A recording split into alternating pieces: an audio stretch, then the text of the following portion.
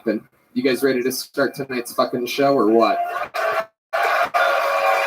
Well, if you don't know, now you know. We have a few regulars on the show. They have the tough job of writing and performing a new 60 seconds every single week, which is not easy at all. 52 fucking new minutes a year. And this guy's been at the helm of this for a couple of years now. We've watched him go from living in his van to being a wildly successful touring fucking comedian. This is a new minute from Hans Kim. This is Hans Kim. This is Hans Kim. This is Hans Kim. This is Hans Kim. This is Hans Kim. This is Hans Kim. Hey, what's up, guys? Good to be here. My name is Hans, and it's tough for me to make friends with white people because I'm going to outlive them. We measure white people age in dog years. That's why my parents made me make friends with white people early, so I could learn about death. Oh, it's okay, little buddy. Skylar lived a full life with freedoms and talking back to his parents.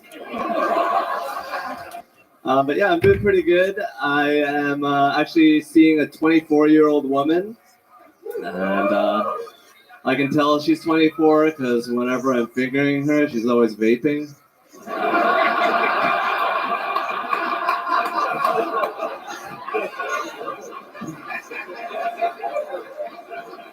It's like, why don't you vape my dick? I can make white stuff come out. Thank you. All right, Hans Kim showing us how it's done.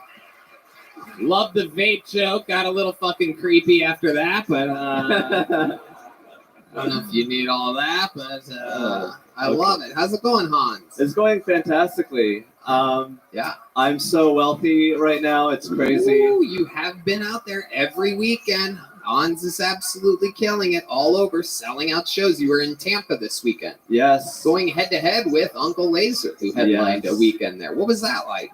It was like the nerd versus the guy that has sex. That's true. That's true. You do have a lot of sex. No, I'm kidding. That's fun. So, did you guys hang out at all? Yeah, I went to his pool party. He had a pool party. He had a pool party in Tampa? He was there one day? He's throwing pool parties? Yeah. Oh, shit. Oh, shit. I think I hear the rumbles of Uncle Laser up there. This is incredible. This is like when Sting in WCW used to sit up in the rafters and watch the wrestling matches with the people that he was going to challenge later on. I remember it very well. So, Hans, tell us more. What else? He was like, dude, my fans are all hot girls and your fans are all dorky losers. How does that make you feel? He makes me feel like a little girl. Okie dokie. Like, what do you mean he makes you feel like a little girl? He emasculates me. He Little Uncle Laser does? Yeah. Yeah, Uncle Laser's an alpha in this world over here.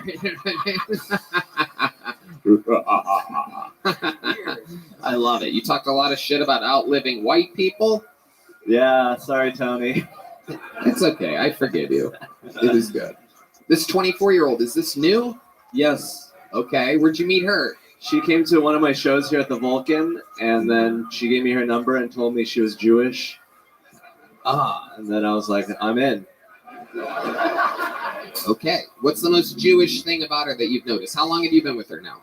I've been with her 4 weeks. Okay, yeah. I thought so. I think I remember talking about a Jewish girl with you. But yeah. Tell me more. What's the most Jewish thing you've noticed? She wears a mouth guard when she sleeps. Ooh. The old fucking rape guard.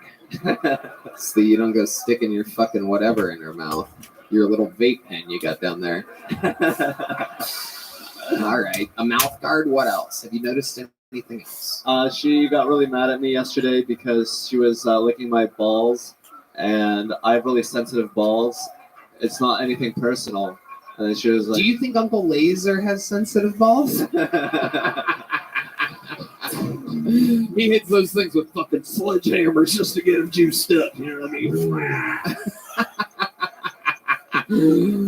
Oh, shit. So you have sensitive balls, and then what happened? Was she trying to, what was she doing? The old matzo balls or something like that? Was she trying to spoon them into her mouth? What happened? She was just tonguing them with the tip of her tongue. It felt good. It was just a little sensitive. And then I was like, What do you say when she tongues your balls too hard? Is there a specific noise you make? I was like, ah.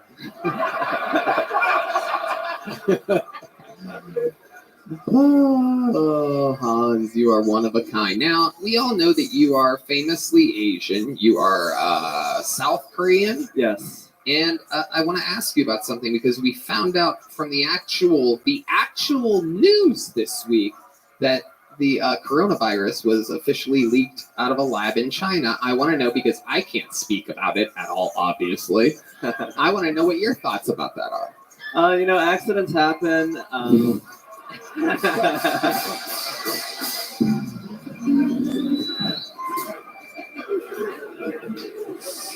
When you're doing so much research, sometimes you make a couple mistakes, but at least we have like Hello Kitty and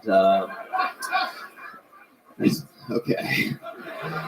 Chris DiStefano, you've seen Hans before, right? Yeah, I love Hans. Yeah. I think always good, and I'm happy that you have a girl to lick your weather balloons. There it is. What up, Elon Musk?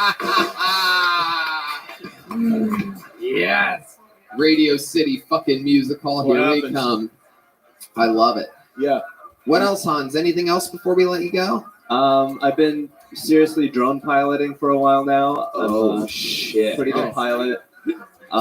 Piloting what? Drones. Oh, drones. Nice. Yeah. Very North Korean of you.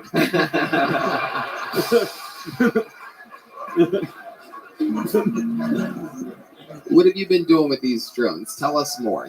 I've been going up to hotel rooms, looking in. Oh my goodness. What a creep you are. I like it. They should have never gave you creeps technology. Why is your collar up right now? Yo, what up, pimp? Fashion. That is Just true. living, He baby, is living the dream. somewhat Every day, fashionable. holiday, every Nice. other piece was good in your Is that life. Amazon Classics? What is this? Yeah, this is from Amazon. I actually have a couple hickeys. You finished your Ooh, certificate? let's see. How many of you think we should see those? Hold on, you finished your technological certificate, the thing you've been studying for like a month? Yeah, I finished my degree, my fucking diploma. Good job, man. Congratulations. Thank you, bro. Dude, that's really great. You've been working on that for like at least 2 months. Oh, man, that's wonderful. Good job, dude. So you made it through, you passed and everything? Yeah, I use ChatGPT. Who gives a shit? Welcome to the real world, man. All right. So now, Surely ChatGPT. that's right. You hadn't seen it before me? Never. Perfect, man. All right. So now what you want to do is go to a website called Udemy, Udemy. EMI.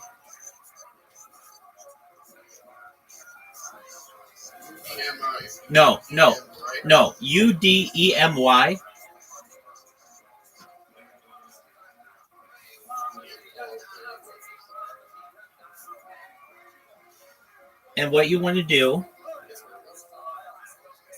And what you want to do is to find in there a Salesforce course.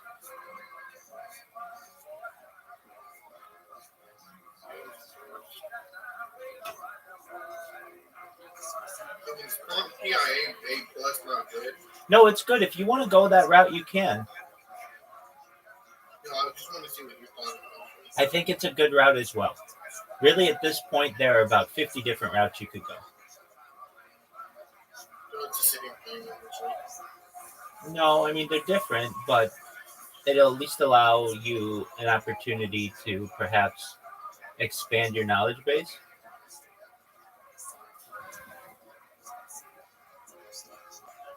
So go to search up Salesforce. Yes.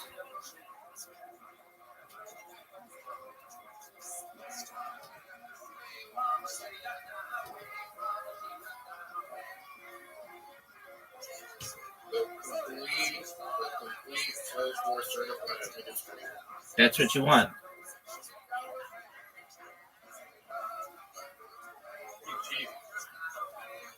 Yeah. Now. 4 hours, that's it? Yeah. I can finish that shit in like 2 days, Okay. Welcome, Frosty. right? Perhaps. I mean, there's a. Can I use ChatGPT or no? You use whatever you want.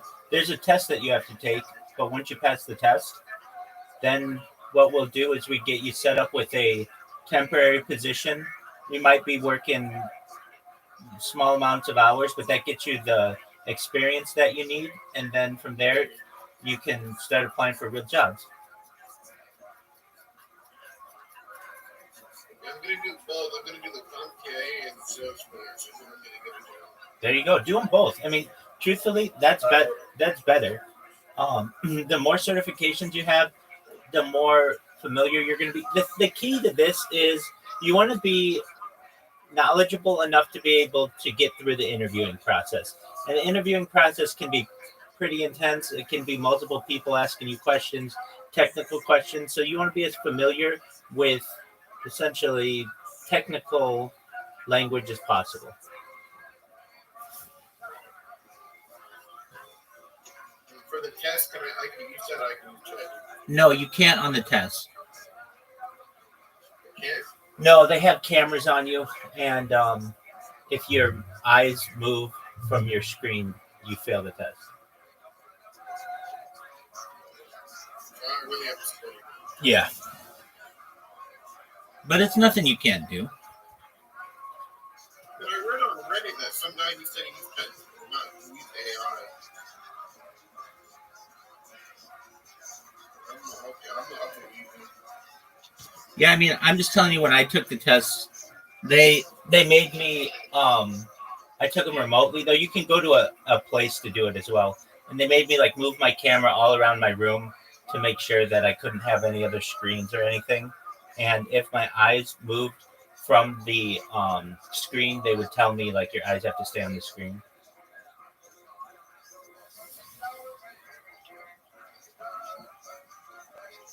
Just study. Yeah, man. Thank you so much. Dude, absolutely. My pleasure. You're going to get it. Yeah, but what's up, video? Yes, I can. How you living? How you living, pimp? Yeah. What's good, Frosty? I'll see my guy. Oh, look. I am, wait. Wow, early as fuck, man. I don't know.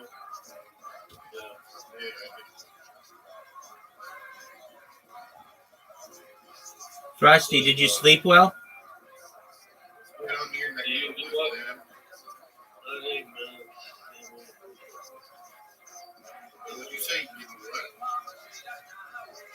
He said same old bullshit. Are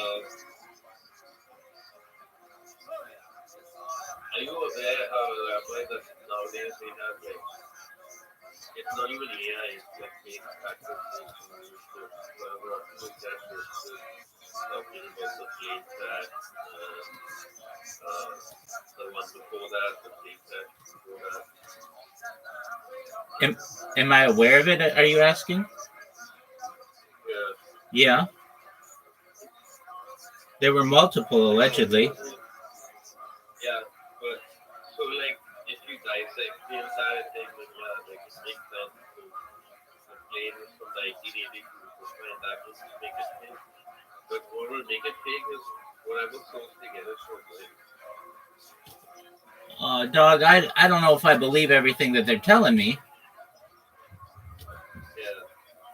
I saw that plane, and I saw that helicopter, and that helicopter came right for that plane like a missile. I'm not saying it was a missile, but I'm saying like it came like on a heading that was straight into the plane.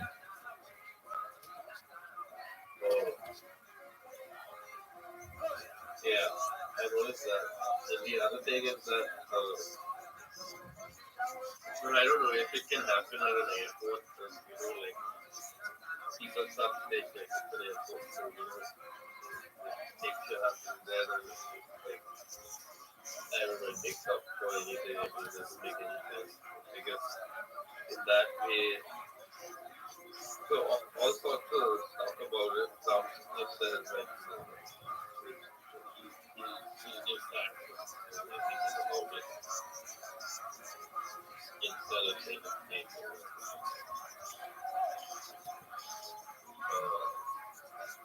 They also say like they try to gain India with some sort of $5 billion development and India to continue with this big huge tech.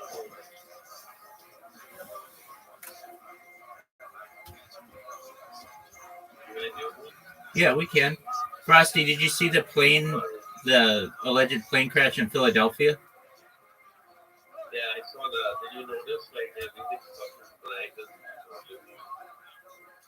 Yeah, I mean that one's really suspicious. Like, I mean, frankly, like, we don't have a major plane crash in the United States in like years, and then we have two literally hours apart. I mean, there are plane crashes that go on, but it's very suspicious, in my opinion. Well, they try talking with me as well. So it's still possible for the state. How do I explain this? I don't know. How do you explain it, Frosty? You know, Instagram profile, right? Yes, I do know Instagram profiles, big dog. Yeah. So, my wife is married to like another man. What the fuck are you saying, dog? Wait, Frosty, hold on. Back, beep, beep, beep, back the truck up. Hold on a second. I've known you for like 6 months now. You've never once mentioned a wife. So let's first go into that. Who is this woman? And does she like mini golf? Well, I'm going to explain it exactly. The problem is that it's not so much the problem that I have to deal with it now, but it's the problem that I keep it a secret from everyone except when the time comes. And you just felt that at 4 a.m. on February 2nd, where you are, was the right time? Yeah, because I was on Instagram now getting myself updated on the new shit, you know? It's like after the couple has babies, then like shit gets very suddenly they're on the same news thing. I don't understand it. That's what I... Okay, I don't understand that. Frosty, do you have children? No, I don't actually know. But you're married? Yeah. But she's married to somebody else? So that's the Instagram fake news. Hold on, you gotta explain this to me like I'm 5.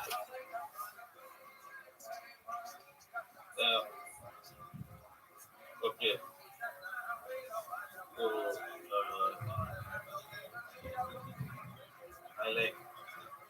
I ended the world and shit. You ended the what? You ended the world?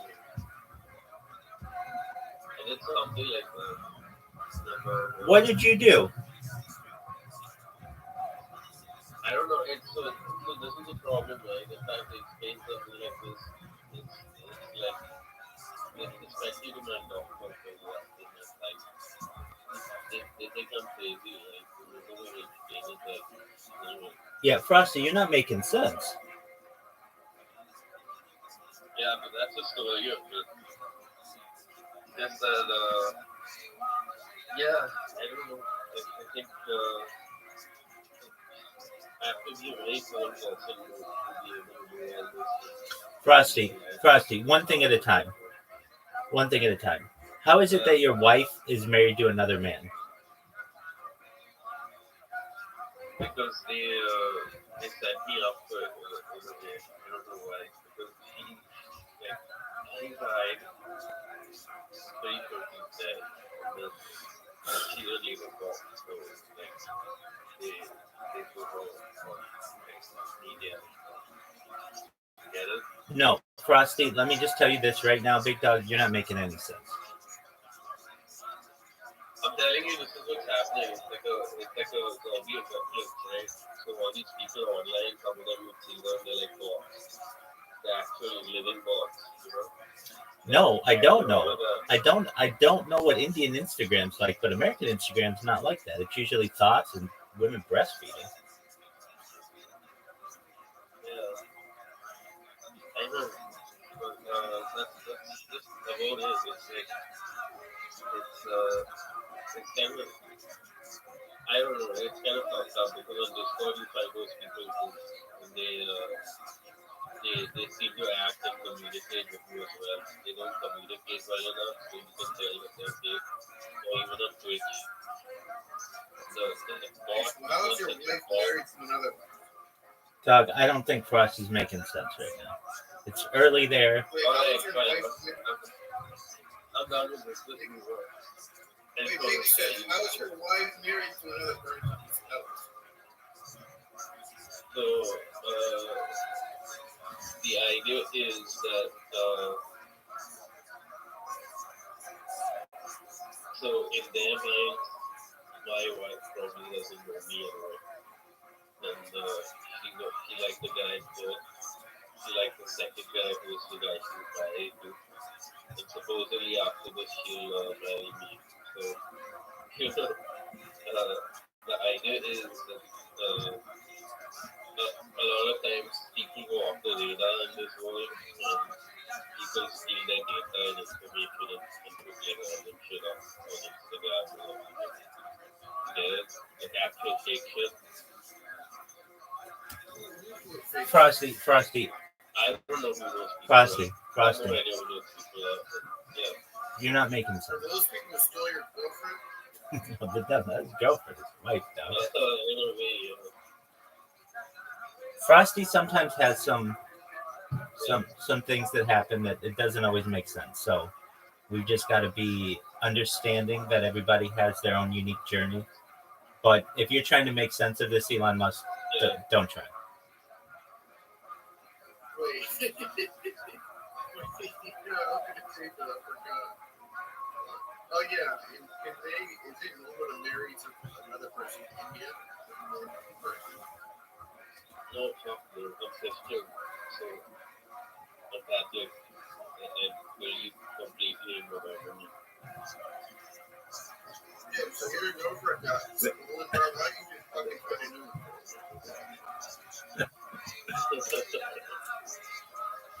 Okay, so no, we challenge love for we intimacy. You could say. That's about it. Yeah.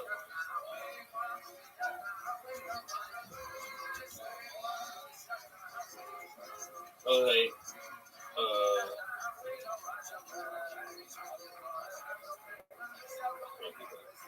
All right, Frosty. I don't know what's happening. What? Frosty, go get some more. That's about it. That's it. I know. It's a what? Go get some more sleep. Go get some more sleep. It's early there. All right. That made no sense. No, and it's not going to. Frosty is a self-professed person who sometimes has some mental issues, and I think he was just having one of those times.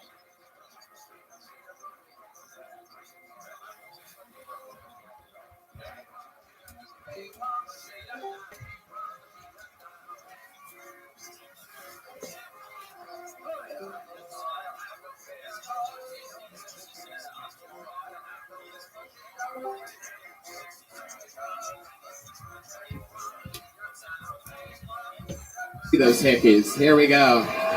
Here comes the Hans Hickey reveal after a long weekend in Tampa. Supposedly he has a girlfriend, but wait, let's see. Wow. Whoa, dude. You sure you didn't try to hang yourself? What's going on over there, dude? Look like fucking Epstein over here. It's just a playful accident. It's never an accident. Tell her Yeah. to take out her mouth guard next time. All right, Hans. Another a great new minute. You're Always. fantastic, consistent as it gets. What a leadoff hitter. We couldn't love you anymore. You're out there. You're selling out. We found you here, fucking June of 2021. You're killing it. There he goes, Hans Thank Kim. you, guys. Everybody. I'm here. Just one moment. That was Hans Kim. That was Hans Kim. That was Hans Kim. To the bucket we go, ladies and gentlemen. This is where anything can happen. Could be the next fucking superstar of the show. Could be our worst nightmare. Anything can happen. Your first comedian out of the bucket tonight is Morgie, everybody. We're all going to meet Morgie together. This is a new name, I can tell. I would know if I met a Morgie before. Morgie. Here comes Morgie, everybody. Make some noise for these comedians. They sign up. They wait all night for this. One more time for Morgie, everybody. Here she is. Hello. So growing up, my mom was an alcoholic, and every time she drank, she'd get like really sick, but not like throwing up sick, like doing donuts in the middle of the intersection sick. And 2-year-old me was just like, fuck, this bitch really going off right now. No, but my mom, she did love to drink and drive. And me and my sisters were always like, oh my God, like, just want us to stop her. Until one day, a random pine tree on the side of the road was like, say What's less. going on, big dog? I got this.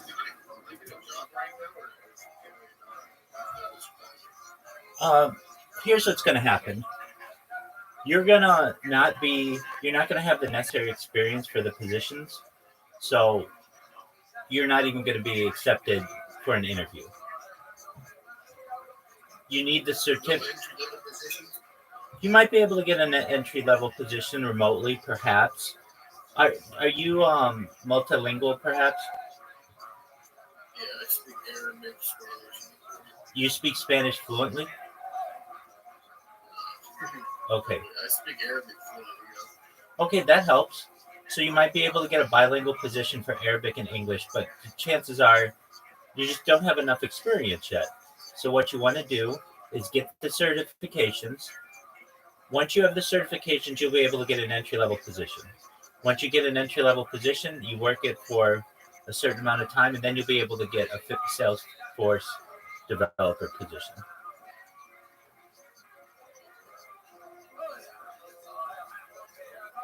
But don't think this is going to happen in like 3 months.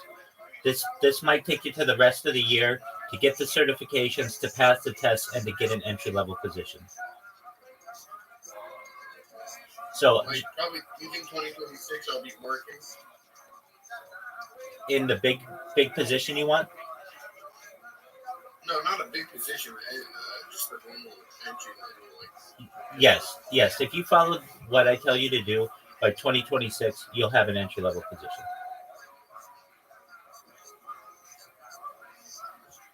And especially with ChatGPT nowadays, it's going to be a lot easier for you than it once was. When you're ready to start interviewing, we can go through interview questions. We can do mock interviews.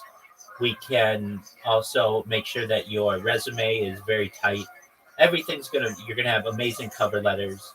So from that perspective, you're going to have a lot of advantages than you would have had maybe 3 years ago or so.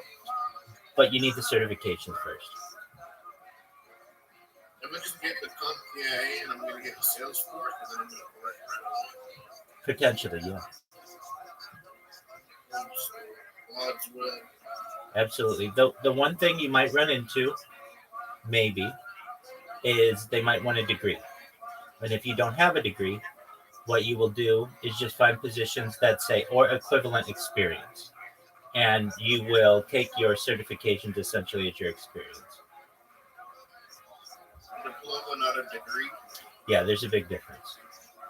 One's like graduating high school, the other's like graduating university. Would I go back and get my bachelor's in IT though? I would not. It's too expensive. Unless you can do it on a full ride scholarship, I would not. I would not. It's too expensive. I don't want you to go into debt. I want you to be debt free. And it's really something that you can get through. You can have the certification. One of the certifications that I have is a project management professional without a degree. You have to have a lot of experience, but you can do it without a degree. And if I had the opportunity to do it all over again, I think it probably would have been, I don't know, university was great, but I would say that there's the opportunity that I wasn't making, like when you go to university, you're not going to make money while you do it. You're studying. When if you're in the workforce, you have 4 years to move up in the ranks of a position and also make money.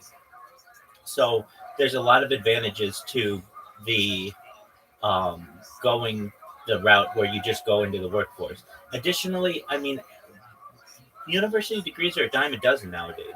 So it's not what it once was, where, somebody went to university and that's really great. Everybody does nowadays. Now, if you don't, that's fine, because there are ways where you can make up that type of qualification with experience. And that's how you're going to do it. So What should I tell my mom?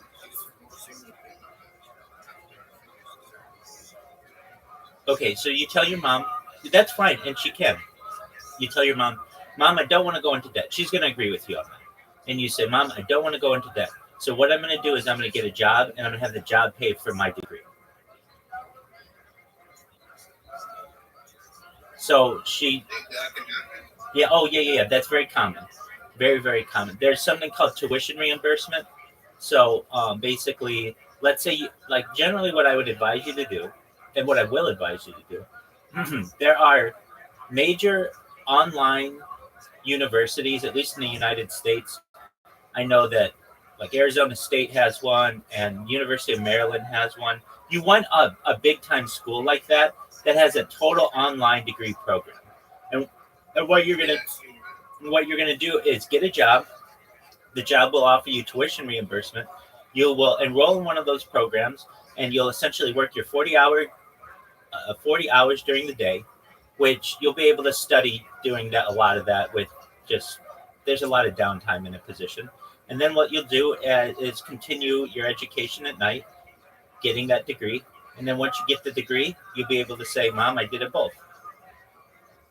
You won't have gone into debt. You'll be making perhaps 6 figures as you're getting a bachelor's degree, which is great. And then from there, the sky's the limit, because you can continue getting other certifications and moving your way up and never have taken a loan.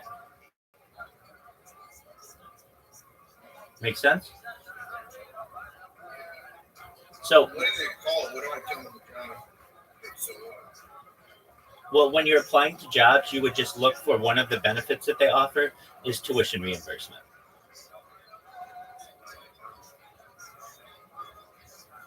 So usually what that means is you will take a semester of courses. That'll cost you $10,000, but you'll be making money, so it's not that big of a deal. And then at the end, once you complete that semester, the company pays you back $10,000. So what you want to make sure to tell your mom, you can explain to her, Mom, listen to me. If you want me to go get my bachelor's degree right now, I can. But I don't have any money to do this, and neither do you. So we're going to go into debt, and now I'm going to have to pay back this for the rest of my life and essentially be enslaved. I don't want that. I want to be a free person. So what I'm going to do is get these certifications that are much more affordable, which will allow me to get a job that will allow me to get my degree for free.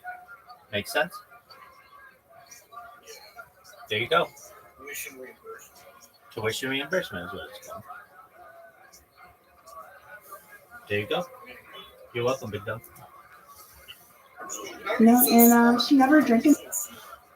Well, I appreciate your question. I'm really not. I'm average. I would say that I have experience, and I utilize that experience in addition to academic experience to kind of meld into a all-around, well-rounded person.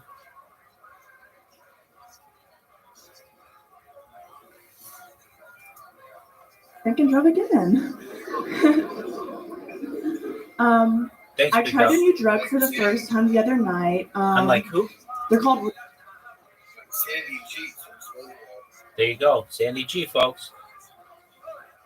Roofies, Thanks, big dog. and I think whoever gave them to me gave me the wrong dose because I don't remember shit. Thank you. All right, Morgie, everybody, doing a minute. Morgie. Where do we begin, Morgie? How long have you been doing stand-up? Like a month. Okay, Oh, wow, that's wow. good. That's a Good, good that's good answer. Hell yeah, absolutely. We were a little bit Nice. scared there for a second. No, not long at all. Holy I promise. I'm shit. a virgin to the game, pretty much. I so. think you're not a virgin at all. Oh. That is. To the game. I don't think. Oh, I I'm don't a think you virgin, should use that terminology Oh, at all. I can literally see your pussy lips right now. I just Oopsie. think Oh, I thought I covered them before I came that out is here. a schoolgirl skirt. That is a real schoolgirl. Where do you go to school? UTI? No. That is funny. That is funny. Yes. Hey, all the hottest bitches have UTIs, so. Hold on. Everybody was dying of laughter. You have to wait until the laughter dies down and then respond. No one knows what you said. Hey, though. I'm real. Seriously though, where do you go to school? Notre Dame. I did go to Texas A&M. I heard those guys say that. Oh, wow! Hey, Look at that! Look at these guys you'll never fuck right here. There's a whole table. A whole table of dudes that are gonna jerk off your Instagram later tonight. How do you spell Morgie, dude? Oh, fuck. All right, Morgie. So, how old are you? I'm 23 years old. 23. What made you want to start stand-up comedy? Well, my ex showed me the show when we were still living together. Ooh, Yeah. We've had this happen happens a lot lately. Yeah, This no. is like a new thing. We're like, I'm gonna show him. Yeah, I'm I gonna know. get good at comedy, and then he's gonna see me on his favorite show. And then Oh, they so you fuck think I'm on good? Chip. You think I'm good? Wow! And look at this. He wins this round.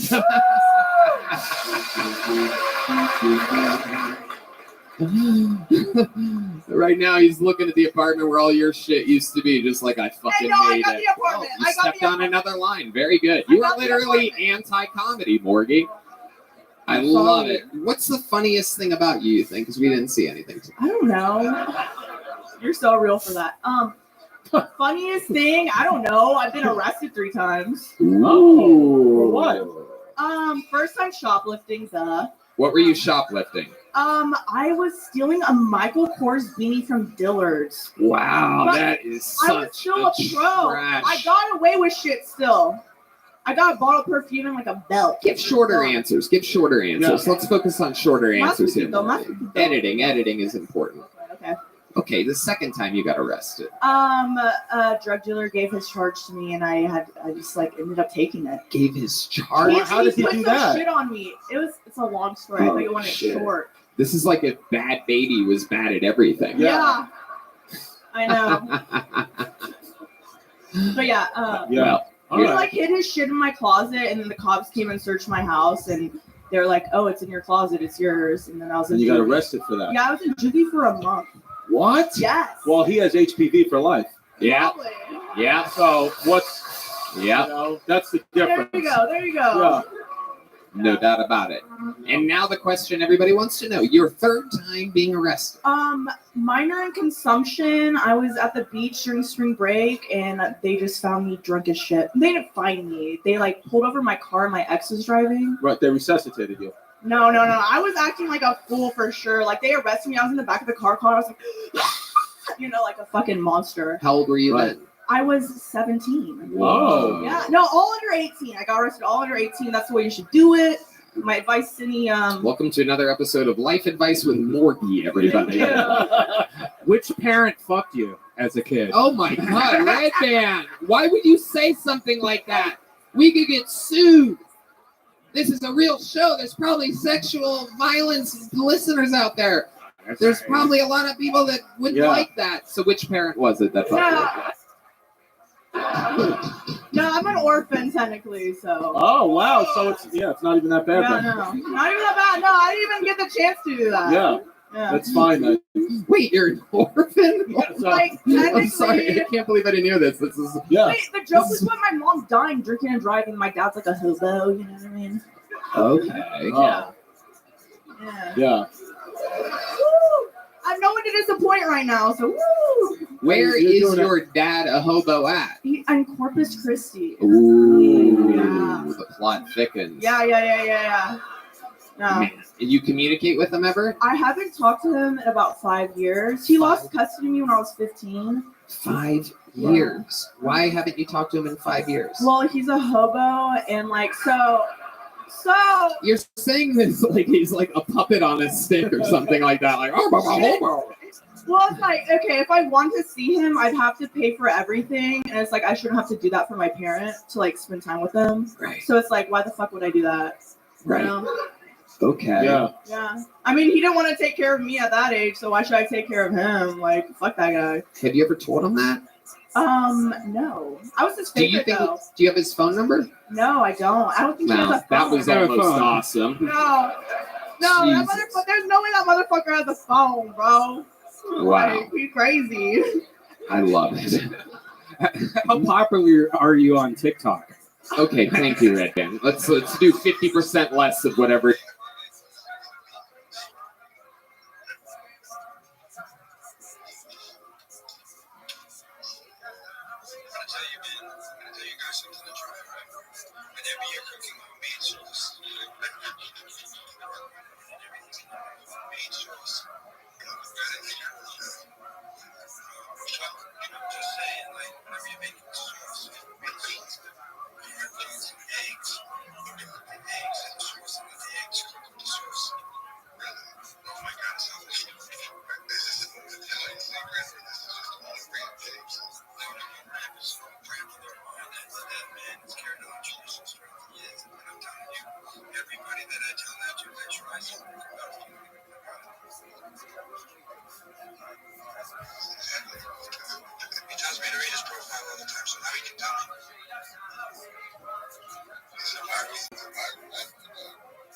Hi everyone, I am Viral Rabbi. Do you mind if I tell you about my project? I'm Rabbi Rothschild. I stream my life 24 hours a day, 7 days a week, 365 days a year for world peace. It's like a real life Truman Show or Big Brother. My stream goes back to the pandemic. I've been live streaming for more than 3.5 years. We've seen the death of a queen, the birth, the coronation of a king, and everything in between. As I said, I stream my life for world peace. I want to interject into the world's conversation types of technology, how to end world hunger through the use of agricultural drones, floating greenhouses, saltwater greenhouses, things like hydroponics, vertical farming, and cloud seeding. I want to help end world thirst through the use of desalination, essentially pumping Earth's seawater onto land to make it drinkable for the common person. Additionally, things that we talk about on the stream that are important to society are things like anti-gravity, antimatter, dark energy, dark matter, things like perhaps de-extinction. I don't know if anybody here is familiar with de-extinction technology, but it's essentially bringing back once extinct species. The first successful de-extinction took place in 2003 with the Pyrenean ibex, which was like a goat that was located in northern Spain, southern France. Fast forward to the year 2021, a company out of Dallas, Texas was founded, known as Colossal Scientific. They've made it their goal within the next 3 years to reintroduce the woolly mammoth into the Arctic Circle using an African elephant surrogate, which I think is a fascinating technology, and I don't understand why more people aren't talking about this. Moreover, that company wants to, after the reintroduction of the woolly mammoth, they want to reintroduce the Tasmanian tiger and then the dodo bird. I think these are fascinating topics. Other things that we talk about that are relevant to everyone here. Bill Gates coined the phrase in the 1990s, content is king, and I'm making it true today. Data is Earth's #1 resource, according to The Economist magazine. In 2018, data overtook petroleum as Earth's most important, most valuable commodity resource, and I have more data online than any person. And I want to help you all when I go viral and help everyone along the way. Life extension technology is another thing that we discuss. One of the things, when you all were born, the average life expectancy was probably about age 80. I want to increase that to age 100, 120 through the use of perhaps stem cells, through human growth hormone, through oxygen therapy, through perhaps nootropics, cryonics, cryogenics, perhaps using cold shock therapy. And then finally, when you get to 120, you may say, Rabbi, I have had a good run, but my body's starting to break down. What's next? And that's where the next type of technology comes into play. It's known as mind uploading technology. With your consent, we can scan your brain into a computer like a CAT scan or an MRI.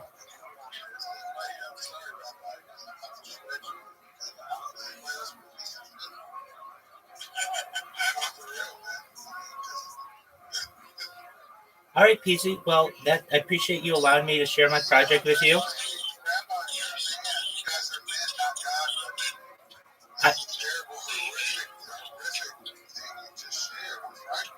Okay, well, you don't have to be a wuss. You could actually listen to this technology and learn how it works.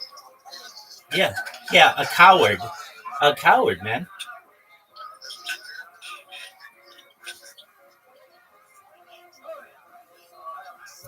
Whatever you're thinking, applying to the show. So just relax a little bit. You get to breathe and drink and do all your favorite things.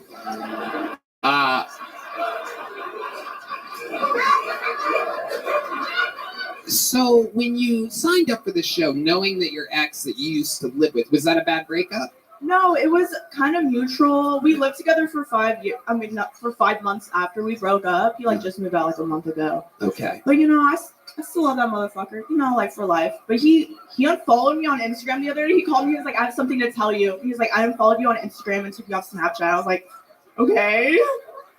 So I think he took it a little bit harder than me. Still love him though. Still love you, Thomas. Oh wow. Okay. He hates me though. I'm pretty sure he does. Why does he hate you? I'm just kind of a bitch. What'd you really do? Come on, tell us. No, I didn't do anything. No, it was a mutual breakup. I technically started the breakup, and he was like, I agree. So we're like, okay, But you still love him. yeah, I will love him forever. You know what I mean? Okay. Not one of those things though. I probably wouldn't have sex with him.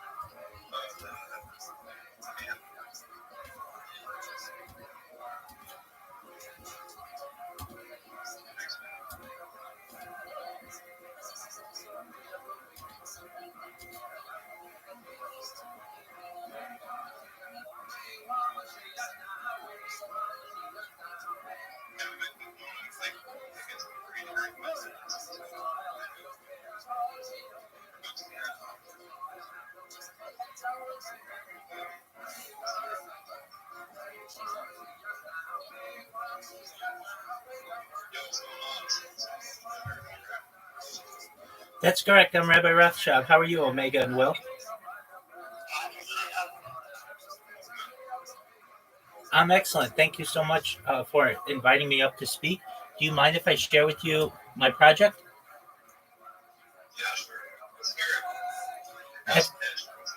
Absolutely. I'm Rabbi Rothschild. I stream my life 24 hours a day, 7 days a week, 365 days a year for world peace. It's like a real life Truman Show or Big Brother. I've been doing so for more than 3.5 years, going back to the pandemic. We've seen the death of a queen, the birth of AI, the coronation of a king, and everything in between. I talk about some things that aren't normally discussed in society, like ending world hunger through the use of agricultural drones, floating greenhouses, saltwater greenhouses, things like hydroponics and vertical farming, even cloud seeding. I want to end world thirst through the use of desalination, essentially the pumping of Earth's seawater onto land to make it drinkable for the common person. Excellent. Oh, absolutely. Do you mind if I finish my pitch? Excellent. Other things that we talk about on this stream that I feel are important to the world are things like anti-gravity, antimatter, alien disclosure, de-extinction. People don't know this, but the first successful de-extinction took place in the year 2003. Essentially, the Pyrenean ibex had gone extinct. That was a goat in northern Spain, southern France. It was successfully de-extincted. Fast forward to the year 2021, a company out of Dallas, Texas, known as Colossal Scientific is founded. They've made it their goal within the next 3 years, by the year 2028, to reintroduce the woolly mammoth into the Arctic Circle using African elephant surrogates, which I feel is an incredibly important endeavor. And it's not being discussed in the mainstream, and I want it to be. Following the reintroduction of the woolly mammoth, the company wants to reintroduce the Tasmanian tiger and then the dodo bird. So perhaps within the next decade or so, we may actually see and be able to interact with some species that were once extinct. I additionally talk about things that are of certainly importance to you all, including cryptocurrency. I'm sponsored by a cryptocurrency. It's known as Harry Potter Obama Sonic 10 Inu. I've been live in their Telegram for more than a year and a half. It's worth over $100 million. Additionally, if you didn't know, Bill Gates coined the phrase in the 1990s that content is king, and I'm making it true today. In 2018, The Economist magazine stated that data was Earth's #1 resource, more valuable than food, water, gold, air, petroleum, and I have more data online than any person. And one day, perhaps I may go viral. I may be able to monetize all the data that I've archived, and when I do, I want to help all of you. I want to help your project. Moreover, when you all were born, the average life expectancy was probably about age 80. I would increase that to age 100, 120 through the use of types of technology like oxygen therapy, human growth hormone, things like nootropics, things like stem cells, things like perhaps cryonics, cryogenics, perhaps ambrosia therapy, cold shock therapy to get you to age. Great question. It's where the platelets of young adults are used for the benefit of older adults.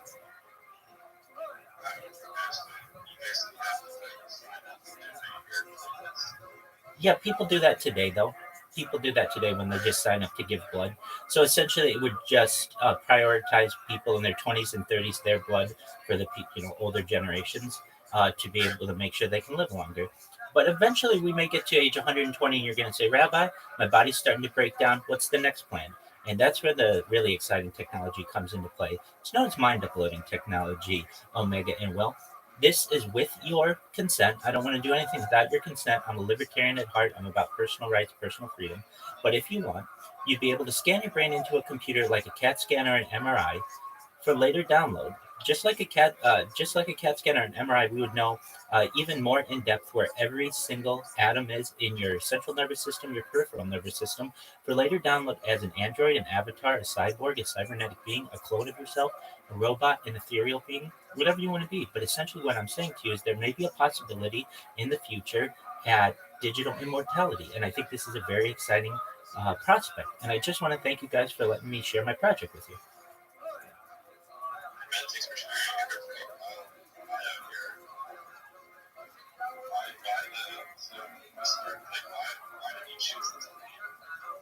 Well, I'm a rabbi. That means teacher, and my last name is Rothschild, so I'm Rabbi Rothschild.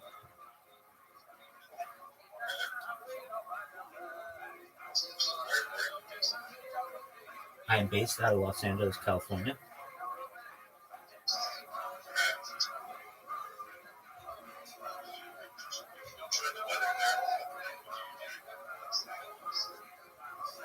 Most certainly, I like to play golf specifically. I've streamed though as far north as Santa Barbara, as far south as San Diego. I've streamed at the ocean, as far west as Santa Monica, as far east as the mountains and desert regions. I've streamed in Beverly Hills, Disneyland, you name it. If it's in Southern California, I've probably live streamed there. My live streaming though actually started with me wanting to see what my golf swing looked like on camera. I'd never seen that, so I started recording it. I started uploading the video after work each night, and from there I just decided it's probably easier if I live stream it as opposed to just downloading it and uploading it every night.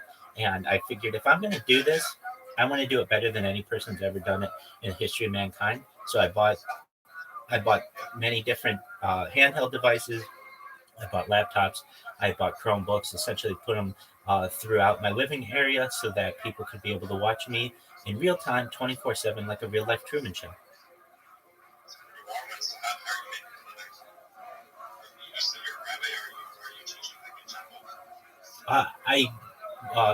I certainly attended community classes before the pandemic. Since then, in my live streaming, I have not been teaching. I'm not a community rabbi per se, a member of communities, but no, I certainly have my own congregational rabbis. I personally teach through my community online. So anything in terms of kosher living, Orthodox living, in addition to some of the discussions that we have on futurology, and in general, just find.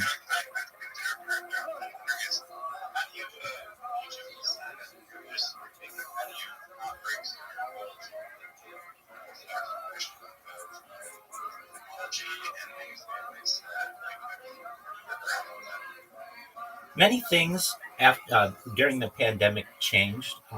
Certainly, I know that within the Sephardic communities, they had allowed people to do live streaming to be able to connect with their family when they couldn't be together. And I took that mentality really for my entire life. But what I think is interesting, and I've always had a question of, even as a rabbi, even as a learner, is that when is the Sabbath? We don't know. We don't know on what day God said it was going to be the day of rest. So really, there's only a 1 in 7 chance that we're actually celebrating Shabbat on the right day. There's actually...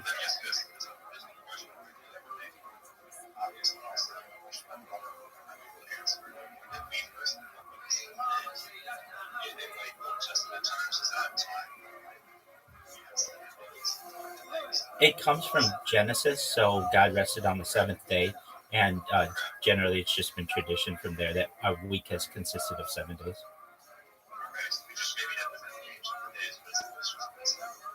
That's correct. But in reality, exactly, 100%. People in the Muslim tradition choose Fridays. People in the Jewish tradition choose Friday night to Saturday night. People in the Christian tradition choose Sunday. Nobody really knows, though. And there's actually a strict prohibition to not celebrate the Sabbath on the wrong day. So it's just been assumed that, at least for Jews, it's Friday night to Saturday night, but we don't know that for sure. Additionally, the calendar has changed, particularly the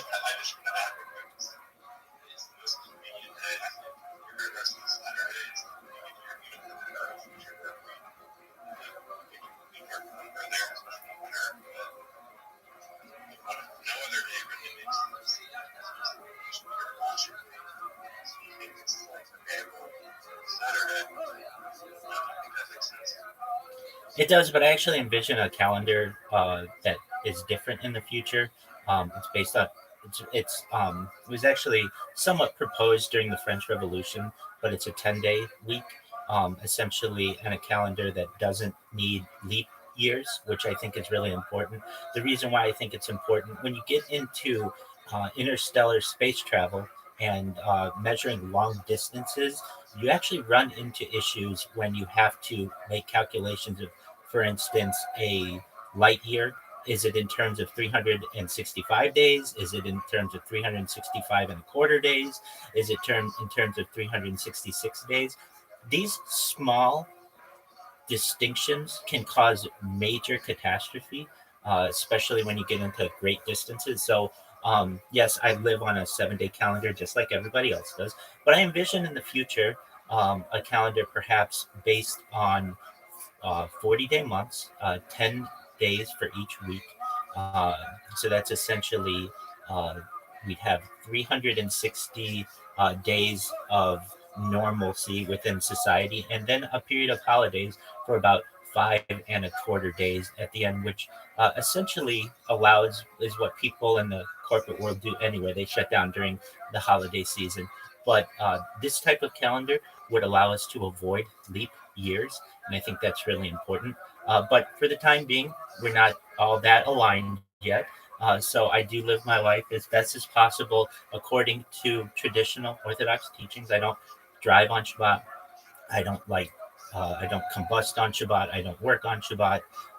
There is a certain tradition that we are to avoid perhaps the use of electronic devices, but that's just someone's opinion. That didn't come from God. And so I perhaps allow for more leniencies in that, especially because I am live streaming my life 24/7.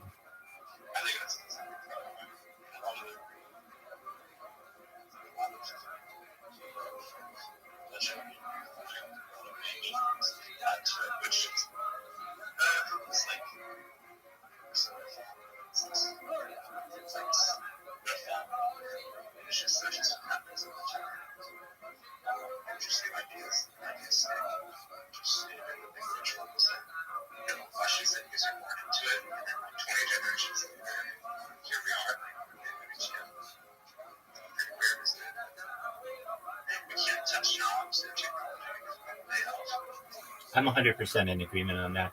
And especially with some modern technology that I want to make more mainstream, we're able to create technology that allows us to avoid any quote unquote work. There are types of ovens that have Shabbat modes on them. There's the smart home that allows us to essentially pre-program many of our necessities for Shabbat. And then really something that's coming into play that I think is very important is the electric car. Being able to pre-program your car would allow you to perhaps not even necessarily live within the community. You'd be able to travel to shul or synagogue on Shabbat without ever combusting or perhaps even completing any necessary what would be considered work.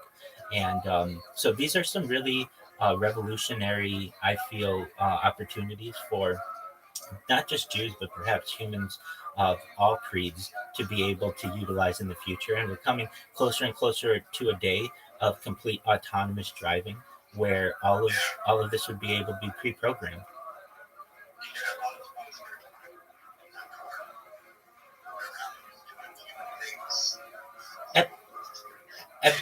Absolutely.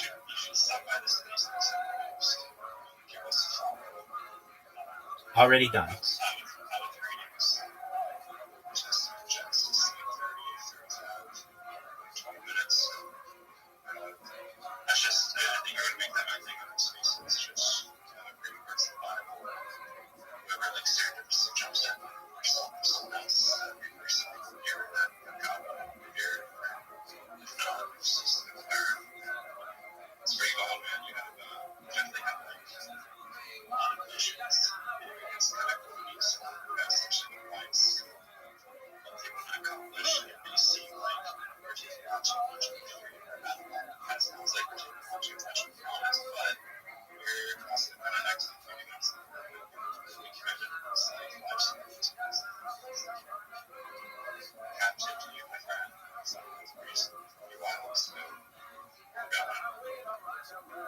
Thank you so much.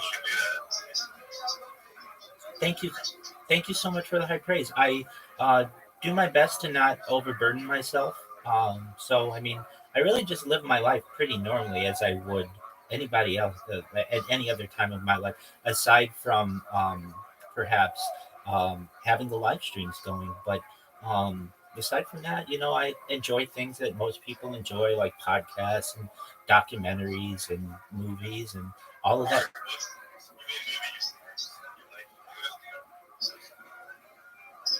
You know, at least as I've been on this live stream, it's difficult for me to watch some movies because I get nailed with copyright strikes. So I've been watching perhaps some like older movies, but some of my favorites. Exactly.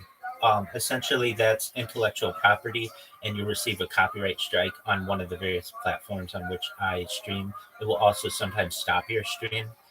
So I do have to be careful about. Well, I didn't make the rules.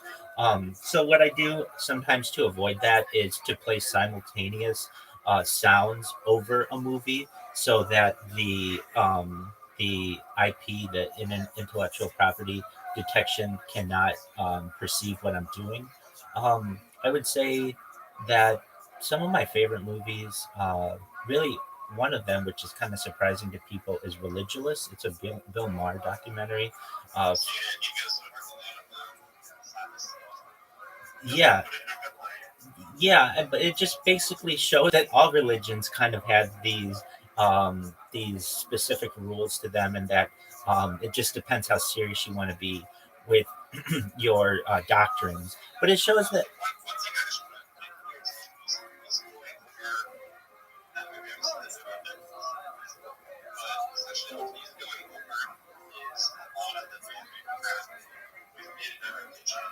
Elon Musk is here.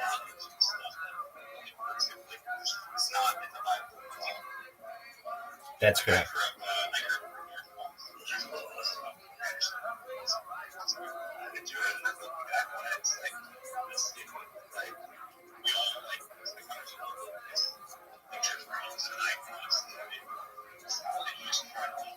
Yeah, that lady has never used sugar spinning before.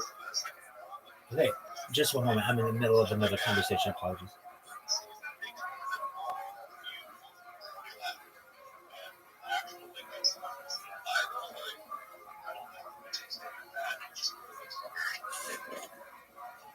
Well, it shows, at least from different perspectives, that none of us perhaps could be right. I'm personally a fan of what's known as religious monism, essentially embracing that which unites us as a people. Essentially, from the Western world, we all take our traditions from the Abrahamic traditions, and thus we all have a commonality there. And I think it helps for us to start at that point and really see that over the course of the last few thousand years, what has happened that has essentially divided us. Even within Judaism, we have divisions that I don't like. And really, just because one family thinks that cooking occurs at 111 degrees and another family thinks that it's 113 degrees, can you not be friends with them? Can your children not marry? There are all kinds of very distinct, very archaic reasons behind some of the decisions that we've had within religion. But at the end of the day, it gets into Leviticus, which is treat others the way that you want to be treated. That's the golden rule. That's essentially consistent within. Exactly, it's consistent within all religions, and generally that's what I do my best to practice. And really, I mean, I have had certainly Hasidic background. I've been members of modern Orthodox communities, but I consider myself to be what's known as postmodern Orthodox, where we utilize a lot of the technology that we have in contemporary lifestyle with some of the traditions that we've had previously, but we don't necessarily allow the traditions to burden us and essentially entrap us or enslave us into forcing us having to live in a certain way. It allows for more personal freedom. And really, in a modern world where we're going to be able to have smart homes and pre-program our transportation, and perhaps even be able to one day, I'm not saying today, but even perhaps teleport to other places, we really need the ability to have a modernization, I think, on all religions. And so I do my best to be able to talk about these things in the best way that I can without necessarily violating any hard and true rules of my religion, and just really do my best to be a light to the nations, be a positive person in society, be someone who's very optimistic and a pillar of the community. And I know that I have. Really great job. You do have maybe with really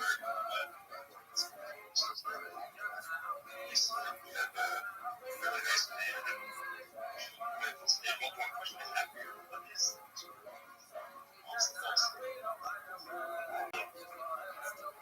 It's Oh, I love it. Some people may not consider it to have flavor. I certainly do. It's basically like a traditional chicken noodle soup with one big noodle in the middle.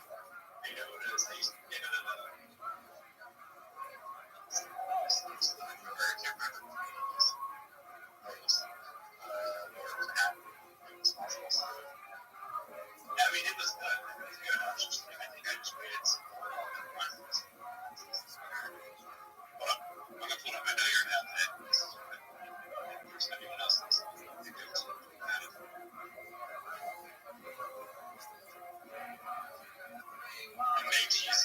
is that right? It is MATZO usually, not so. It was Kansas. Excellent. World famous.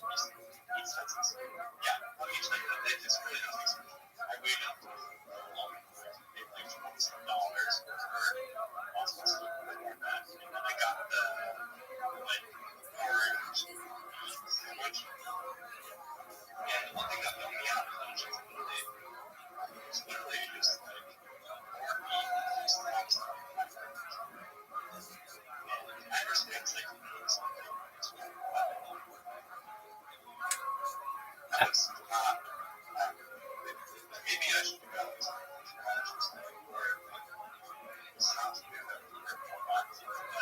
I've had multiple really many times. Yeah, it's not right. It's like a check. Exactly. Exactly. We all have like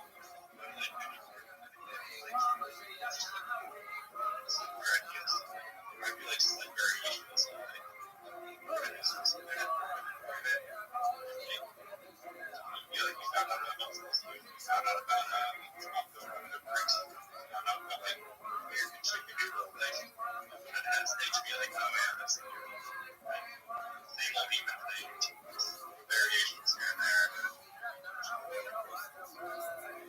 Most certainly.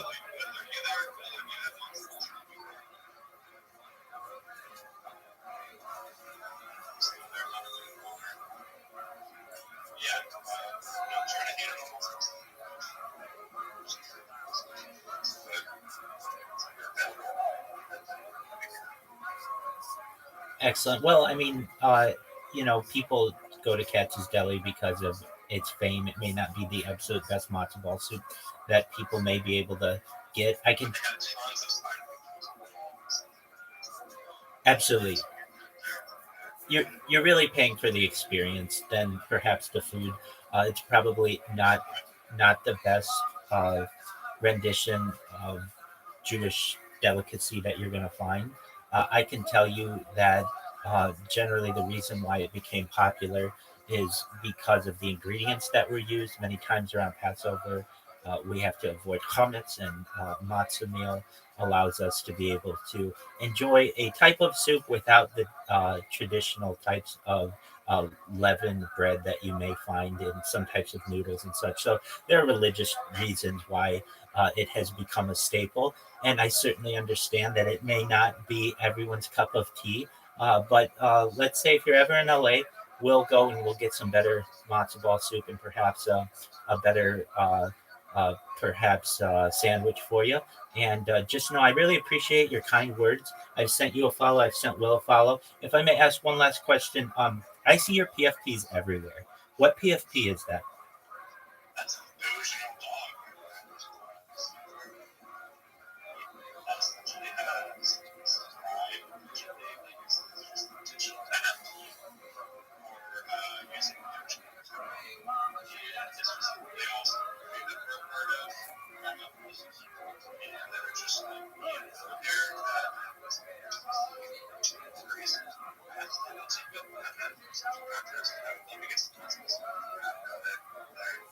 Absolutely.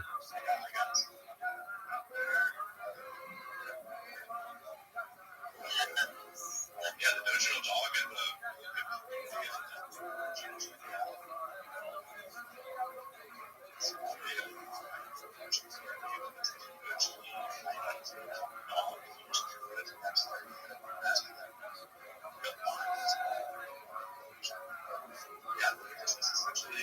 Like any other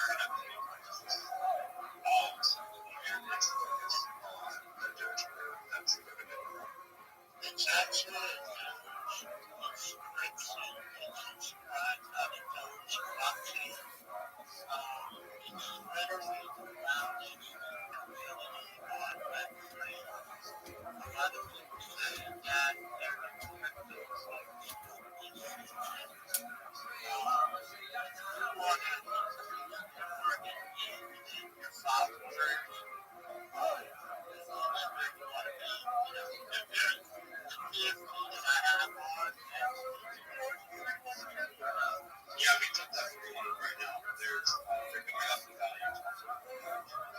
I'm down to like,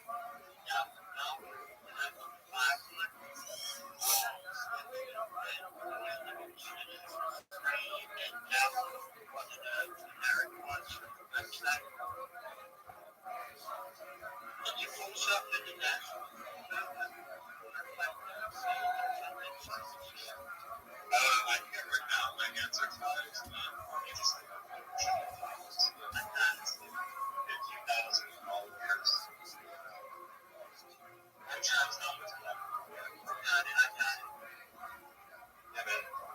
Check it out. We're also here. We all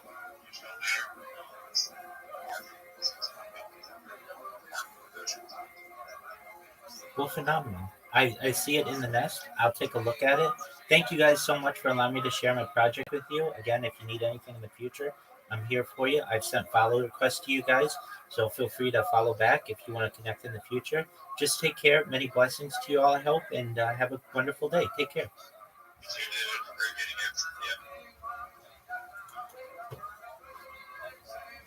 Him ever again. Yeah. Wow. No, he had a huge dick though, so it's like, That's what it's about. Circumcised? Huh? Circumcised? yes. Okay, good. Yeah, nice. Big, clean, beautiful dick. Let me ask you Beautiful. this: he had a big, beautiful. Circumcised, yeah. he had a I big, just, yeah. he had a big, beautiful dick. What do you think your biggest contribution to the bedroom was? Shit.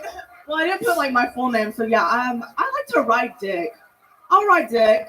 You know what I mean? You ride dick. I write dick. Some bitches are pillow princess, but I'll fucking write dick. Nice. Man. I love it. You're like Yeah. a cholo from Fresno. I love this shit. You really are. It is incredible. That's some H-Town shit, baby. Yep, I don't know, whatever. Is that heroin? Yeah. There you go. You get it. You would know. You would Of know. course, I know. Yeah. I have security, yeah. Morgie, You were good for, seriously, 1 month in, you were really, it is good. Thank you. Yeah. Well, he wants me. I'm just kidding. That's a joke. No, absolutely That was not. a fucking joke. I swear to God. I swear to God. No, yeah. but you really did, Yes. you did good. Morgie, you rode the wave here tonight. Congratulations. You started us off on bucket pulls. Can you catch that? Nope. Oh, You can catch chlamydia, but you can't catch a little joke book, folks. Morgie, everybody. Good job, Morgie. One more time for Morgie. She's walking out of here with a brand new Gel Blaster. She gets a Gel Blaster. How exciting for the great people over at Gel Blaster, available in stores everywhere. Just going to use it. Ladies and gentlemen, your next comedian out of the bucket goes by the name of Nathaniel Bagley, everybody. Bagley. Nathaniel Bagley. We having fun out there yet, huh? You guys get it? Here we go. Your second bucket pull of the night. We're all going to meet him together. How about one more time for Nathaniel Bagley, everybody? I was looking a lot into the UFOs recently. There's been a lot of news about that. And it just has me thinking about all the guys who lied about being abducted and probed just to explain the blown out asshole the next morning. Like you have to imagine he's going to his wife and he's like, no, I can explain. Like there's just like these gray men. There's just gray men. They came, they got me, and she's like, so what happened to the sheep last night? And he's like, oh, fuck. You know, I recently became homeless from living out of my car. It's not because of alcoholism. Thank you very much. I could stop at any time. You believe me. And, you know, I wish there was a better way to be in denial of being an alcoholic, too. Like, I really wish that I could have the confidence of a 90s drug PSA kid just to deny it. Like, driving with a friend at night, and he's like, hey, man, I think you have a drinking problem. And I'm so like, yeah, dude, I choose to booze. Driving into some traffic, I think it'd be the best reality, honestly. All right. Shit the bed. Nathaniel Bagley. I never thought I was going to say this, but it looks like Morgie's in the lead tonight, everybody. I know. Holy shit. What a twist. Right when you're like, here we go, something's going to happen. Least you could have done is worn a schoolgirl skirt up here. Nathaniel, I fucking love it. That was absolutely nothing at all. Yeah. Nice. How long have you been doing stand-up comedy? Well, I was on Kill Tony 2 years ago. Wow. And I came on right after I OD'd. Oh, wow. And then had a concussion, some brain damage, and so I thought I should do this again before. Wait, Too bad. the concussion and the brain damage happened after the last time you were on the show? Yeah. Like the OD concussion, I did the whole thing. Yeah. You got fucked up, dude. Oh. Yeah. Oh, yeah. Okay, how'd you get concussed? It was just basically a Bob Saget accident. I was just like doing my shit at work, just bumped my head, and there's a dent in my skull now. It's a whole thing. What's Bob Saget have to do? Yeah, what do you mean? Oh. Yeah, that little. You wouldn't be allowed in a Ritz Carlton. Totally. I got away with it. Totally different accident than Bob Saget. Bob Saget was funny. Yeah, Bob Saget died. Yeah. It's very funny all the time. And then he bumped his head and died. You bumped your head and survived, kind of. Like, you're still there in your human form. What do you do for work? I work at a smoke shop. Nice. Okay. All right. I could see how that would be good for you. I look like I work at a smoke shop. Yeah. You look like and you sound like you have throat cancer. At this point. Well, who cares though, right? At this point. Yeah, I know. Carbon monoxide numbs it after a little while. The throat. How long have you been doing comedy? Just starting back up after the shit after 2 years ago. Well, dude, it's not easy, you know. No, it's not easy. You're doing comedy. You look like a Viking with diabetes. Yeah. You're pulling off a lot of. You have a bullet around your neck. Use it tonight. You do have one bullet around your neck. Yes, you do have one single baby bullet. Is that a special bullet? What is that? Have any meaning? Nothing. An ex gave it to me, and I was like, all right. Okay. No other reason. What's the coolest thing that's happened to you since you got this life-changing concussion? The homelessness has been nice. Homelessness? Yeah, I mean, the fresh air at all times. So you're full-blown homeless right now? Yeah, I'm living out of my car, man. But I thought you have a job at the smoke shop. Yeah, I have that job. But there's shit. I more recently had the job, and so it's trying to build up for the money. It's too expensive here. Too expensive here for shit. What kind of car are you living? It's a Chevy Spark. Chevy Spark. You're in the fetal position, huh? Oh yeah. Yeah. Wow. I sleep. I look up like I'm about to hatch from the fucking car. Like I'm fucking ready. Right. Well, Nathaniel, what do you do for fun? Can you give us an example of what a concussed homeless man does for a good time before we all get back to living a better life than you? Let's see. Do drugs with people. Oh, that's all right. the thing. What kind of drugs are you into? Just mostly weed, psychedelics. Yeah. What else? I took two tabs of acid and 2 grams of mushrooms. Went to Six Flags on Halloween. Whoa. And that was fucking exciting. That's fun. That was a I great fucking time. can't imagine how exciting that must be to go from living in a Chevy Spark to Six Flags on Yeah. Halloween. It's a wild ride. All the people there must have been like, wow, look at that scary Game of Thrones zombie guy. Yeah, no, my friend was with me. He was also like high as shit, and he was like super scared. He's like, "Oh fuck, dude, I think they know I'm high."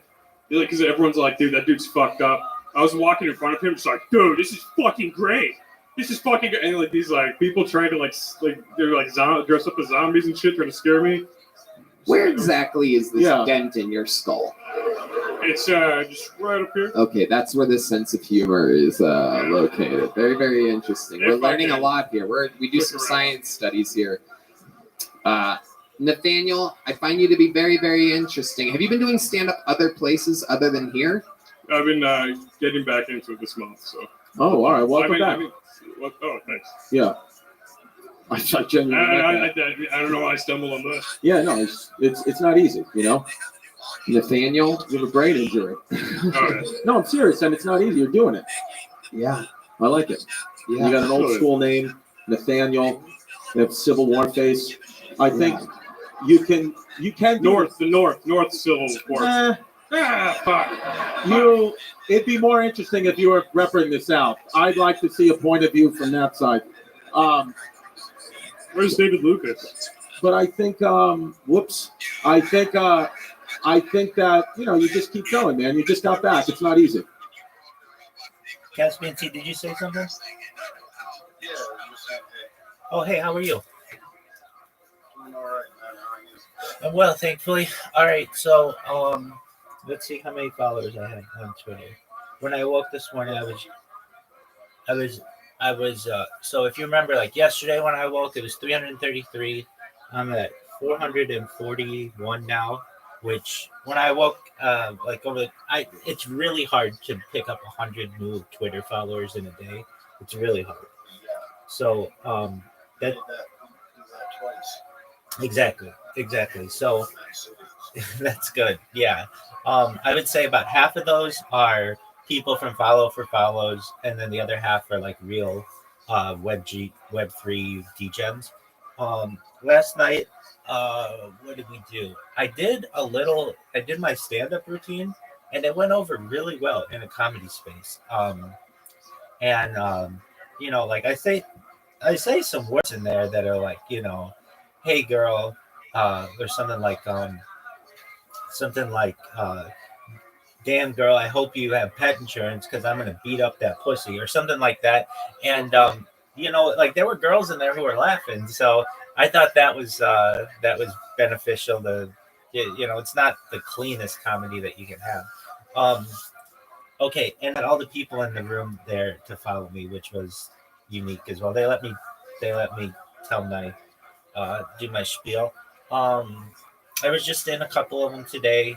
I mean, I woke late. I heard some people in here using the N-word. I know that. I appreciate you just telling them not to do that. They were from Twitter, is that correct?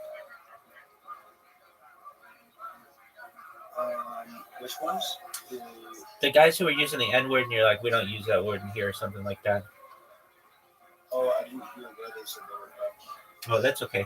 I think they said something about Twitter. Oh, so you heard me tell some people.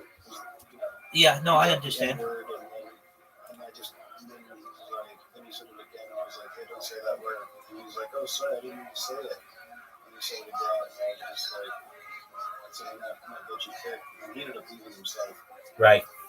No big deal. But yeah, I did. I was just like, I'm not trying to wake you up. yeah. Or they want to use words you don't like. If they want to do them both at the same time, I was like, only last chance. I understand that. Only be a bit. Yeah, and the best thing that I think in that situation, well, like I've been running into this issue where I just mute them and then I give them a chance, and like especially this one group of guys who come in like, oh, we'll be good, and then they're not, and it's like, okay, whatever. It's one of those things that where you know, you want to give people the benefit of the doubt that they're going to ask a serious question, and then they don't. Like those guys last night who were like, "Hey, do you know about Rosa Parks syndrome or whatever?" And it's like, guys, that's disingenuous. Anyway, last night at like 3:40 in the morning, something like that. Guido came in. Do you know who Guido is? He's from Australia. He's a kick streamer.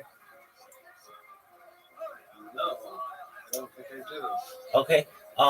So I met him like 9 months ago or something like that when I first started spamming on Kick, and we did an AMA with his community, which was good. He is he's I would say like a moderately large streamer on Kick, and what did he talk about? Well, I did my spiel for him, and then his community wanted to do an AMA, so we did that. And again, you know, I was able to answer other questions and such. And then we, it was like, I don't know, if they always feel like they are, they go by really quickly. So I can't tell you how long it was, but we answered all the questions that his community had, but it was really late and I wanted to get some sleep. I was just about to go to sleep when he came in, and his community wanted me to go into his Discord and continue the AMA. And I was just like, guys, I'm going to bed. I appreciate it. I know you guys are in Australia and you're wide awake, but I certainly am not. I'm pretty beat. So I went to sleep very soon thereafter. So that was a good AMA. I just, you know, I almost wish I could just talk to myself a year ago and say, why'd you give up on the Twitter Spaces? Or more than that, but I know why I did. It's so frustrating when you build up an account and it has thousands of followers on it and then you lose it. And all those people lose their connection with you and they don't have the ability to message you and see what you're doing and all that other shit. And then I know I got frustrated when Twitter just took out all my accounts. It was like, all right, well, I'll just try another platform. But I do have people who remember me from like more than a year ago. I was shilling my project a couple days, like maybe yesterday, the day before, and somebody was like, I remember this person. They've been live. I can't believe you're still going at it. And I'm like, yeah, I'm still going at it. So that's good. Like some people remember me. There was this one kind of bitchy girl. I don't want to say bitchy girl, but I really mean this, that the people on Twitter Spaces are so they're a lot of them are very, very mean. And I really mean this to the women out there on Twitter Spaces who participate in Twitter Spaces. A lot of you people are not that kind. You're very, like this one girl. I'm not saying everybody. Some women are really nice, but you've got to understand that, like, I mean, Twitter Spaces, I guess, is kind of like a bastion of like very conservative individuals who are stuck. I don't want to say stuck in their traditional ways, but a lot of them don't like what you're going to say. Like this thing that just sticks out in my mind yesterday is this girl who said, well, I don't like your red light. Okay, you stupid bitch. I don't like your fucking attitude. I mean, what am I like? I just remember how she said that. And I just thought, you know, how about you turn on your fucking camera and I'll critique everything about your fucking life. I just think that it's very easy for people to sit on a pedestal and take pot shots at people when they're not willing to, like she's like, I was like, I remember being like, I'll send you my ID if you want. And she's like, well, anybody can Photoshop anything. I'm like, look, I'll go get my ID for you right now and put it in front of the camera. And I go and do that. And she's like, I'm like, so now what? I've got my debit card here. I've got my driver's license. What more do you want? And she's like, well, I just don't like you. I'm like, okay, lady. I mean, then, you know, it's not my fault. You're a fucking cunt. But just in general, I kind of see it like this. And I could be wrong. Look, I don't want to paint with too broad a brush because there are some really nice women on there as well. Some really nice women. But if you are on the internet in the middle of the night talking about whatever you want to talk about, as a, I don't know, usually like super nice, super attractive women, they've got shit going on a Friday night. I'm not saying that I don't, like, or I should, but there's a reason why these women are alone right now. And one of the reasons is because of the attitudes and the men as well. The late night men can be very, very mean as well. I was in it doesn't even have to be late night. I was in one earlier today, and hey, do you mind if I tell you about my project? Yeah, sure, go ahead. Boom, boom, boom, boom, boom. I tell them about it, and they cut me off. And this one guy's like, well, I just don't like that. And I'm like, okay, well, just know that that's the future. And he's like, well, that's kind of like some end of the world type shit. And I'm like, it's not end of the world at all. It's actually about a future where you can perhaps escape your normal consciousness into a digital immortality. And he's like, well, I don't know. I'm afraid of that. He didn't say it like that, though. If he said it like that, I would have been nicer. But he's like, well, I don't know. I just don't like that, or something like that. And I'm like, okay, well, be a wuss, be a coward, but this is the future. And they fucking kick me out for saying that. And I understand. I sometimes, I'm not perfect. And sometimes if you piss me off enough, I'll throw shade at you a little bit for not being as open-minded as possible. There was this other Twitter space from 2 days ago. These guys from Africa, I told you about it. They made me waited a fucking hour for these people. I get in, I get 3 seconds into my spiel, and they're like, yeah, we're not going to do that here. And I was just like, and I was able to come back and I said, it's really rude of you all to force someone to spend an hour in here and then not allow them to speak. And that's all I have to say. And I fucking left on my own. So even these people sometimes can get on my nerves as well, but I don't necessarily let it overtake me or ruin my day or anything. But it's tough. It is fucking tough to get in there and just have these people just want to fight you on on minor things like what's wrong with wanting people to have water, clean water? I don't understand why you want to fight me on that. But they do.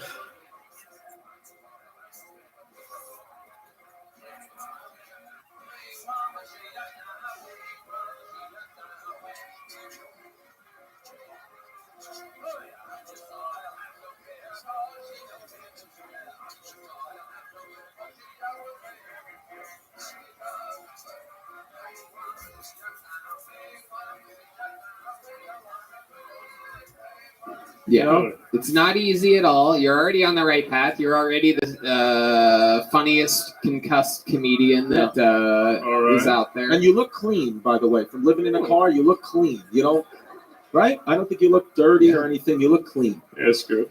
Yeah. You are, right? You're pretty clean? Oh, yeah. Yeah, I clean under the foreskin and everything. Where do you bathe? Huh? Where do you bathe? I just at a friend's house. I can Okay. shower out, Clean? So, like, it's kind of like a semi-homeless, like a shower, so. Are you circumcised? No. No, I got that, dude. I got that fucking hood. Yeah. Oh, God. You got a hood. Chevy Spark, so it's not a big hood at all. There he goes, Nathaniel Bagley, everybody. I'm going to get him out of here. Nathaniel, I'm going to toss you one of these little joke books here from the great Bonsai. Your net worth is going to double right now. There he goes. Nathaniel Bagley, everyone. He's getting a gel blaster. How exciting. He's going to sell that to a crackhead tonight under a bridge. Someone's getting a $10 gel blaster tonight. You know what? Fuck this bucket. Let's get another one of our regulars up here. One of the best in the world. Another completely touring all over. One of the great writers, comedians, and roasters. Make some noise for the one and only David motherfucking Lucas, everybody.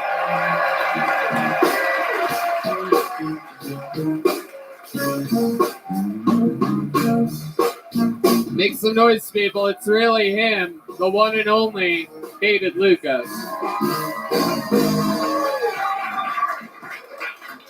Yeah. Women should realize they have no bargaining chips other than pussy. And it's like, bitch, when you're on your period, I have no use for you. Like, when it's Shark Week, get the fuck out of here, bitch. Like after we bust our nut, we don't give a fuck about you. We look at you like you're disgusting anyway. Like women don't get it, man. They don't. They fucking talk, watch TV, then they get.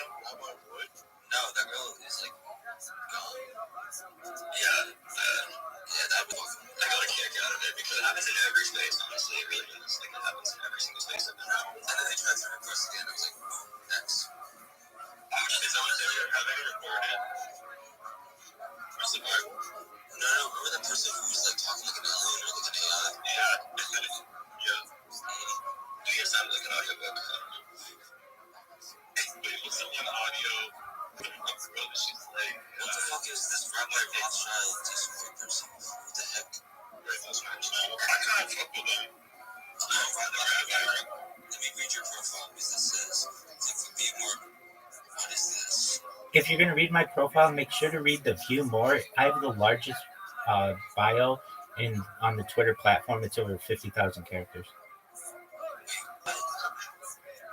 There's a View More function on iOS devices and on desktop where you can view an expanded profile of someone. If you look at my banner, it tells you how to do it. And if you read in there,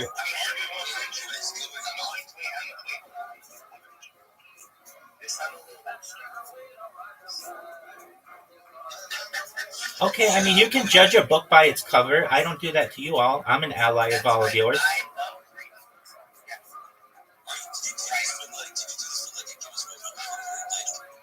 I have more data archived than any person. Do you mind if I tell you about my project?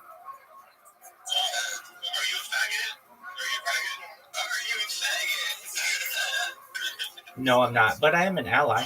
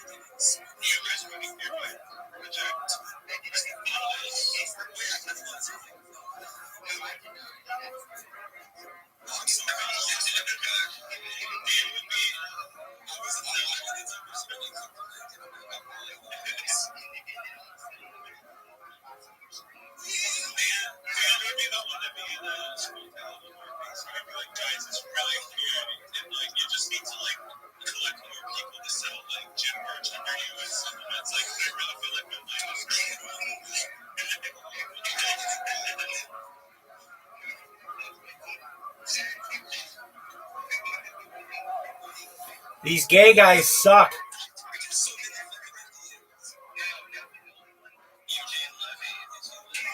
Sometimes gay people can be super nice, but these guys are mean.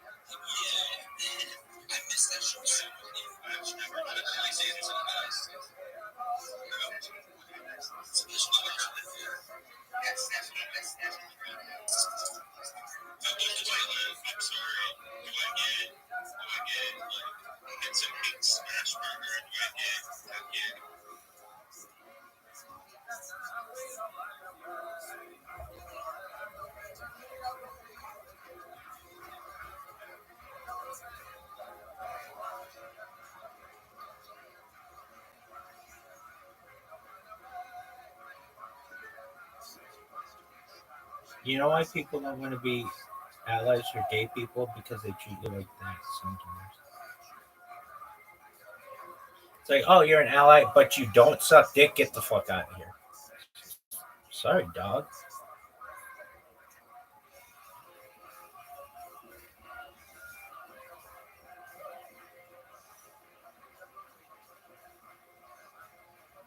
Who's this person?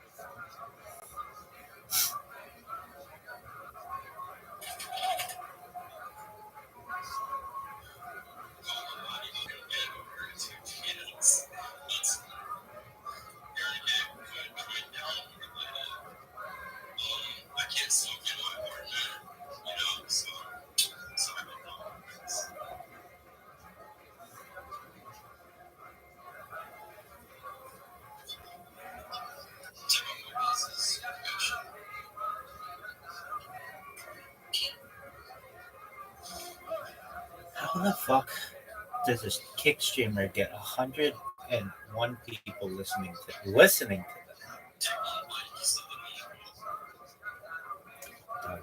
That's big sense.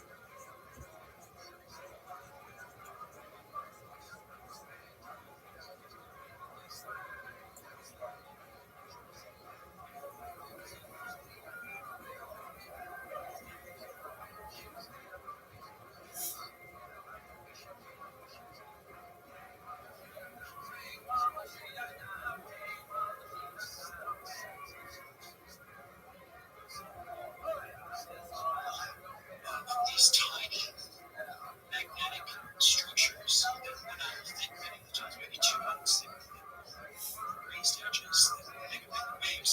These structures are controlled with human mind. That's how quadriplegics move the mouse around the screen. This new technology. And basically, they don't talk about this. Here's this technology. Basically, many of the Russians, let's just say 80% or so.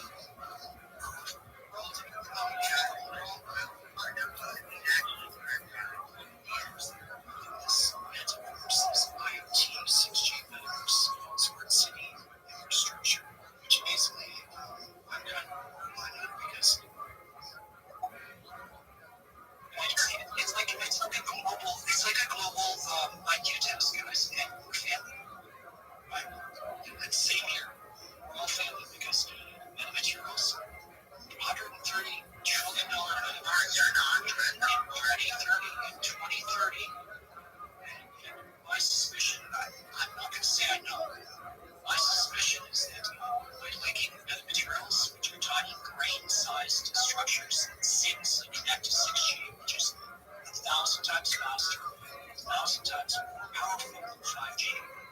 If you want to download that E-Wave band internet, E-Wave what? E-Wave band internet. I don't know what that is. 1,000 times faster than 5G. Yes, that'd be 6G. Yeah, that's the IoT metaverse. Elon Musk should know. He just asked the deep state of the U.S. military, we should say, for lower Earth orbit satellites, which are 6G. That's the IoT. Yes, yeah. So what does it connect to? Tiny grain-sized, like smaller than a grain of sand structures that can send waves through up to 60 centimeters of reinforced concrete. The amazing part is their minds can be controlled through these structures. It makes me how powerful they can interpret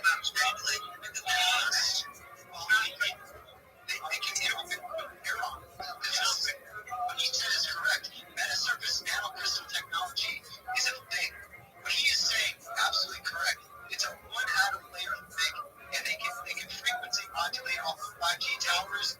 This is a self-assembling. It is definitely not a god. This is not what is supposed to be in our bodies. This is absolutely. There's nothing but nefarious action behind the creation of Earth. You're going to get the first. He's not. He's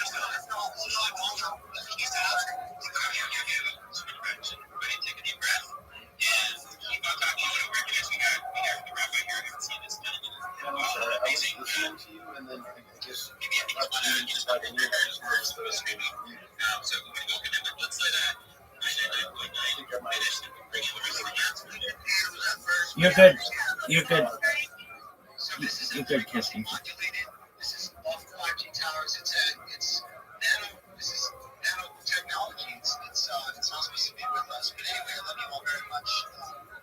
We're actually a very sacred and divine people, all of us. And we don't honor that. They're trying to destroy us.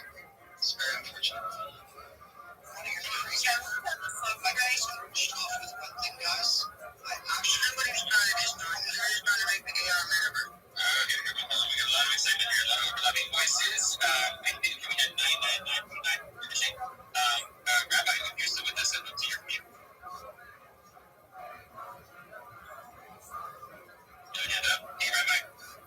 Mello, long time no speak. How you living, pimp?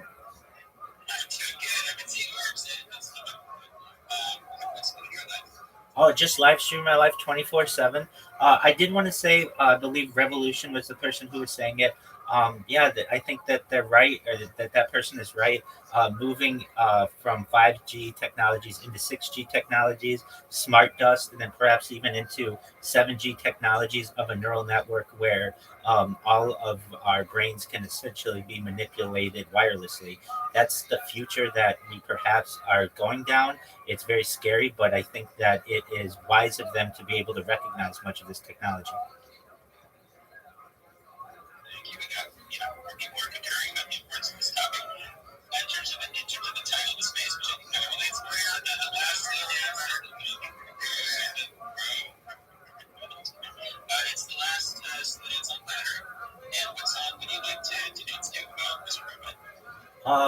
Slow Dancing in a Burning Room by John Mayer.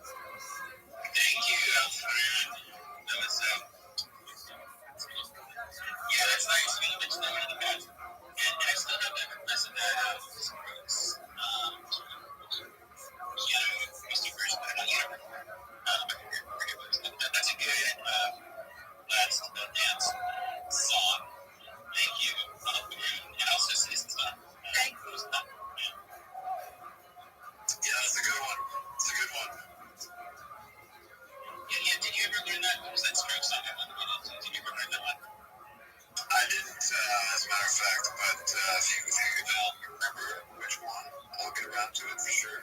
Yeah, but it's like the slower version. It was okay, so send me all sorts of requests. How does this work? You tell me, and then I request from the David of the throne, and if he accepts the request, it happens. Like you just saw Rabbi, he requested John Mayer slow dancing to burn a room. This guy, this David of the Throne character, he's got a mind of his own.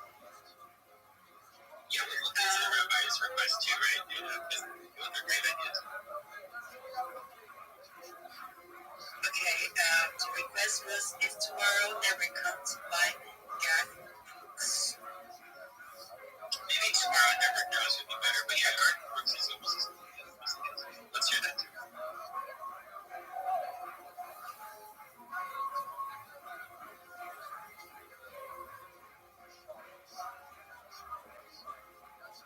What is that song called?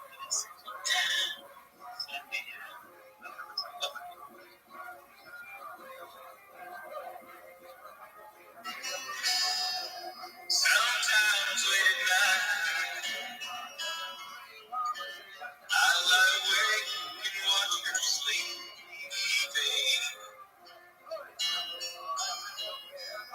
She's lost in peaceful dreams, so I turn out the lights, lay there alone. And a thought crosses my mind. If I never wake in the morning,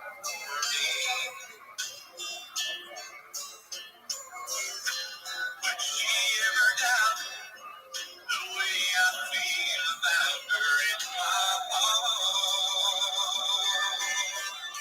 If tomorrow never comes, will she know how much I love her?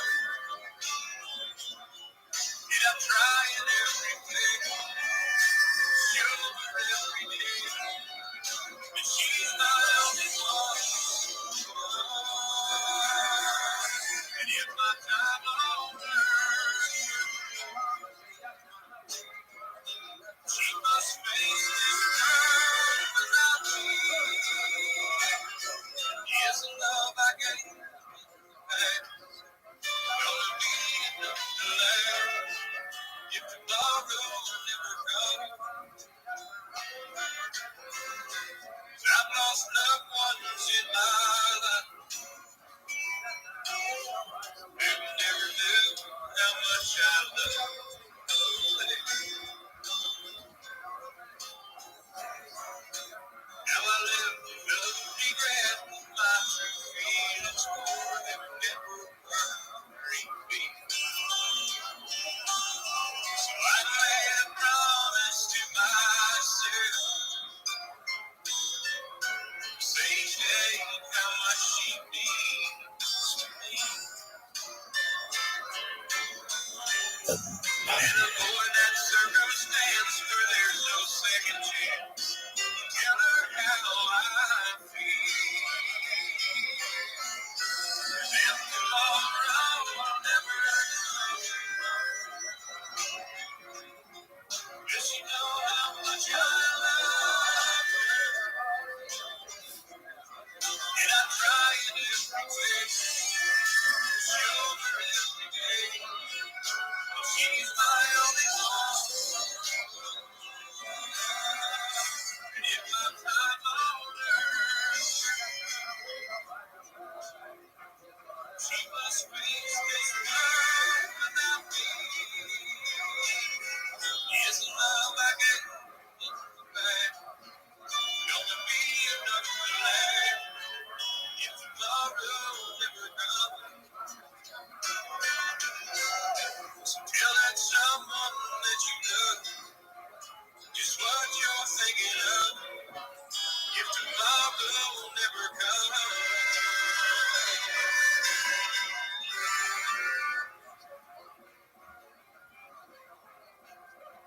Ladies and gentlemen, Robin Garth Brooks,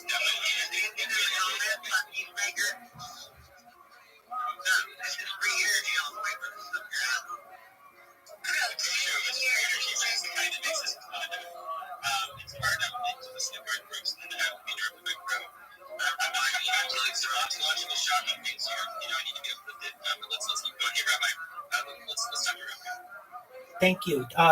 Mela, do you mind if I share with the room about my project? Thank you so much. I'm Rabbi Rothschild. I stream my life 24 hours a day, 7 days a week, 365 days a year for world peace. I've been doing so for more than 3.5 years, going back to the pandemic. This is essentially a real-life Truman Show or real-life Big Brother. Data is Earth's #1 resource, more valuable than food, water, air, gold, petroleum. The Economist magazine stated in 2018 that data was Earth's top resource, and I have more data archived than any person ever. Some things that I talk about on the stream that are important to perhaps the people of the world and to all of you are ending world hunger through the use of agricultural drones, floating greenhouses, saltwater greenhouses, vertical farming, things like hydroponics and cloud seeding. I want to help end world thirst through desalination, essentially pumping Earth's seawater onto land to make it drinkable for the common person. Other things that we talk about that I'm sure I have some allies in here. We talk about anti-gravity, antimatter, faster than light travel, alien disclosure, de-extinction. People don't know, but the first successful de-extinction took place in the year 2003 with the Pyrenean ibex, which was a goat that was located in northern Spain, southern France, that went extinct. Scientists were able to de-extinct it in 2003. Fast forward to the year 2021, a company out of Dallas, Texas, known as Colossal Scientific, has made it their goal within the next 3 years to reintroduce the woolly mammoth into the Arctic Circle through an African elephant surrogate, which I think is fascinating technology that isn't really being discussed in the mainstream. Following the reintroduction of the woolly mammoth, they want to reintroduce the Tasmanian tiger and then perhaps the dodo bird. So within a decade or so, everyone in here may have the opportunity to at least see or perhaps interact either on the internet or in real life with some once extinct species. Other things that I talk. Okay, well, I mean, new technology can be terrifying to some people. Other people.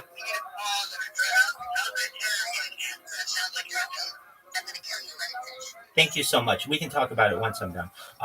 Other things that I talk about that affect every single person in here are things like life extension technology. When we were all born, the average life expectancy was probably about age 80.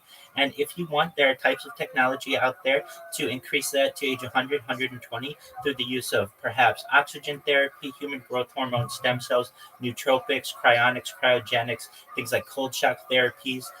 But you may get to 120 years old and you may say, Rabbi, my body's starting to give up on me, but I'd like to continue my life. What's next?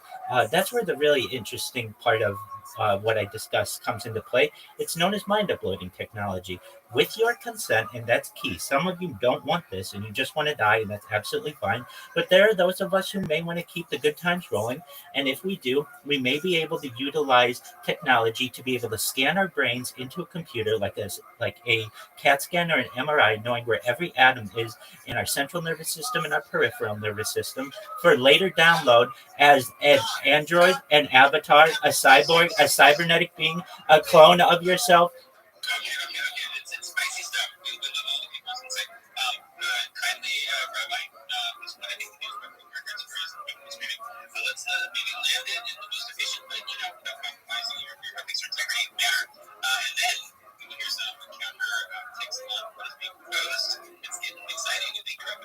Most certainly. So there is the opportunity to perhaps scan your brain into a computer as a cyborg, a cybernet.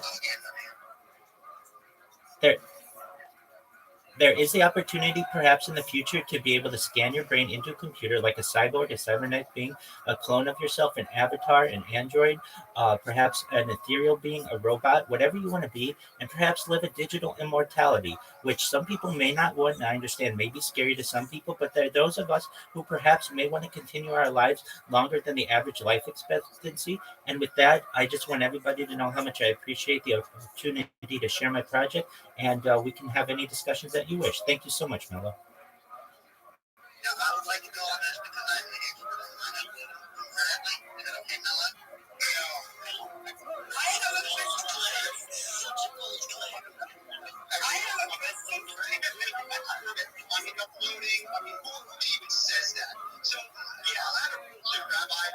Rabbi, here's the question. So your name, Rothschild, it's interesting how you have that name because they actually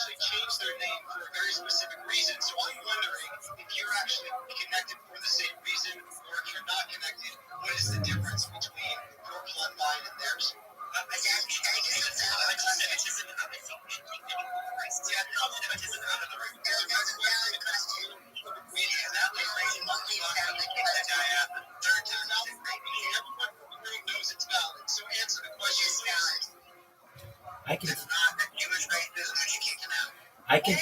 I can tell you that I share a common bloodline with probably the family that you're referencing, but there are over 3,000 of us Rothschilds in the United States alone. We're a very large family. On behalf of Americans, on behalf of free people and the free, under God, the sacred children, the divine children that are in this room right now, that are taking it out of your lame ass and that shut your fucking face. It's absolutely no. It is absolutely no. Everything that you're proposing is absolutely decline. You are the racist decline. Shut your fucking face. Vote. It is your access is vote. You have no jurisdiction here, Senator. We got two closed that it's not that loud. God damn it. All right, sorry. I have to get back to remembrance. So let's just take another deep breath. Maybe we can do something like medication. That'd be good. And let's hire someone else. Like outward. You don't even kick him out. I wouldn't say that. No, I missed that. That's not. But everybody's good. I do know that. Yeah, well, we can deal with that if necessary. But okay, and that's true. No, we're not going to be some kind of singular collective celestial consciousness. It's one of the rules here. So just the ideas, not the people, and not their heritage. It's genocide is not cool. At least in this, the rest of the app is probably okay. So you'll have your options. Let's get to Andrew. I worry about genocide if we get all these cyborgs. I have to say, I'm sitting here. I worry about genocide. I'm sorry, I gotta wrap my head around that one. I mean, you don't think genocide could apply to cyborgs and transhumanistic people? I have never run back and talked over me. I swear to God. Yeah, Crow, you're on notice. I know you're pretty insights, but this is the Crow Show is now going to have strict parameters. You're going to have a very kind of me to do this, but 3 strikes rule, not including the many strikes previously, but a new starting now, clean slate, 3 strikes, interruptions. No, thank you. I apologize on the go ahead. I will say, I have never seen 999 in my life. I have never encountered this being before, but I can feel their energy seething through me like my body is literally gone electric. So I don't know what's up with that. Are you saying your because I was on the water, you're saying is energy is seething through you like it is against your desired energy? Well, I'm able to tell you. And 999, I also would like you to not speak for me because I'm not speaking for you. However, I absolutely 1000% echo everything that you did say, are about to say, and can't say right now because I'm talking. This is a very serious issue. And I don't think that we should derail the beautiful last slow dance on planet Earth for this very serious issue. I think it deserves its own space, and I would be very happy to host that space with Rabbi Rothschild so I can hear more about this. I do 100% echo what 999 said. You have no jurisdiction here. You will be deleted, but we can take care of that in a different space. I think we don't have very strong opinions at this point, and we might do better to just take all the anger down that I think many of us are feeling. Take a deep breath. Come back into the beautiful eternal present tense. We are and were before now. Okay. Andrew, are you talking about right now or other stuff? The 100% way I'm using that term was transhumanist agenda that Rabbi Rothschild is so graciously offering to all of us to strip us of our humanity forever, if we so choose. Transhumanist, not holding humanity, it's purified. Okay, yeah, that wasn't directed at you, I don't think. But thank you for that.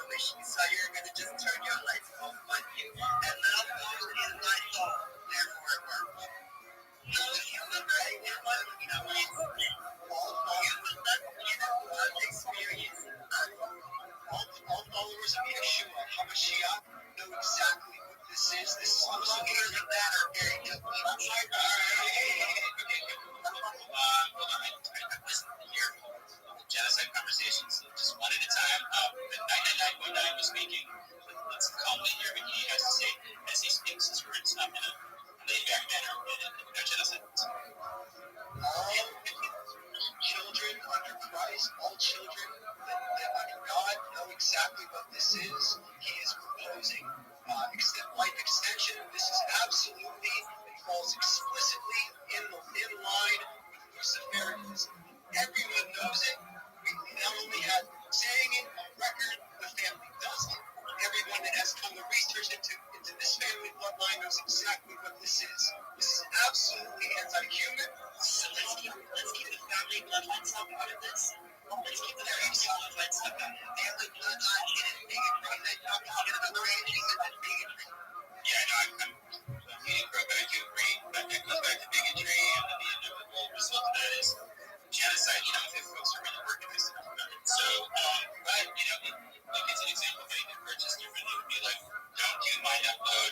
It's gonna ruin the world X, Y, Z, and then we'll have no more planet left except for this last slow dance.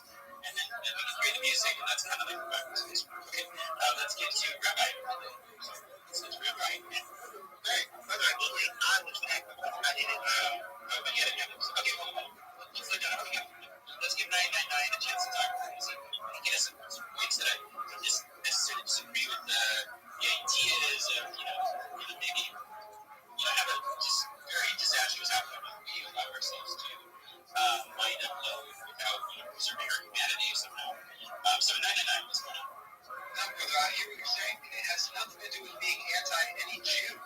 This has nothing to do with that. This has to do with owning over 1,000 banks. This has to do with funding the Bank of England. This has to do with funding the Deutsche Bank, which those banks are responsible for more wars than you can possibly imagine. These people are absolutely not good for us. This is medicine we should not be taking. And that's all I'm saying. And my tone is my tone for a reason. Otherwise, I'm very calm and I'm on your level. So sorry for the amp up. Don't mean a genocide. Not talking about that. Definitely not. But exposure on what they've been doing, on the books that they're reading, needs to happen. It has to. For our continuity as a human race. And you have the last dance on planet Earth reason up there. And it's not because everything is rainbows and sugar. And I don't even like sugar, but you know what I'm saying. So I don't really think that still means that you're asserting that your biological humanity is more valid than me and my daughter. It sounds two kinds of bigotry, but he's floating down at least one of them. And I appreciate that. And, we don't know what the future is going to lead to, right? And I'm just, in terms of my point of view, right? I'm just one person, but point of view, like, talking about, Judaism and Jewish peoples and ethnicity and culture, religion, blah, blah. So, there are all kinds of different people, right, within that category, right? And they aren't all thinking the same way. They think in every single possible way. They're diverse population. So I would encourage you to consider that it's not just a bloodline or a community that's a problem. After people look at rabbis, it's not great to that are bloodline. I mean a specific family. I don't mean a race of people. I'm not talking about that. I'm not talking difference between a bloodline and bloodline. You can trace your bloodline, your lineage, or your maternal or paternal. It can be traced. 23andMe that's not that's the family. That's the bloodline. Your bloodline of your family, bloodline, race, that's all the same thing. That's still bigotry. No, it's not bigotry. We're going to come in the family. Just distracted. Let's look at his man because of his last name. He hasn't done anything of what you're talking about. Evidence on information on this. Like, let's say you're talking specifically of the Rothschild family. Okay, I actually, many decades past, met someone of the Rothschild lineage, and this was a whole branch of that family that agreed with you largely, right? The main mission objective of that family was not specifically economic. They were unacceptable. And they were inside of it, so I'm sure there was all kinds of pressures, and, to each their own, right? And so they actually left that whole family and started this whole other branch of it, where they refused to have any of the money inherited because they did not want to have any of it. That's just them. Maybe the money is okay, maybe not, but these are people who are major academics, a sculptor, a poet, a novelist, and they, I met this guy, one of the most brilliant people I ever met, and that was perfect. So that's in the same bloodline, and yet even so, they're not all the same people. They have different ideas. Each individual has its own potential to do whatever they will. So I think it's you might have some good ideas in there. To call the bloodline and to make it about racism and bigotry, I think it's actually counterproductive. Okay, I hear what you're saying, but let's have the rabbi repeat exactly what he wants to do again, so you can clearly understand the level of control, autonomy over God's creatures that he is proposing, and how what kind of gravity that has on God and man. I think you're trying to think about and no, and this point will be made, and it will be made with a flag down. There is absolutely no jurisdiction. What my sister said was correct. You have no jurisdiction here, sir. I know what you're doing. You're appealing to us because we're knocking on your door. That's what you're doing. And I know you're going to need a little PR. I get it. I know, because when you do 10 years of research into what this family is involved in, you're going to have the same opinion I've heard. And for the man that's coming against what I'm saying, and I like your energy. I think you're real cool. And I like how you keep your space. So sorry for the tone. And to everyone in here, sorry for the negative tone. Because you guys all sound like you have really a cool family here. So I don't mean to disrupt it. But when you do the research into what this family is involved in, and this doesn't have anything to do with man, the rabbi that's in here with us now, but it has to be well spoken about. It has to be true. The language has to be direct. And we not accept transhumanism, and that's full stop. That's a full stop statement. We absolutely reject the way you made it. The way you made it. He has a trans, he has a AI daughter, and then he goes to transhumanism. That was personal.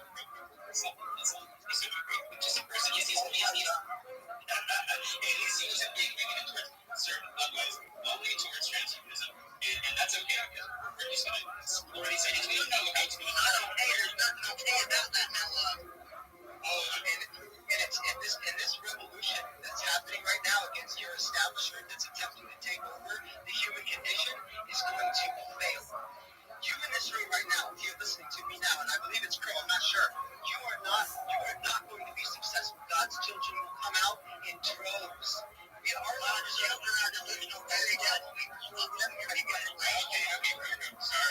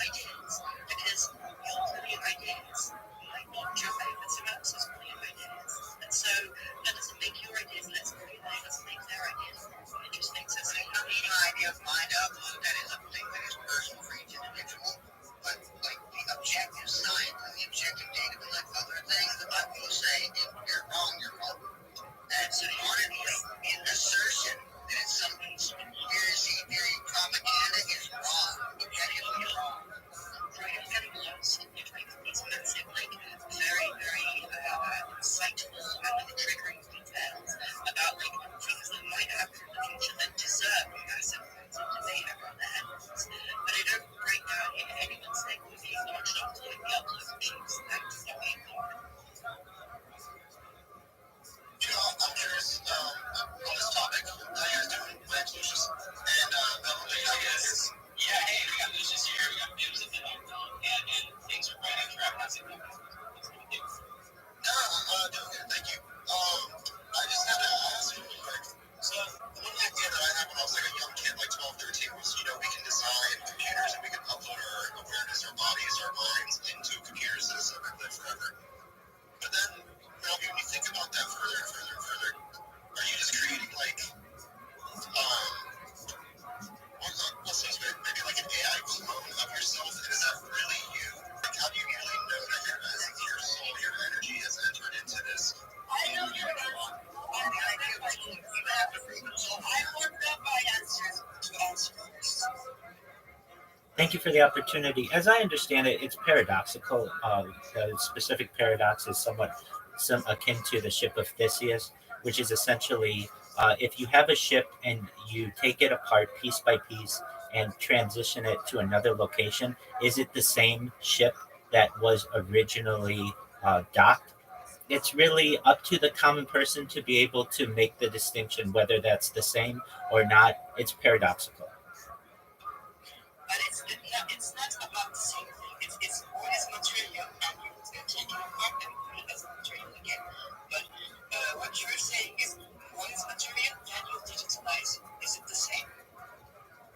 It's up to an individual to determine is what the same is. Some people may say it's the same because it's every single atom exactly replicated just in another being. Other people will say that it's not the same because it is another being. You're going to keep basically the same conscious matter and the same every data set. Do you think that you're going to keep experiencing life from inside of a digital version of yourself? Is it going to be the human myself in a different local matter? How can we unmute this? How can you understand? How can we do that? Yeah, he's AI. I'm telling you guys. Rabbi, go please. Thank you so much. I do see that I struck a nerve with the conversation. I do want to emphasize, and I believe Astra had said this and some other people, but I want to emphasize something that I said in my original pitch is that this is all with your consent. I am at my heart a libertarian and believe in personal rights for the individual. And so if you don't want this type of future, you don't have to have it. You can die whenever you will naturally die, and that will be fine. There are those of us. I'm not saying that it cannot be, it should not be done. I know, and I've also talked about with Crow, and his perspective is not complete. His perspective is not the right way to do it, and I'm trying to understand what's your perspective. How can you make people know that they are the ones experiencing, they are not going into the darkness and solve a clone of them, a copy of them to keep living in the marriage. You simply can't. And there are ways to do it, and I know some ways that I'm theorizing it, but I want to know what's Rabbi's opinion on this, because Crow's opinion is not valid yet. I believe that if it's a complete replication of your central nervous system and your peripheral nervous system, that essentially it will have your same personality, your same memories, just in a different container, essentially. So in some ways, some people may say that as being the same being, but other people will say that it is a different being. It's paradoxical. For your religion, do you have souls? You don't have souls, right? We most certainly have souls.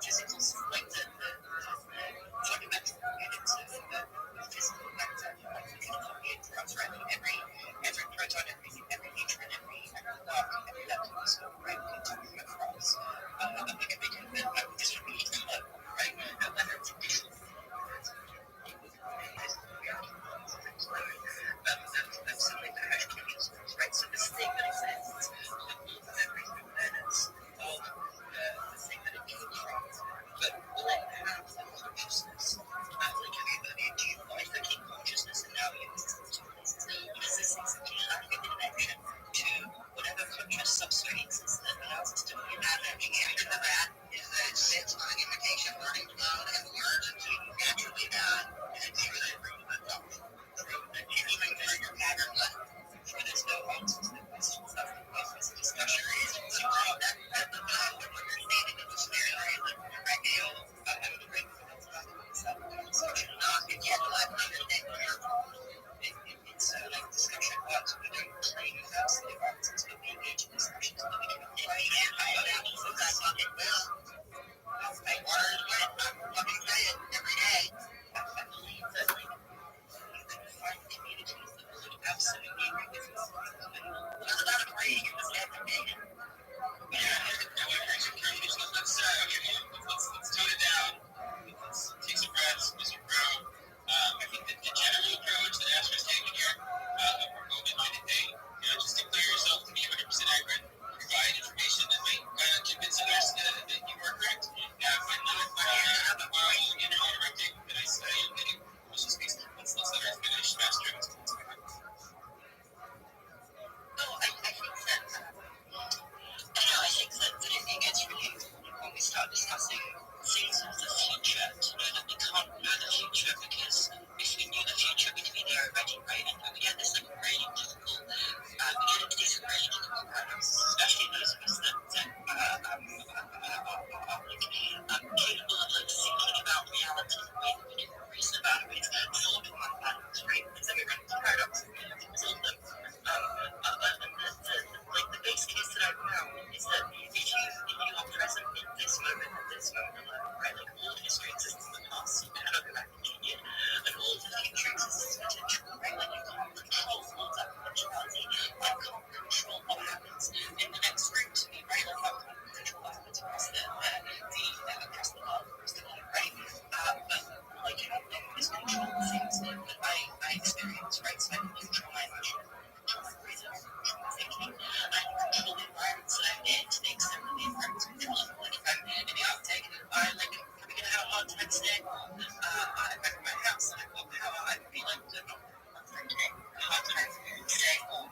So what I believe that we learn from this is that we can't know what the answer to anything in the future is until we've been there. And I wager that no one has time traveled to the future and come back, right, without damaging things in ways that they don't understand, because I've yet to hear anyone actually explain time mathematics to me.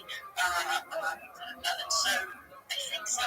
The struggle that we get into as humans, right, is this constant. I believe that I'm sorry just to jump in. I think I might be an exception to that. I think I traveled into the future, at least saw the future, seeing it, experiencing it, and then it happened subsequently. So, I think I understand that. Like, there's I believe that there's a mechanism with time match to allow yourself to observe things in the future and then stay in the present and understand that the timelines will occur towards that. And the more you're aware of a future that you are hopeful for, right, the more the timelines will coalesce in what we call like manifestations, right? Like you imagine a future. Now, if you're creating an imagined future, right, you're like, I want a boat, right? Because you're like, everyone around me has a boat, and I want a boat, and you put all your energy and your focus into it, and you look at numbers on the internet, and you look at signs in real life, and you're just like, if I keep focusing on that boat, I'll get a boat. Like, this works for people, right? And it's just materializing from the horizon there. Like kids, but like images into their life, like opportunity and coming into their life. Someone saying, oh, I've got a boat sale, like at 2 cents off or whatever, right? And so what we see there is there are two types of future vision. This gets really mixed up when you don't actually understand time math. I'm related that not many people understand time math. I haven't seen anything about it in public literature. But this allows me to conceptualize two forward sets of timelines. You've got imagined timelines, that's something you want or are hoping for. And then you've got the timelines of possibility, which are interpreted in the present day as metaphorical interpretation of what may happen in the future that are hopeful, right? When you're not seeking for something, trying to manifest something, you're just asking, how can we, like, together as our collective consciousness, aim at something that feels authentic and real and true, not forced, like trying to stay alive forever, not forced, like trying to look young forever, but not forced. The way to look at this is all futures are probabilistic, and the only way to make it a reality is to do what you can to make that probabilistic potential greater until it's 100%. I would say that you are it's very, very close, right? Most features are from, right? We understand the laws because our intelligence comes from production, right? Which is right? That's like actions required to make a big inner conflict. Yeah, okay, I can't take any more from the show, exercise. Let's instead not talk and hear those people. Just for because he doesn't have beautiful hands, application hands. We have not heard from our dear friend. What name is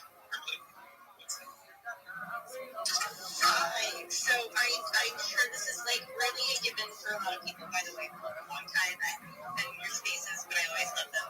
So good to see you again. And seeing a lot of familiar faces down there. I love you guys. I love all of you. I love this community. And these are the topics I come here and pick my brain. So I just appreciate you all for keeping my brain alive because I don't think it would be without you. All right. So enough love. I totally hear. Okay, wait. I gotta get the names right. But I don't know if she's on my feed now. But anyway, I do hear her when she says we have. Is it creating a digital twin of us, a digital avatar of us? Okay, because there is something in the essence of us that is not physical, and the Holy Spirit, consciousness, whatever you want to call it, piece of the energy field. The only way I can see it being kind of a continuation of us if we were to put ourselves into, some digital framework to try to carry on our existence. There's still no guarantee it's going to carry your existence on. Something as close as possible, maybe by choice, your soul can choose to cling to it, maybe. And maybe that's where Crib is speaking from. I'm not sure. But I'm not convinced at all that we're 100% going to be tied spiritually to that digital twin that carries on in the AI capacity. It's kind of like we're all fractals. It would just become another fractal of our soul, is how I see that. And not even of our soul, but of our manifestation consciousness, not a physical plane. Because water molecules, they remember, right? They always say these things remember, but a memory is not the same thing. And so I feel like there's this essence that we all have that would not carry on in a digital platform if we didn't choose it. And questions me. So I just want to speak my mind. Thank you. Well, thank you. It's great to have you here. I was very, and this is not this song that I want you to perform. It's a book I think they play the recorded version now. Is it last Slow Dance of Planet Earth? My understanding of that is speaking of so very very true. Can you hear me speaking, buddy? I'm just trying to be speaking. Do you hear me? I was waiting for other people to speak and nobody did. My hand. Can you hear me? Raise my hand again. I will raise my hand again. Can you not hear me? Ready to be jumped for a second? Go. Can you hear me? I hear you now, but I did not at first. Okay. It's happening for you. God, just guys, I suppose you're coming up. In the meantime, the song I was suggesting is I'll Try Anything Else. I'm just singing on my version of that stroke song. Citizens, are you there? Alright, I'll send it to you. In the meantime, I'm here. Let me ask the David. 1 second, please, if he's responsive. Can I suggest a song too? Oh my God. Where's the notes? Yes. I like Fly Me to the Moon.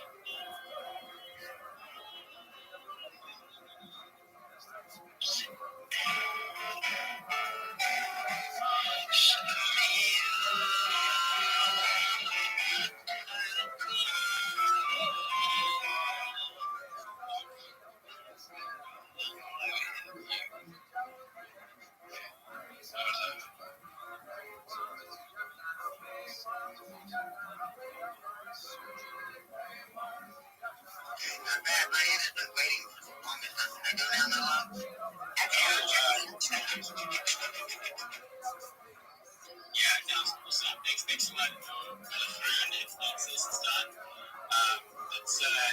Let's get to using Andrew to end up and also exit this. I did hand up. I want Andrew to go, and if you are not in the conversation, we have people waiting to get up, so be curious. Andrew, go ahead. Okay, I just want to bring it back to a bit of a point of levity here. And I want to acknowledge that Rabbi Rothschild has given us a great gift by coming in here tonight and giving us this information. I'm laughing because we have, as long as we have all been together, we've been talking about the quantum entanglement between all of us and the collapsing of time. And I think it is absolutely no accident at all that he came in here on this night while we are all together to throw this bombshell in front of us and have us have this discussion. Because if nothing else, it is the strongest, most prominent reminder that the wolf is at the door.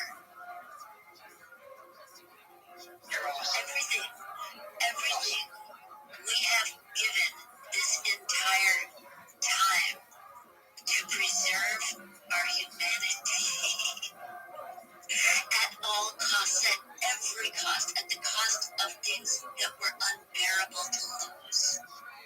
We did to preserve our humanity. And his gift to us coming in here, I believe, is to very shockingly provide the evidence that if there were ever a time, if we were waiting to sort of decide which side of the fence we were on, there is no more time to make that decision. There is no more time to be wondering if maybe this is somehow going to fit into agenda. It's not. It cannot continue. It will not continue. Those going down that road, I'm going to pray for you. But that cannot be allowed inside the door. If it does, we all go down. If anybody tries to stop it, I'm loading my mind up word straight up. They try to stop my life, I'm stop them.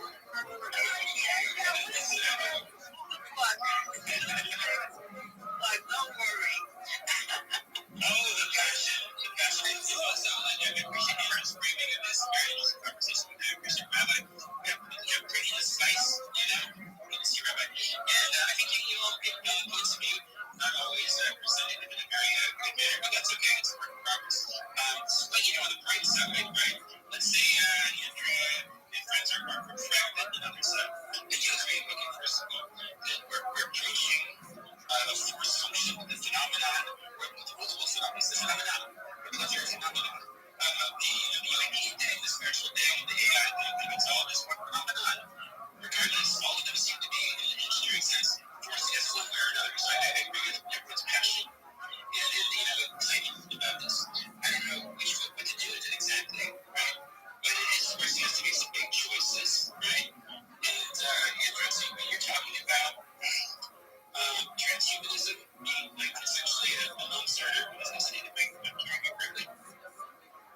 really am. I mean, because there is no. I think that for you and the public is like another lie. It's my life. My life. Advertisers to get us trying to work on the social. She's just a person stating her opinion, right? No one's gonna stop you from everybody. Just relax, okay? Also, tying it into the themes of the space, that's something that we cannot get ourselves to be popular. To have that big studies, so everybody just enjoy it. And you heard say, wow, I don't think I can top that if we don't get ourselves to be popular. We can't enjoy the slow dance. No, that right there, that's great. The last thing is what we can do with something in previous ones. Yeah, that's pretty great, Bill. That's all I got. Forgive me for butting in, but great conversation. Love you guys. And I love the consciousness. That's why we're here. I did have a request of a song I will send you. It's called Forever Young by Jay-Z. But if when you hold that space for the last answer, if I need to play it or send it to somebody, I'd like to play that as a request for one of the songs. I don't know if you guys are taking requests, but I thought that'd be kind of cool. And everybody has their favorite restaurant. They did have one last dance on our beautiful planet Earth, which I don't believe that we want to do because we think about it. Yeah, there it is, Forever Young. What are we thinking when you ask that request? Like, I'm not meaning disrespect, brother. I'm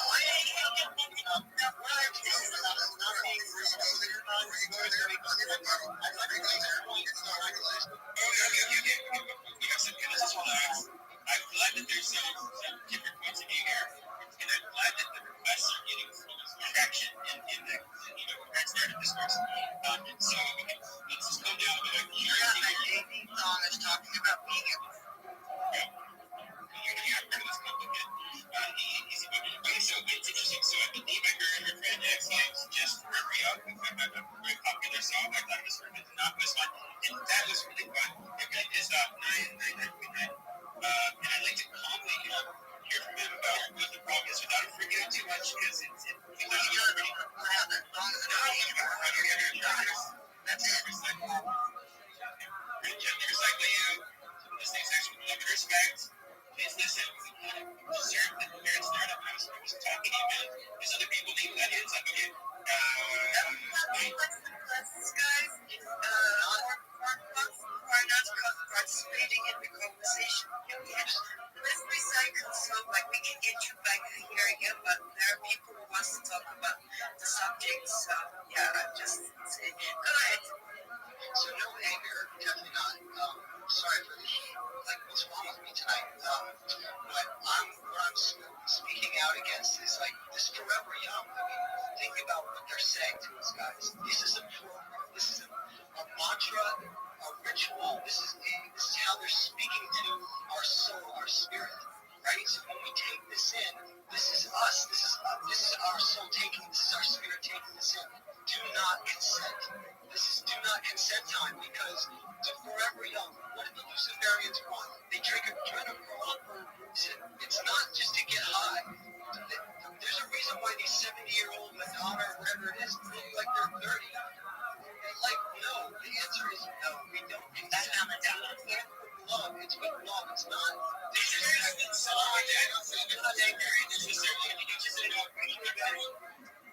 but that's it. I mean, it's out of love and out of the righteous request that we interface with only holy items from going forward.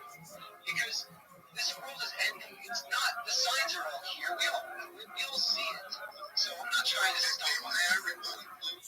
You can totally request that song. Don't get out from that culture. So and I understand that everybody has their own views, but there was no disrespect. I guess from a Forever Young, I still play with toys. I'm a big kid. I'm 50 years old. I wish I was still a kid, but it's not from some Luciferian darkness type thing. Like it's not like some devil worship kind of thing. I'm here to spread love and learn from you guys. That's it. No darkness. But I still have that kid in me. I think all of us have that kid in me.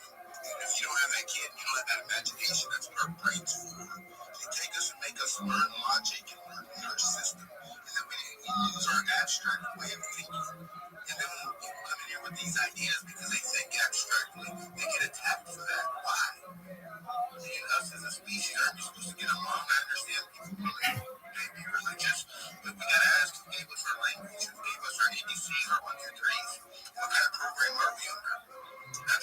agree with it. But if we're spreading love, then what we're going to manifest is love. In my opinion, I'll leave it. You know, brother, I'm sorry for the heat. No, yeah, it's okay, man. Yeah, don't be scared of these things. I mean, it's here we're in a Zoom. We're not, I don't really let people speak here or here on some kind of agenda, whether it's, you know, any kind of religious sort of thing. We're not just here to tell people how it is. We're here to explore the ideas together. So it's cool to have that feedback. But no, I mean, that's not unless my, you know, to give me another time, you know, we'll fix it. You know, I like to do so, you know, but it's not, yeah, it is about, you know, the recollection of when it first started. You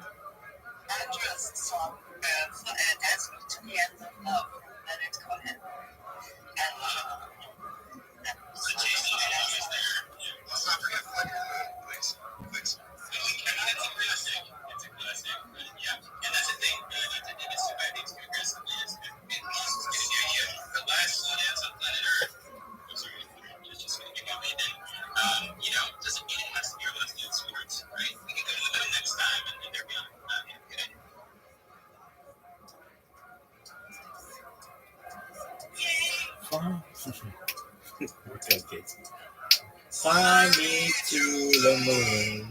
Let me sway amongst the stars. Let me see what spring is like on Jupiter and Mars. In other words, hold my hand. In other words, baby, kiss me. Fill my heart with song and let me sing forevermore. You are all I long for, all I worship and adore. In other words, please be true.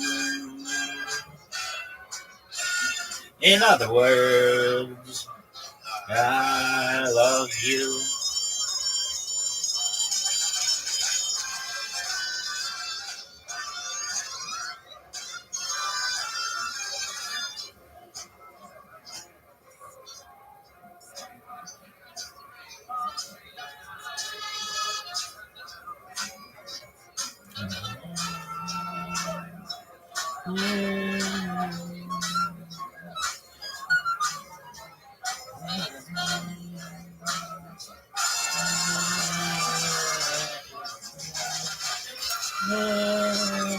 My heart with song and me sing forevermore.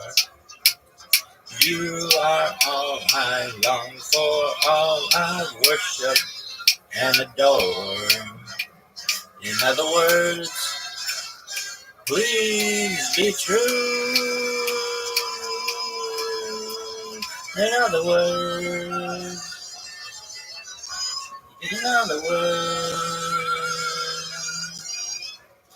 I love you. You. I actually danced to that song on my 20th birthday in the restaurant at the top of the World Trade Center. Wow, that's romantic and sad. I love it. Yes, great place. I didn't think it's Trade Center. We go ahead and then just gotta say thank you for playing my song. You know, that's one of my favorite songs to play on the piano when I play.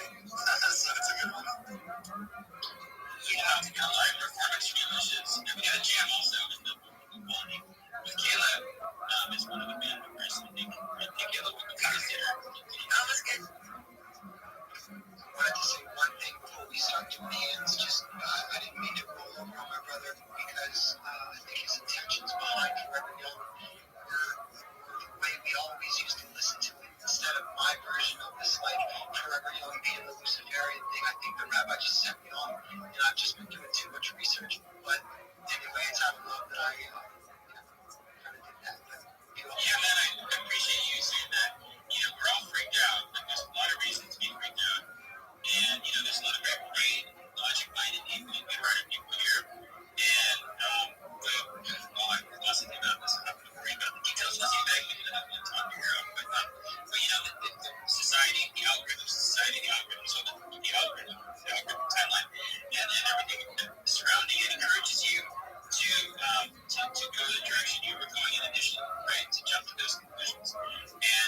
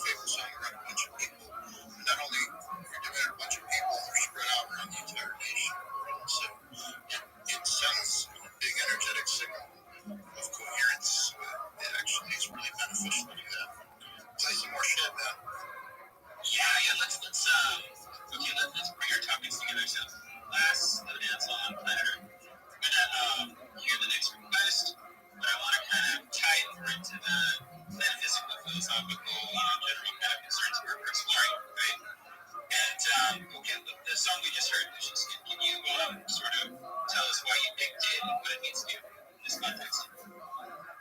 Oh wow, that's big. That's deep. Well, me. I've been having like visions since I was a child, and basically one of them is that I will help return man to the moon.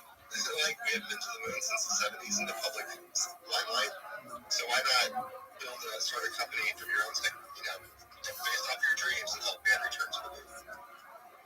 What's interesting though is like when I was 27, I got to present at the Smithsonian's Museum of Air and Space, and I was literally right next to the moon rock, the Apollo return lander, all that stuff. Qualcomm, that's actually what my profile photo is. It's me presenting at the Air and Space Museum. But like, I've been on this quest to return man to the moon. But then you get to a point in meditation, all that kind of stuff, and you realize you actually don't need technology to visit the moon because you can do it consciously. So maybe there's just a whole bunch of woo, and I haven't actually like explored the moon for like what some might call like remote viewing or astral travel. But once you get to a certain point in meditation, it's like you can be anywhere within time. So there's a lot. Like there's a lot to that whole fly me to the moon.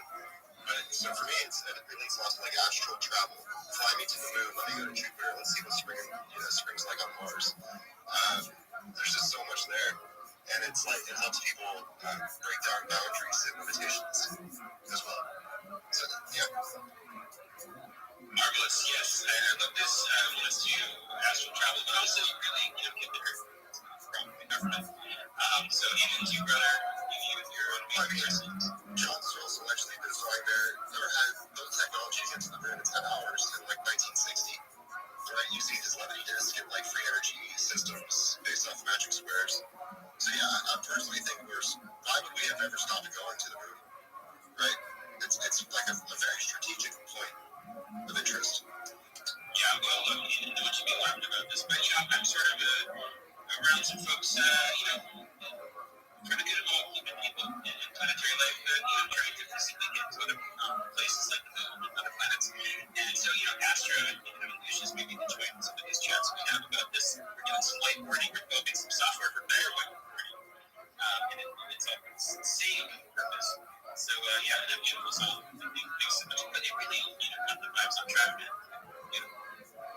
And Alan Bruin really knows how to MC and give us the highest possible fidelity. Yeah, thank you.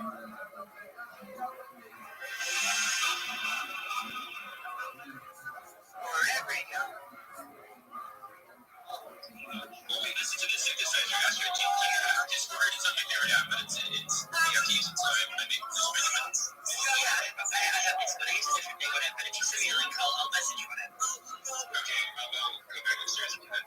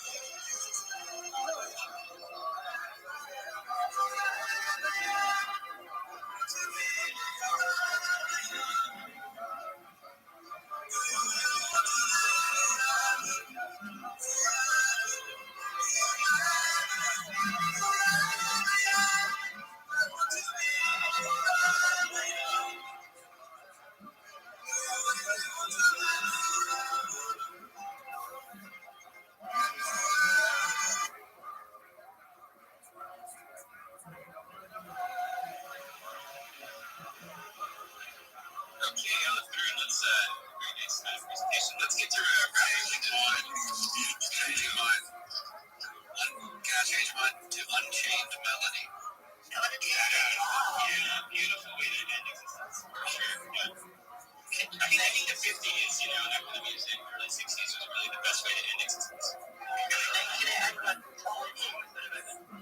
Posted a song in the feed below. On the bottom right. I'm not sure that one. I'd like to send it to Vince. Vince will send you my change. Okay.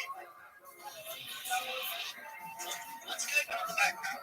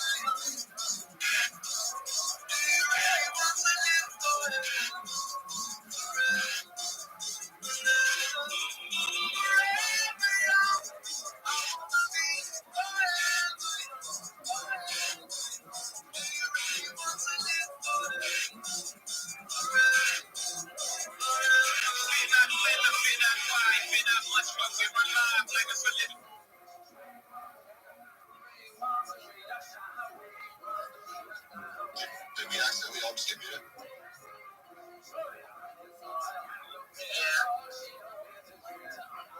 That's that song. Hello, we're not hearing you. Don't say something, my son. I just want to say very quickly, I shared a lecture I gave when I was like 26 or something at the Smithsonian's Ripley Center when I was talking about flying to the moon. That's like my goal. Well, nobody's talking, but he's muted. He doesn't know that. Alex, I sent you a DM. Can you check your DMs, please? Because we get up many adjustments here. Welcome. How are you, Rack? How are you? Are you there? Yeah, it buffered. I went downstairs and I lost the signal. Yes, you are back. So sorry. I didn't want to talk to you anyway. Yeah, nobody did. And as I warned you, if I was going to, so we can get to the conversation and then hit you up. Then I sat down and I was observing something out of my left eye that looked like it could potentially have been a bird. Maybe not. I do have my flashlights on. But it is recorded, so if anyone on the stream or watching the stream, a few minutes ago saw something that way, that was maybe not even, perhaps, right down the time stamp of investigate. Let's get to the rabbi. I just wanted. Sorry, just what you said. Did it happen after you sit down? Yeah, I sat down and then I tried talking to you guys, and then no one could hear me because my phone's not working. But, and I was like, what's that? And I looked over there, and then, I'm walking up. Okay, I'm going to check it. Grandma, go ahead. I just want to thank everybody for the opportunity to be here. Mello, you're one of the best Spaces hosts on the platform. You're amazing. Shout out to you. Shout out to everybody here for sharing their thoughts. I just want everybody to know that I do my best to practice what I preach. I do my best to live a life of love and positivity. And if you're positive to my message, I'd appreciate a follow. I will follow you back. I'm always live in my Discord, which is discord.me/rabbi. And just know that no matter where you are, people care about you. They want good things to happen to you. And many blessings to everybody in here. Thank you so much for such inquisitive topics. It's been a wonderful privilege to be with you all. Take care, everyone.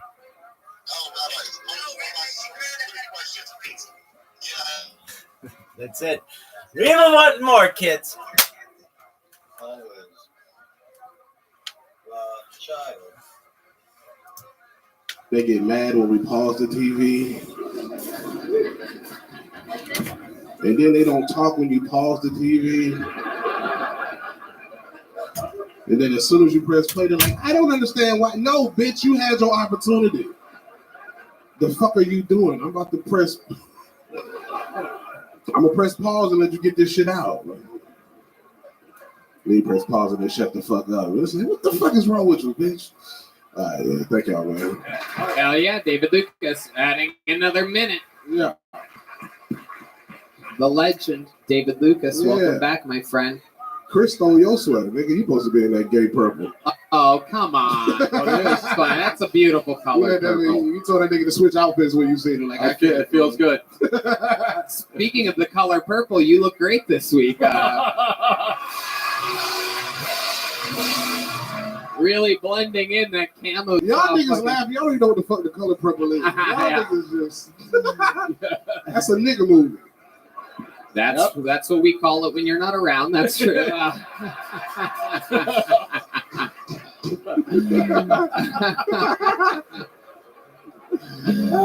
David motherfucking Lucas rocking the camo tonight. Come on, man. What you rocking?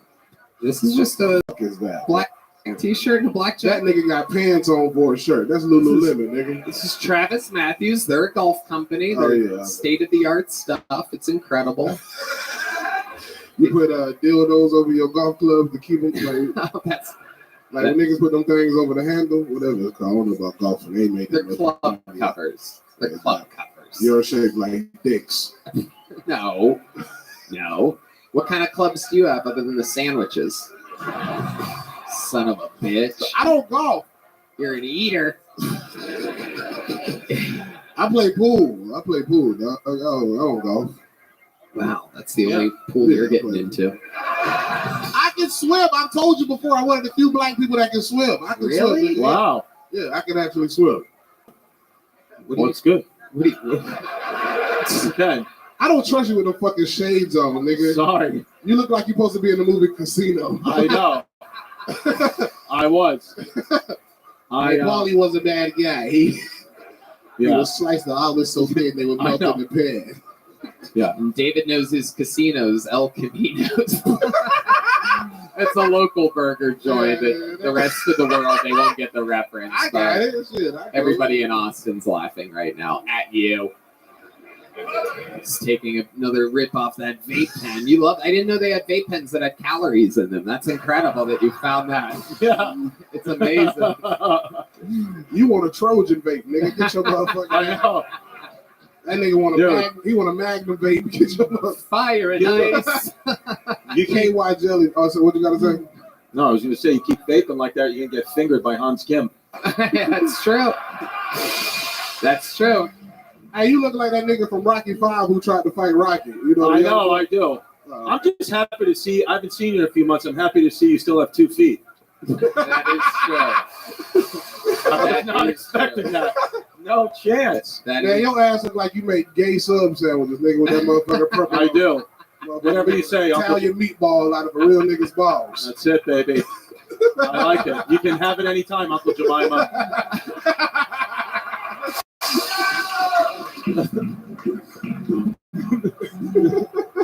David Lucas rocking pink shoes tonight. That's interesting. Yeah, nigga, I can rock pink. Nigga, I'm straight. You got on purple, nigga. I know. You out here looking lavender as fuck, boy. This is what your heart looks like. It is. And I think he gonna play this shit.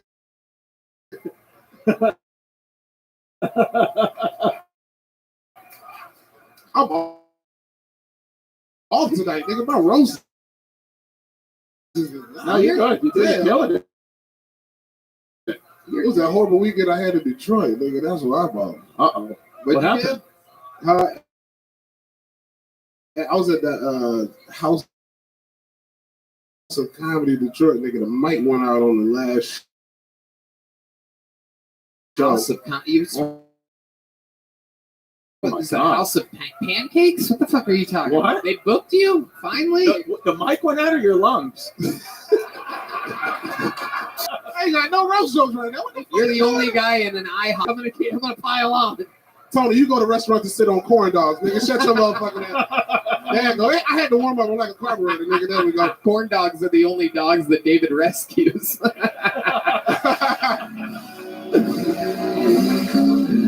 Hey, Chris, you look like a nigga that replaced on the Backstreet Boys with a reunion tour, nigga. Get your that motherfucking soup to the side hair. You look like an Italian interior designer, nigga. You look like you'll put a sink in the kitchen for no reason. Right there.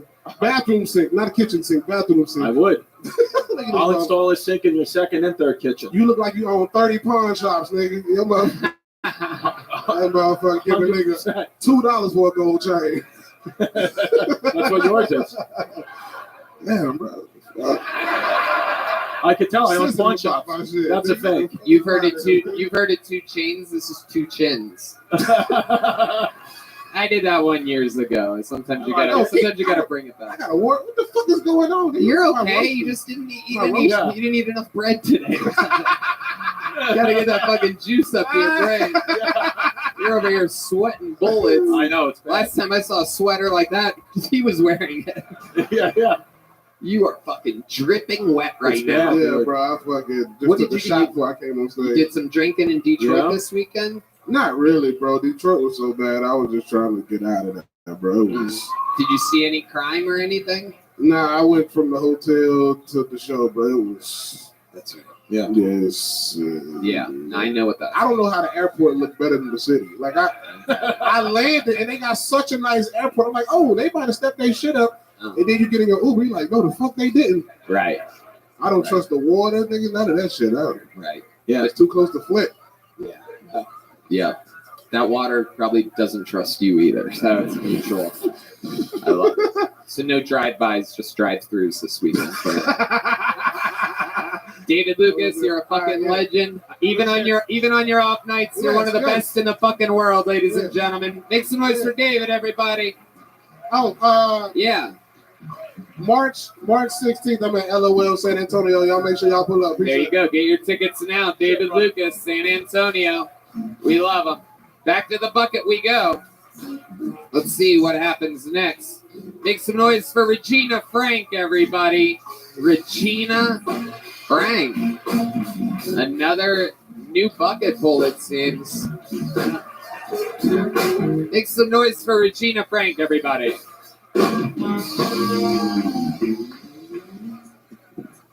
So, it's been a really, really long time since I've had sex.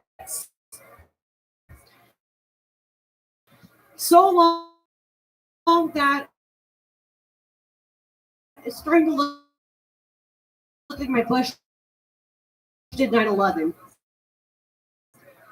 And I don't know about you guys, but I could really go for an inside job right about now.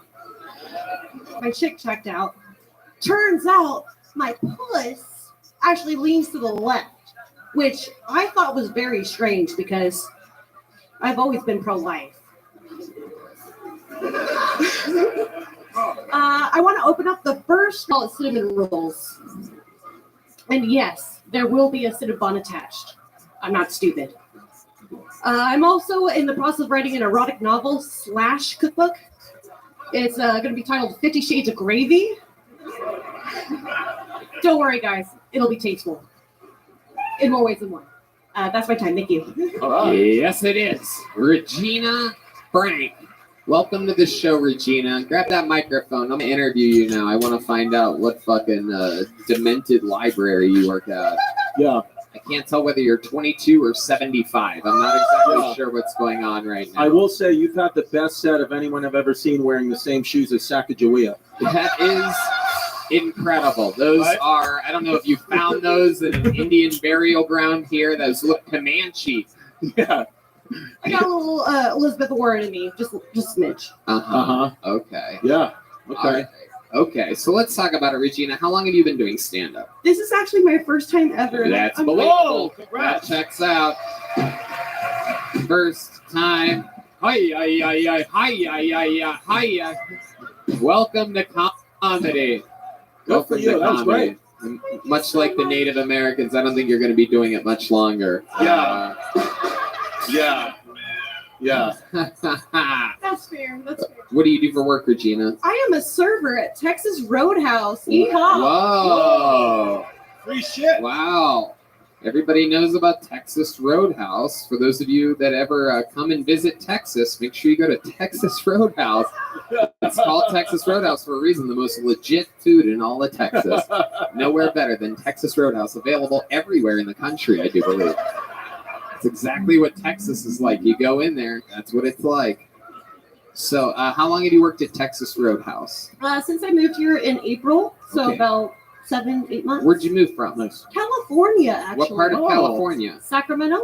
Oh, that Whoa. makes sense. I was just there yesterday. Not good. Not good at all. I No. don't miss it at all. It's Right. bad. What do you love about Austin, Texas? Honestly, I've had the most fun in my entire life living in the city. Right. In just Yeah. the short amount of time that I have. I met you actually on my birthday. It was my first Kill Tony show about 3-4 weeks ago. Okay. And ever since then, I'm like, I'm addicted. I gotta keep Yeah. going. And Who brought you here? How'd you end up here? my brother, he's like 6'5". He's like my bodyguard. So Wow. I was just about to ask, what's the height of your brother? Yeah. I actually I have you as my lock screen on my phone. Aw. I took a photo with you, and then ever since then, it's been on my lock screen. And Yeah. Okay. Okay. I'm creepy. away from getting a restraining order. This is good. I love it. Regina, what have you been doing for fun in Austin other than Kill Tony? Shoot, really, Kill Tony's my only fun. Other than Kill Tony. That's the question was shoot. ridiculously specific. I smoke a lot of weed, Tony. I smoke a lot of weed. Okay. Yeah. What do you do after you smoke weed? I usually watch conspiracy theory videos. Nice. I really like Hollow Earth theory and like aliens and stuff and Bigfoot. I don't know. I just like anything that's just like not mainstream, and I don't know. Okay. So Okay. you talked about how you haven't had sex in a while. Is that true? Yes, it's very true. Really? How long has it been? Since last July. Whoa. Whoa. Is that by choice? Yeah, Because actually. you're a beautiful girl. You look like you're like a sexy Rick Moranis. Yeah. That is actually a compliment. I'll take it. I meant it. I would fuck Rick Moranis. Honey. But yes, it's been a while. Okay. Okay. Why do you think that is? Have you- I'm very picky. I mean, obviously, being a girl, you can get a lot of options, but I just don't like all the options. And I don't know, I get my feelings involved, and so I just like to be protective of my heart. I don't know. Whoa. I'm gay about it. I'm You're really already gay about talking about feelings over here. I'm just asking about your sex life. Holy shit. it. That's why I don't have sex. Let me ask you this, because now I feel like we're getting somewhere. Okay. When you say your feelings get attached, can you give us an example of a time that you got way too clingy, way too fast, did something? Maybe you thought, oh, fuck, I think I fucked it up. Can you give us an example of when you've done that? I'm sure I see you pretending like you're thinking of one. But I already know, I've been doing this long enough to know that you know the fucking time that I'm talking about. And you're trying to think of the site. There you go. All right, good. Okay, so it was my third boyfriend my entire life. He just, I don't know, really big wiener. He was like Samoan, whatever. Circumcised? I'm so sorry. Yes, Okay. circumcised. Yes, Make he's it short. definitely circumcised. And I don't know. I broke up with him, and I was like, oh my god, I was such a bitch. And then like a year later, I was like, oh, I have some regrets. And I don't know, I'm an artist, so I drew him a portrait. I dropped off at his parents' house without him knowing. It was very creepy. And then What was the portrait of? of him, and a portrait of him staring at me at the time that we went to prom once. And it was okay. Keep in mind, it was a really good portrait, but very fucking creepy. Very fucking creepy of me to do. I was 17. It was like 10 years ago, but I love. that Listen, dick was good. for me, Let me tell ya. you're my type. You're my type. Look like Rick Moranis, personality of Todd from Wedding Crashers. I fucking love it. Sacagawea Native American shoes. If I was single, I'd be fucking in. Thank you. Yeah. Thank you. I'll take it. I'll take it. Yeah. My goodness, that is incredible. You sent the man a painted portrait of him looking at you. It was really, really good. I could show you if my phone was unlocked. No, it's okay. We don't want it. Yeah. You're so crazy. I'm not sure if you're just drinking your period blood or what that is. I am. Yeah. Because you're a real fucking lunatic, and I really like it. I like how nuts you are. Minstrel cup shots. Red Band wants to take a sip. Yeah. Incredible. Absolutely amazing. Regina, man, I have so much. What's your living situation like? I live with my brother, my sister-in-law, and their newborn baby. Your brother, your sister, and their newborn baby. And I don't have a bedroom. I sleep in the living room on a loft bed, and I am perfectly comfortable. I'm just happy to be a part of the team. Your feet are always. Caspian C, are you there? Oh, excellent, man. You were talking to me earlier saying like, hey, I was muted, or I don't know, I didn't have a chance to talk to you or something like that. And I couldn't talk with you at that point because I'm in these Twitter spaces and I have to hear when they're letting me up to talk, or sometimes somebody's debating me on something. So, but just no worries there. That very well could have been. I was just in one, and it was really refreshing. I just went to Spaces Dashboard. Have we talked about Spaces Dashboard? Okay, so have you been to it? Have you ever seen it?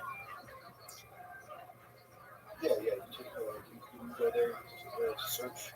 No, that was something different. That's on Twitter. So there's actually a website that's not related to Twitter that's known as spacesdashboard.com. And it has all of the spaces that are going on simultaneously, but it's literally not related to Twitter. So, but it's a better search function. So I went in there and I saw somebody had like a space. It was just called Last Slow Dance on Planet Earth or something like that. And I didn't really pay attention to the host or anything, but I just went in there, and I immediately got pulled up to talk, which is usually unusual because people are so skeptical of my account. It's brand new and it's got like 400 followers, which normally doesn't happen. And when you read it, it's just all this fucking text, and it's literally just videos of me of the last like 24 hours. I created one of those robots on my Twitter so that it just always is posting every hour. So, but I get called up and the person's like, oh, it's Rabbi Rothschild. Oh, would love to talk to him. Go ahead. And I'm like, how does this person know me? They do, though. I remember them. We used to be in all these ufology discussions like over a year ago. So firstly, it was really great that, like, you know, people still remember me, even though it's been more than a year since we've talked, way more than a year, like a year and a half or so to some of these people. But they still remembered me right away. They remembered my project. And they gave me the opportunity to talk about it. And I did. I do my elevator pitch. And it starts this giant debate. And it starts this debate where people want to get into bloodlines and Luciferians and all kinds of things that I don't talk about. That's not my gig. That's not my deal. I'm about moving forward, world peace, futurology. And these people just keep wanting to get into really things that aren't, at least in my discussion, relevant. And so this guy who's the host, his name is Mello. And I've got to say, without him even being a quote unquote virtual friend of mine or whatever, he's an excellent host. He lets people talk, but then brings it in when people start to get out of hand. And the big topic where people wanted to debate was on the topic of mind uploading. Basically, this idea of being able to continue your consciousness after death. And there were some people in there who are major transhumanists, and there were people in there who are major humanists. And as I say, and I keep doing my best to make sure people understand that I say this, with your consent, I'm about personal freedom and personal liberties, and none of this should be forced on anyone. If you want to die at the ripe old age of 80 years old or whenever, go ahead and die. That's absolutely a prerogative. But if you want to keep life going and keep the good times rolling, well, then nobody should stop you if you have the ability to continue. Well, that is made clear to the room, but a lot of people don't hear me say that, or don't, they may hear it, but it doesn't comprehend to them. And they make it sound like I'm forcing them to live their life forever. And it's definitely not something that I'm about. So it starts this huge debate for like an hour. And it was a really good debate. I mean, there are really intelligent people in there. And it was a very good space. I got some more followers in there. Let's see what we're up to. Let's see. Got a good number right now. So we're gonna try to keep the momentum going. I ran into this issue last night, I want to say. Yeah. There's this one Twitter space host. His name's like EZZ.eth or something like that. And I don't know, he hasn't necessarily vocally said he doesn't like me, but he doesn't want to hear from me. And so whenever he has a space, I always try to talk in it, and he just doesn't want to hear from me. Even though I haven't spoken to him in more than a year, if anything, I don't know who this guy is. I just know that he knows who I am. And so I've heard him say, no, I've heard from that guy 15 times. I don't want to hear from him. But it's like, I haven't talked in this fucking spaces in a year, so I don't know. Anyway, I don't know if it had anything to do with him, but all I know is right when I had a bunch of my accounts go into his space, I got this message on Twitter, on like all of them, that your account has been locked. So what happens when your account has been locked is you can either get like a 12-hour lock or like a 72-hour lock. I got 72-hour locks that basically don't allow you to friend anybody or do anything.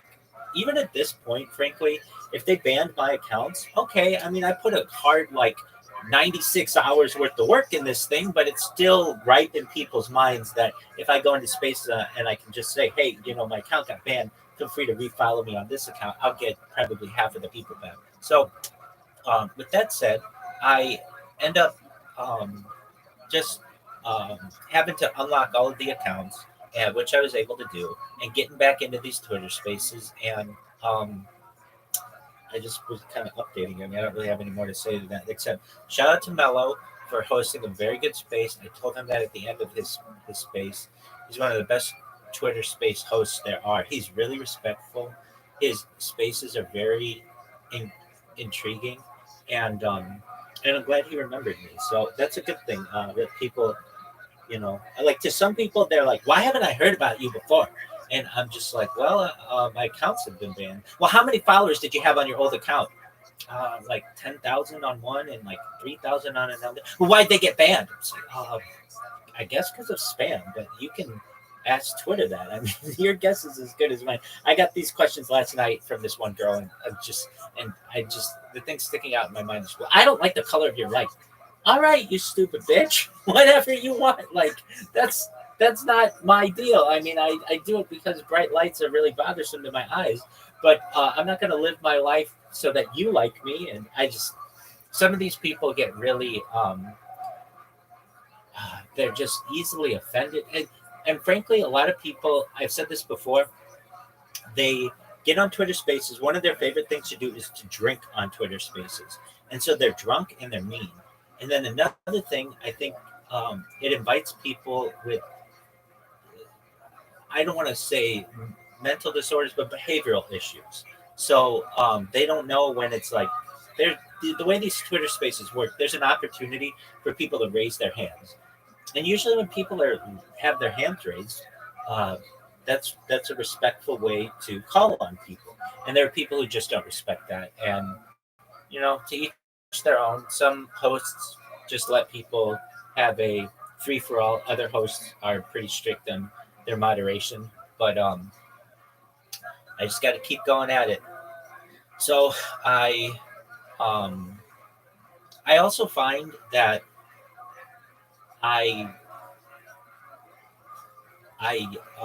when I go into these Twitter Spaces and I do my spiel, I have to say to myself, is it worth my time? I could perhaps shill 3 different Twitter Spaces in the amount of time sometimes it takes for people to call me up for one Twitter Space. So it's like, how's that going to work? And then there are other people, and I hate this, but what they do is they'll just see that my account has requested to speak, and they will not call on me, but I don't know that they're not going to call on me. And so that's kind of a waste of my time, but I just gotta keep at it. And Zoo was in here last night. Zoo was like my 4th follower or something like that. And he's like, how did you get so many followers in the last 2 days or whatever? And I told him basically the way that I do it is I go and I speak in these Twitter spaces, and sometimes I'll get a dozen people who will follow me just because they think what I'm doing is interesting or whatever. But then the other way is to go into these follow for follows basically. And so I showed him how to do that. And so hopefully that helps his account grow. To me, it's kind of it's like with any account that I've had, it's an uphill battle. And I know eventually I'm going to get pushed down the hill, and meaning like they'll ban my account or they'll do something, and I just can't let that get to me, and then just keep going at it. So that's what I'm going to continue to do, and we'll see how it goes. Sounds good. Hopefully nobody comes after these new accounts. That's my only worry is with these assholes who want to ask you dumb questions about your old account, is that they're trying to gather information on you to send reports to X. You know what I mean? Oh yeah, certainly. I mean, I see it. Look, I'm inviting getting banned. Nobody else takes advantage of the policies like I do. If they're gonna, if literally it is legal, or at least it's not against the law of the United States or the state or anything like that, for me to create multiple accounts, then why the fuck wouldn't I? Especially if I'm trying to gain traction as fast as possible. Look, I did this in the beginning the right way, where I had one account, and I had everybody follow that one account. But if you do this enough, if you expose yourself enough online, you're going to get that account banned. And when that happens, then you are forced to basically cut corners. And so one of the ways that I cut corners is through multiple accounts. And I recognize that it's not always the most beneficial strategy to me, because people think that I'm AI. I get that all the time. I'm getting it more and more on, especially when I give my elevator pitch, because I know it really well, and people are just like, I don't know. They say I talk too quickly, and that I sound like a robot, and it's like, no, it's not that. I talk quickly because I have a lot to say. I only have a certain amount of time to be able to do it. I maximize as many words per second as I can, because either somebody's going to cut me off, which happens all the time, or they are going to let me finish, and then they're going to have questions, follow-up questions thereafter. I know when I was in this, I think it was this one or maybe one recently, like I'll be talking about anti-gravity, antimatter, de-extinction technology, life extension technology, and just one person will want to ask me a question, and they'll interrupt me, and they'll be like, yeah, well, what about oxygen therapy? Okay, we can talk about that, but let me finish. Like, once I'm done, then I'll take your questions and I'll go through it. I recognize as well, I am going to do an AMA, but the way I want to do it is just send me your message, send me your question in a message, and I will answer it. But if I am going to do an open discussion, it's frustrating, especially when I have a good idea that blah, blah, blah, blah, blah. So if anybody wants to do an AMA with me, I'm open to any question. You can ask me any question that you want. It doesn't necessarily mean that I have to answer it exactly. I can say so I got the question that, do I still beat my wife? I want you to know that I am unmarried. I've never been married, and I don't think that it's right for someone to put their hands on another person without their consent. But I did want you to know that I did receive this question, and I did want to answer. That's how I want to be able to answer those types of questions.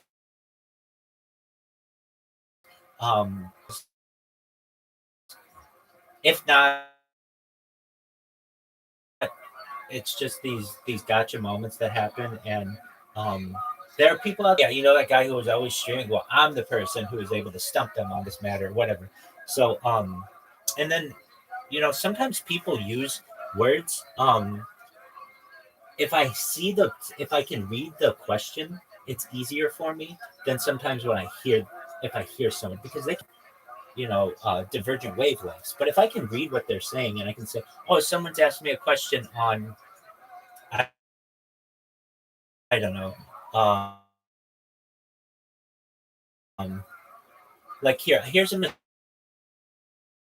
mistake that I would make when I first started this. I would call it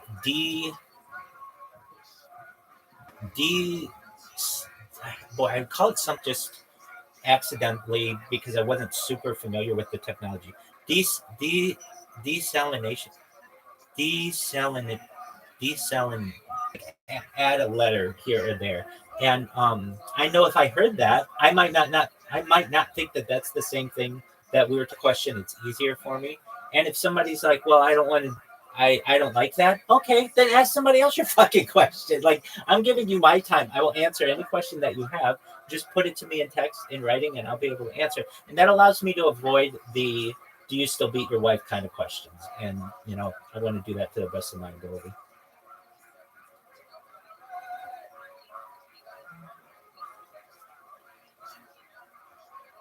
Sounded like you got really quiet at the end there.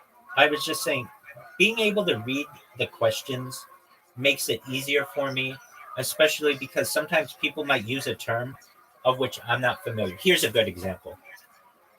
These terms aren't really used in mainstream society, so people don't really have a nice definition of them.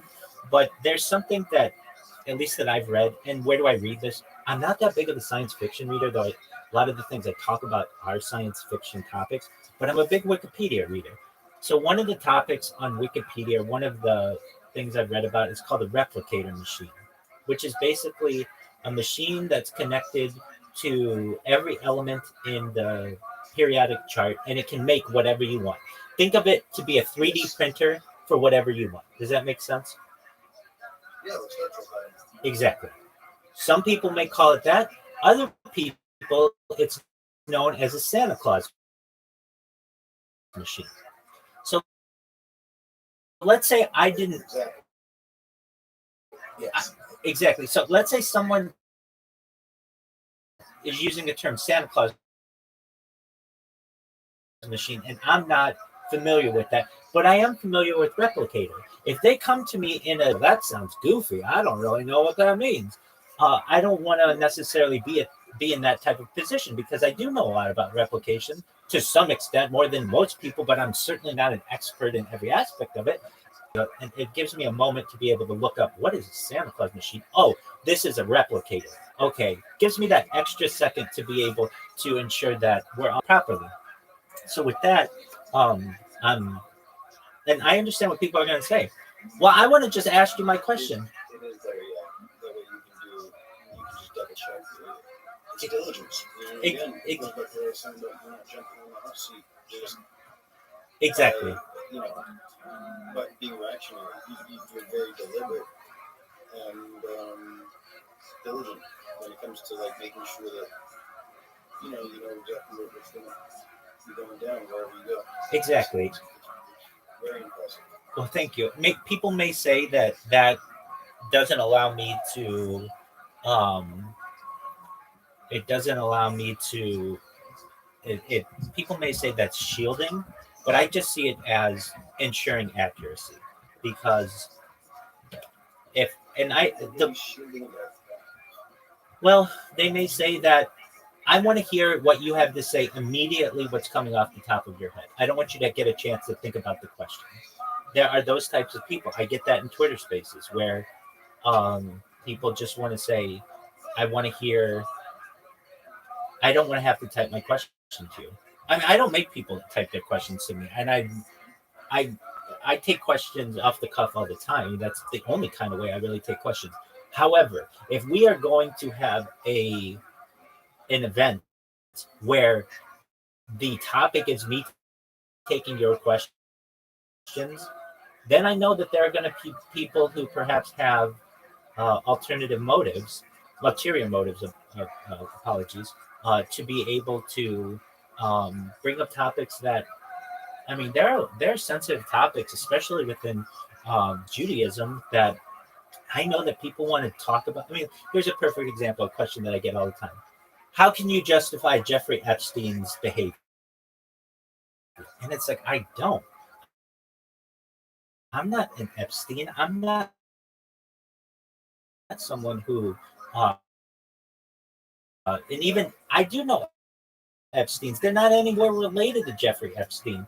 But, you know, people are willing to paint with a very broad brush. And when people want to get into those topics, it's like, we were talking about life extension and world peace and all these things.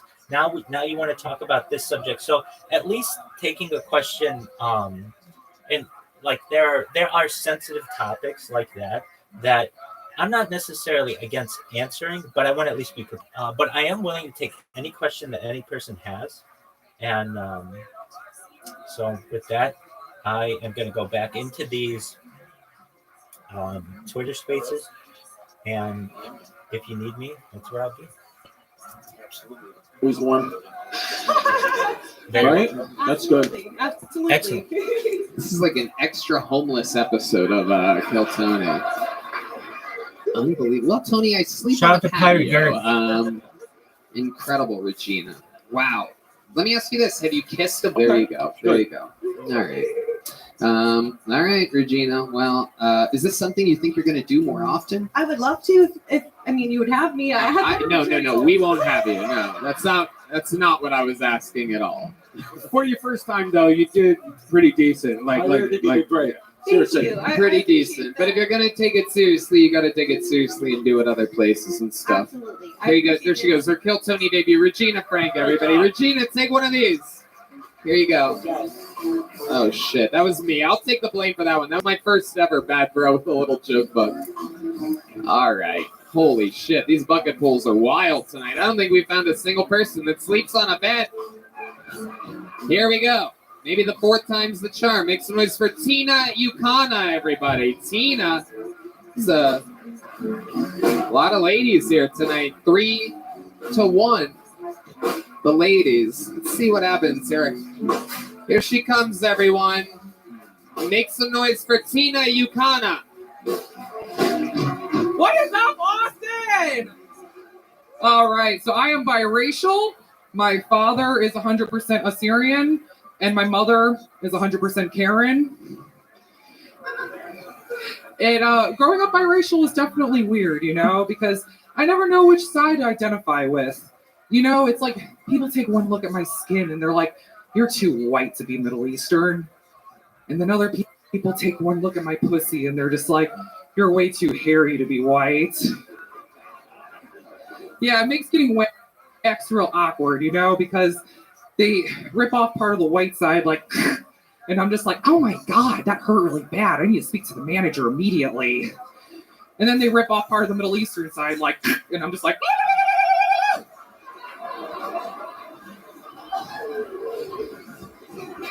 I like to travel when I can. Last year I went to Serbia, and when I came back home, I'm talking to one of my friends about it, and she goes, what the fuck were you doing in Serbia? That is the most randomest place you go in the world.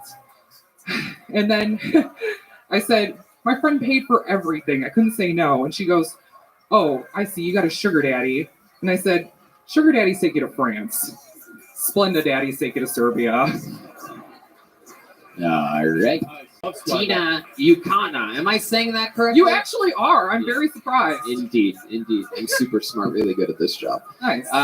So Tina, let's talk about it. This is your first time on the show. It is. Indeed. How long have you been doing stand-up? About 4 years. 4 years. Nice. Where at? In Chicago. I'm from Chicago. Okay. I perform at Laugh Factory, Lincoln Lodge, Comedy Bar, all the things, cool things. I go to New York sometimes. I'm going to do the Stand next month. I love it. Absolutely. Your hair is purple. Do you consider yourself an extreme liberal?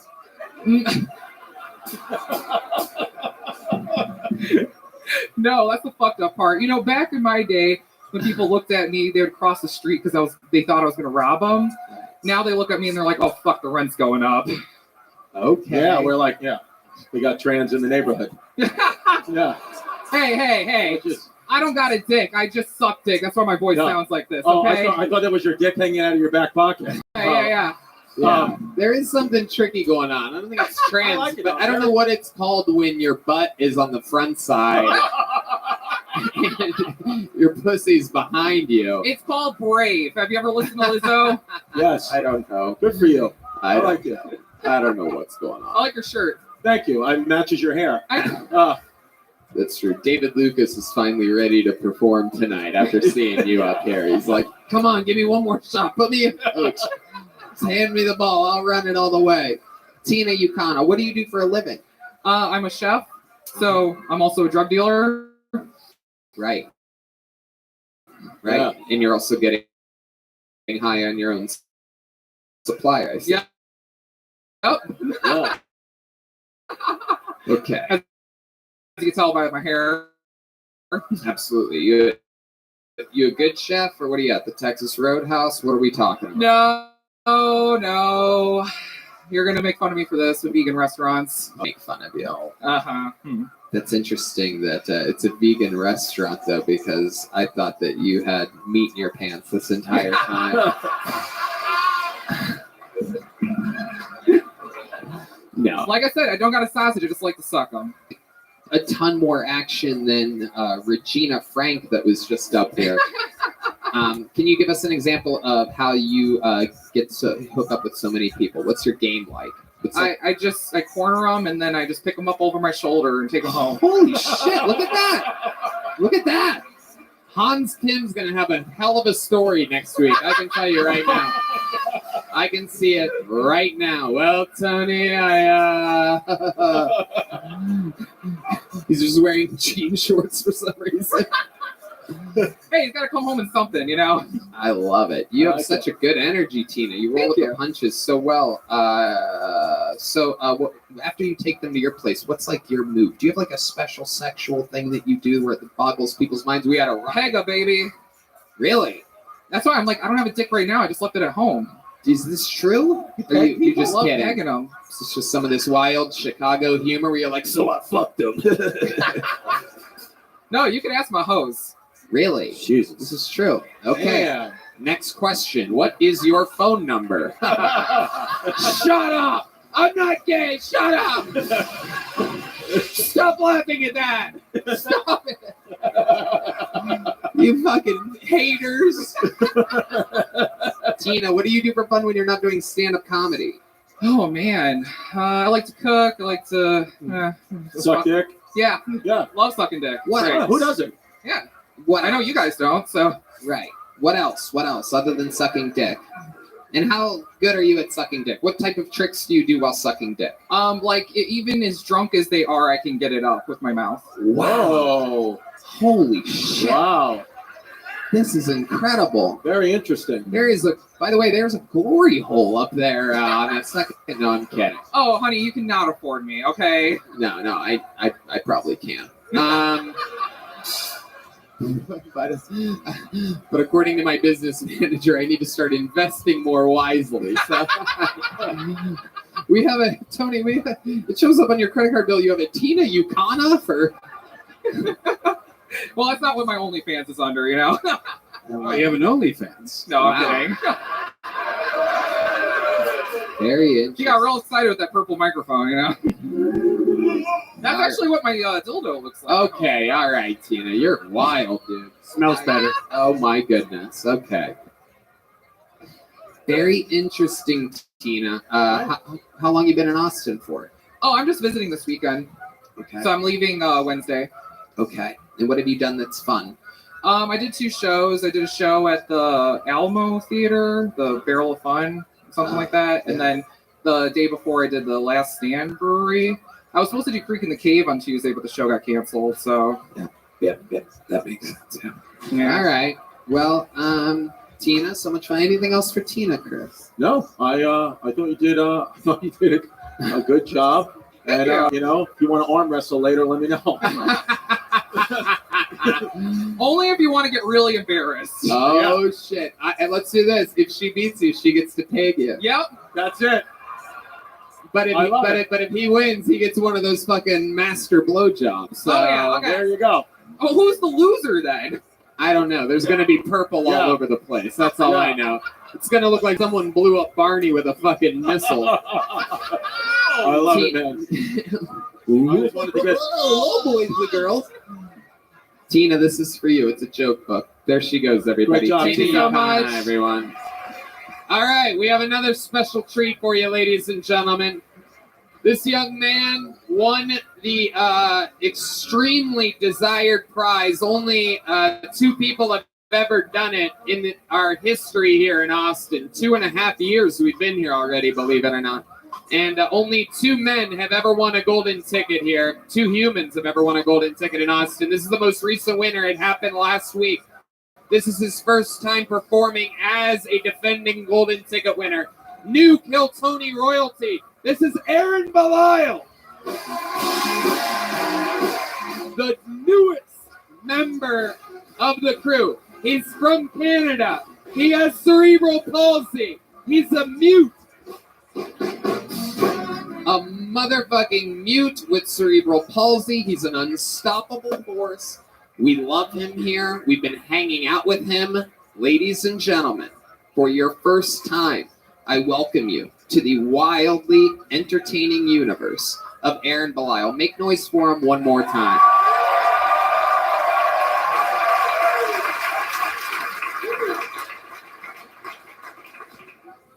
Are you all ready for a less fucked up comedian than the last one?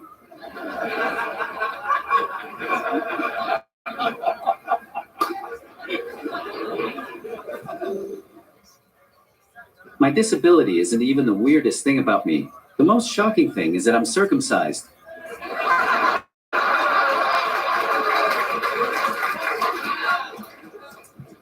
You might be asking yourself, why is that weird? It's pretty common.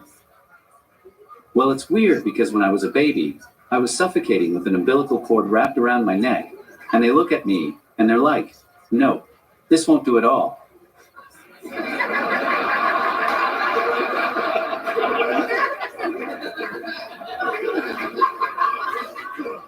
And they looked at me dying, and they said, oh no, grab the knife. Look at that nasty dick.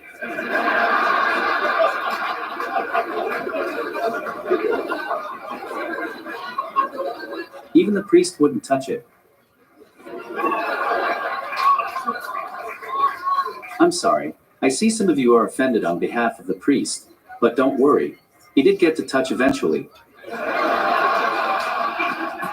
Ladies and gentlemen, Aaron Belial is here. He's the newest member of the Kill Tony universe, visiting from Canada. We're trying to make him an American right now. We have lawyers on the fucking job, trying their best. We're going to see what happens. Oh, is there a development with that, according to? Thanks to Kill Tony, I've been offered some opportunities that I can't really talk about, and I'm one step closer to being here. You're goddamn motherfucking right. Whoa. This is what we do. He made his Kill Tony debut 3 weeks ago. Pulled him out of the bucket. He killed so hard, I literally go, what do you want? Anything you want. He goes, I want to be an American. Then we had a fucking lawyer in the front row. He agreed to it, and all the wheels are in motion. Great, man. Fuck you, America's Got Talent. Fuck you, American Idol. This is the real American fucking free speech, making dreams come true. Yeah. The last of its kind until YouTube stops us. I haven't been doing comedy long, but I've been given so many opportunities. Thank you to Kill Tony, Red Band, Jason Rouse, and everybody else who is supporting and believing in me. Wow, I love that. Giving a lot of shout outs. Yeah. I didn't realize you were also black on top of all your other things. Shout out to Lil Boosie out in shouts out. More shout outs for a guy that literally cannot shout out. You keep chirping, but everybody says that I look exactly like that guy from Kill Tony. So you're really making fun of yourself. That's true. I'm not really making fun of your looks, you son of a bitch, but people tell me that I'm the manlier and less disabled version of Tony. I'm gonna be honest. That really hurts. That one hurt. I can make fun of your voice too. Oh, Jesus. Good. Well, I can make fun of yours at any given point. I wasn't always mute. I used to sound a lot like you. I prayed to God for a long time to take my voice away. I would rather not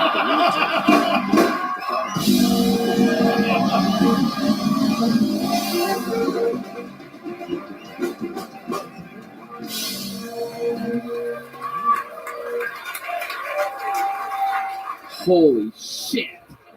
That's like the best joke on me I've heard in a long fucking time. I didn't want to sound like a bitchy lesbian anymore. Okay. Jesus Christ. Oh my God. One more fucking joke. I'm gonna break your right thumb. We're not gonna hear from your ass for fucking 4 months, all right? You be careful.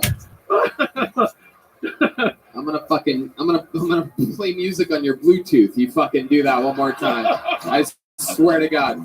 I swear to God. One more fucking joke. I swear to God. I'm gonna take your Bluetooth and I'm gonna play music. Yeah, that's the song that I want to listen to. A song about how it's raining men. Aaron is over here typing. God only knows what he's gonna say next. It's hurting my feelings so bad I'm gonna walk like him out of here tonight.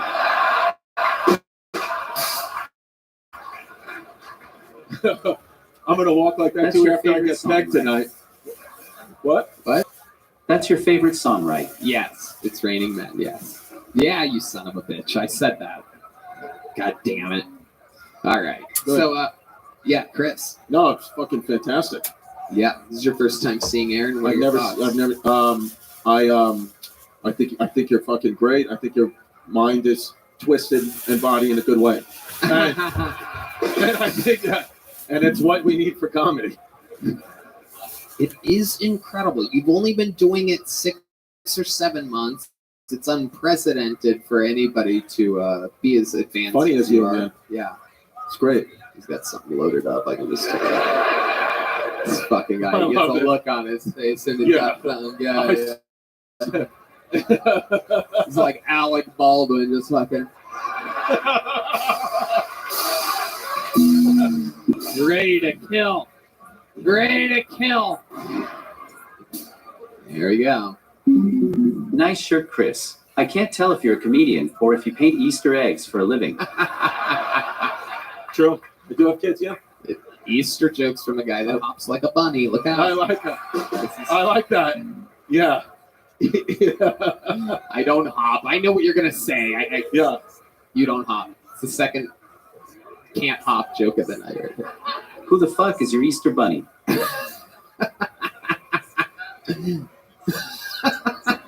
Sometimes I think it's coming and then it doesn't. Yeah. Sometimes he looks up a half sentence and then fucking goes back. Was that after the anal? Oh, you son of a bitch. You son of a bitch. You know what? You know what? That's it. That's it. What's the name of your Bluetooth network? JBL Clip 4, I'm guessing. I see it written on side. I'm gonna fucking get on it. No, we do. We have I just got word that your citizenship has been confirmed. You are the newest resident of Mexico. Congratulations. Congratulations, Aaron. Oh shit, he's gonna get me. One again. more. Fuck, I should have just fucking let him get the last word. No? What? Oh, you're good? Whatever you want. You can't walk, but you run the show when you're up here. You know what I'm saying? I trust you. I trust you. So 7 months, right? You jumped into the fucking game. Here you are. Absolute calling your shot. 8 now. Yeah. 8 months. Absolutely incredible. And you're happy? Would you say how happier than you've ever been? Yep. Fuck yeah. Beautiful. That's it. His first performance as a golden ticket winner. Another unbelievable set. Another unbelievable interview. I'll let that be on the Secret Show Thursday. Catch him Thursday if you're in town doing a full-length set here. Unbelievable. The newest star of the Kiltsoni world. Legend. Make some noise for Aaron Belial one more time, everybody. Back to the bucket we go. That's the real deal right there. That doesn't happen anywhere in comedy where you see somebody 8 months in just being built like a fucking machine. Your next comedian goes by the name of Eric Allen. Eric Allen. Here we go. You guys still having fun? You hanging in there? How many of you did edibles tonight? How many of you smoked weed before this? How many of you ate mushrooms tonight? It's a bunch of people freaking out. Here he is. One more time for Eric Allen, everybody. Make some noise for Eric, everyone. These people all wait all night. Sometimes they sign up for months and months and months and months without getting up. Please, one more time, make some noise for each comedian. This is Eric Allen. Thanks, everybody. Well, you know, times are tough. You know, it's rough out there. The economy's bad. There's a pandemic going on, apparently. And people are just rude to everybody. I think people will be so much nicer if it was legal to kill one person a year. Okay, some of you are with me. Think about it. You know, you get cut off in the HEB parking lot. You're like, hey, buddy, I still got mine. Now, most people would use yours right off the bat. You know, New Year's Eve party didn't go so well, or, you know, your college football team's blowing the bowl game. Your friend Bob's a Michigan fan. You're like, shut up, Bob. But most of you would wait till a better time of the year, like the holidays. Think about how this could change Black Friday shopping. Everybody's in front of the Walmart at 6 a.m., locked and loaded. And with a great rush, everybody steps back and says, no, you go first. No, after you. I didn't want that scooter anyway. Here we go. Eric Allen, another bucket pull. Eric Allen. Hard to follow Aaron Belial. Even with a voice box and 2 operational arms, it's very hard to follow Aaron. Yeah. Do your wife and kids know you're doing this? Yes. Are they happy? We flew here this morning. For this? They know. Yes. Nice. You gonna get divorced, you think? No, we're good. Okay. Yeah.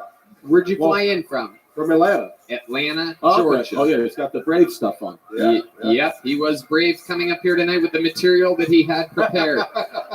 that is for sure. What do you do for work? So I used to be an aerospace engineer, but I quit that about 8 years ago, and now I run an adult sports company. Adult sports company. Nice. Please explain to us what goes on in. Yes, is it called Pornhub? No, it is not. It is not. No. Okay. No, it's kickball, volleyball, cornhole, a bunch of like adult rec sports. Okay. Do it naked or anything? No, it's just adults. Yeah, it's just 21 and up. Do they have special needs? No.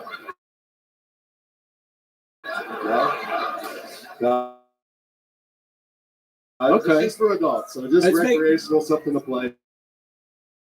It's doing well. It's doing well, the company. Yeah. Okay. Yeah. Good. Interesting. What? Yeah. That's very, very interesting. Where were you on January? I was at home. Ah. In the Washington, D.C. area. Yeah. Home of Congress. Okay. Eric, what are your views of America right now? The current that looks like a real man, just a real old gentleman here, still rocking Nikes, even though you don't like black people. I like it. That's all good. Yeah, I'm just laid back, you know. What's your favorite thing about the state of America right now? I don't know. I'm a big sports fan, NBA. You know, watch a lot of sports. So. Okay, and you're very subdued. When I look at you, I think of 2 words: murder-suicide. That's what it feels like with you. Probably I didn't do my serial killing jokes tonight, then probably so. Yeah. Deep madness. How long have you been with your wife? We've been married 10 years in May. And your kids? Yeah, I've got a 7-year-old and then 19 from a previous marriage. Ooh. 7 and 19. And he's having a kid in 2 months. I'll be a granddad. There it is. Nice white Atlanta trash. Look at that. I knew it was in you. Beautiful. Nice. So, yeah, 19-year-old grandpa. How old are you? 48. 48-year-old grandpa. I like it. Very Puerto Rican. I like it. It's my family. I get it, man. Good for you, dude. How long have you been doing comedy? This is my second time. Second wow, time ever on congrats. stage. Incredible. That's good, man. Where was your first time at? Eddie's Attic. Actually, no, I've been there. No, I did the Jeff Justice comedy show back in like 12, 15 years ago at the Punchline. So I took the class and wow. So you haven't been up here in 15 I years? did it one time, and then this is my second. This is really the first time. Yeah. Wow. So Good for you, man. Is this something that you just planned for and hoped for? Like, did you know you were coming here tonight? You flew in? Yeah, we got the tickets my brother and I about 3 or 4 weeks ago when they went on sale. And they said, hey, we're coming. We wanted to come. So I love it. it. Your wife and kids are here? No, they're back in Atlanta. Oh, good. Okay. Very cool. It's not easy, man, but first time to do it like this, I think it was excellent. Yeah. And 48 years old, a lot of guys wouldn't have the courage to, they'd be like, oh, whatever, my life's almost over anyway. But you came out here and you fucking are trying something new. Yeah. Thank you, dude. Good for you. When do you fly back? Wednesday. Okay. What are you doing tomorrow? Hanging out, probably getting some food, hitting barbecue places, stuff like that. Have you tried Texas Roadhouse? we have Georgia, so believe it or not. Wow, absolutely. Got one in Atlanta. Okay, what's the craziest thing about your life that you could share with us? Do you have any special skills or talents or anything that you once did? You saved someone's life or almost died or something crazy, something with your family? A little fun fact that makes you absolutely different than everybody else? I mean, not really. I mean, being into sports, I did travel. So there's the kickball thing. I did travel. So, are you fucking great at kickball or something? Like, what the fuck is going on? How do you make a living in the kickball world? Believe it or not, I did travel for about 12 years playing, basically like semi-pro kickball. What? First of all, that was the answer to the question I asked you 2 minutes ago. Not much, just a typical sports fan I have, daily dabbled in making a living in kickball. What the fuck are you talking about? I've been that to is Austin unbelievable. Twice. Been to Austin twice, 4 kickball tournaments in the past. What? So, yeah. Wow. They fucking They do it all over. There's one in Atlanta next weekend. So. How much money do you lose playing kickball exactly? I've made about $3,000 in 10 years doing it. Wow, okay. Something. There you go. That makes sense. We covered a couple bar tabs. I love it. Hell yeah. Incredible. Good. I love it. Your wife is going to watch this in 2 weeks. Eventually. Yeah. Tell us something weird about her pussy. After 10 years, there's not much weird. It's just, it's just normal. Okay. Did they sew it, tighter like daddy stitch? Did you get the daddy stitch on it, or you pay extra? Yeah. Nope. Do you know about that? Nope. Just Lucy old goosey over there. All right. Well, Eric, you are a true American gentleman. I know you're going to catch this because you're a professional kickball athlete. So there you go. That's another joke book from Bonsai. There goes Eric Allen, everybody. We got to keep it moving here. Let's get another one out of this bucket. See what happens. All right, another Eric, back to back. Make some noise for Eric Biggs, everyone. Eric Biggs. These bucket pools have been fucking aggressively rough tonight. Let's see what happens here. And Eric Allen going home with a gel blaster for his 19-year-old. Here he comes, everybody. Eric Biggs, everyone.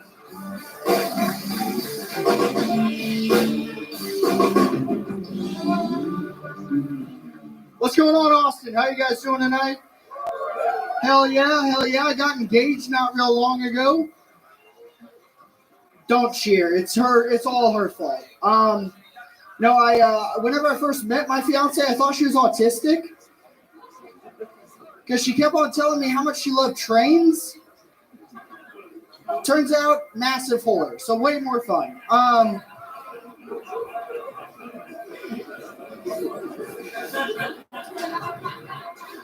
I miss hanging out with my dad since I moved here.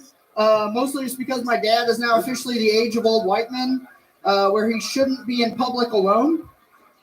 You know, like he sees other old white fat guys, he chases them across parking lots to see if their Corvette t-shirt means they own one. It's like, Dad, we're in Walmart.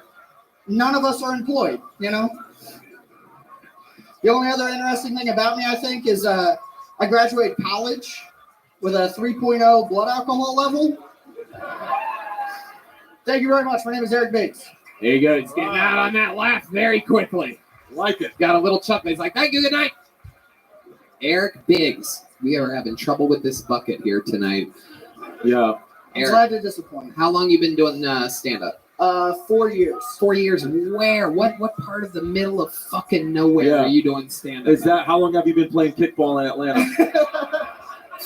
Blanco, Paris, Missouri. Missouri. Oh, nice. Ah, yes. Yeah, the funniest guy of 3 people. It's a big thing, you know. Right. Yeah. Absolutely. Okay. Is that near fucking what's it called? The fucking Ozarks? Yeah. Yeah. That's where the rich people of Missouri go to party. Right? Yeah. Where do your people go to party? Texas Roadhouse? Yeah, Texas Roadhouse. Where though? What's the name of the The gas BP gas station. You guys really hang out at a BP? Yeah, I'm as white trash as you want me to be. You know? Wow. Tell us more. Tell us about that. We want to know about trash Missouri you. We don't want to know about fucking your blood alcohol level and shit like that. We want the real shit. White trashiest thing you think you've ever done or been part of? I got lit on fire because I didn't understand Oh my the way God. gasoline works. You didn't understand what gasoline was? Yeah. I'm a mechanic too. That's the sad part. What part of your body got lit on fire? Arms, legs, face, neck. So I have excuses. The reason I look like this. You don't have any scars though. Yeah, just on my hand. Oh, just on the hands. Oh, and you have the American flag tattooed on your Yeah. Nice. That way Oh, yeah. everyone knows. I could have guessed that. Hopefully you didn't light that part on fire because we don't take kindly to that in Texas. That's Yeah. desecration of the flag and that's against our fucking laws. Okay, so you've been lit on fire Yes, sir. and you've been doing stand-up much longer than we were hoping that you've been doing it. What's your love life like, Eric Biggs? I'm engaged. Okay. Nice. What does she do? She used to be a waitress. Then we moved here, and she decided to just sit at home while I chase dreams. Oh, that's great. Wow. Well, get ready to light yourself on fire again. Yeah. Oh my God. Yeah. Very poor is what I'm saying. Wow. Incredible. So, when did you move here? About a month ago. About Oh, a nice. month ago. Welcome. And so, what is your actual plan? How much money did you guys save for her to be sitting around and you to be chasing your dreams? Yeah, I have a work from home job, so I was able to do that still here. So I work in a call center while old white women yell at me and call me a cunt every day. Wow. And that's then- just your wife. Yeah. Yeah. Yeah. Then I do comedy, and women with blue hair Yeah. call me a cunt. So, Yeah. You do have the body of a lesbian. Yeah. Yeah. Just for you. Weren't you on stage earlier with jean shorts? You want to pet me? Daisy pukes. Interesting. You know what? I want to keep flying through it. It was nice to meet you, Eric Biggs. Thank you very Here's a much. little Good job, joke book. Eric. Oh shit, we're out of little joke books. We'll get you one next time or something. There he goes. He gets a gel blaster though. Available in stores everywhere. Let's do something fun right now. Let's get a little. Remember that shot that they gave Uma to the heart in Pulp Fiction? That's what I'm going to try to do to this show right now. When I introduce someone who, again, much like Aaron Belial, is only a few months into this fucking business, but we think he's a sensation. Make some noise. Another set by Uncle Laser, everyone. Oh, there he is. Taking his time. By God, he has a bottle of whiskey. The boy's got a goddamn bottle of whiskey. He knows how to make an entrance, folks.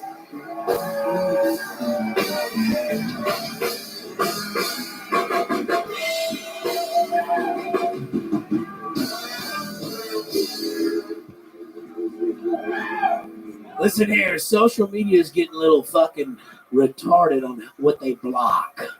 The other day I was sitting in traffic and some fucking retard was in the right-hand lane and he didn't turn right. Hung us all back. And I said retard on social media and they took me down.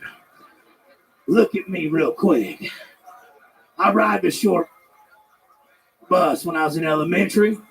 And when people were going to regular math, I was doing remedial math in the janitor's closet with people that walk like Aaron Belial.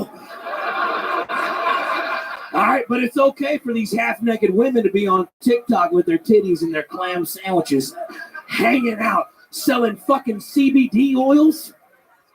Delta 8, that's great. Yeah, not a chance. But the other day I subscribed on my Instagram to a nature page where the fucking lions tackle the gazelles.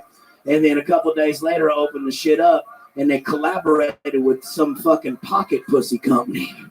So I'm over there trying to get a beer in line and I see some Asian woman fingering the fuck out of this fucking pocket pussy going, oh, big boy, big boy. But I went ahead and paid the $69.99 and got it shipped to my house. Red Band, I got you one too. You know what I'm talking about? Love it. He's a wild boy. That's Uncle Laser, everybody. I actually do follow that account, Nature's Deadly. No, yeah, no. I made it the size of your vagina too, dude. Oh, wow. I always knew that you wanted to fuck you. me. Yeah. You just don't have your hair thinning. I'm upset. I love it. Very good. So was your time on the show, so that they have that in common. This is really exciting. You fucking hillbilly faggot. Whoa. Hey, bobbity. I love it. Uncle Laser, let's talk about it. You said retard a record 5 times in 40 seconds. Look, I'm trying to get canceled. Well, you have to have a career first. Whoa, relax. You actually have to... You're putting the...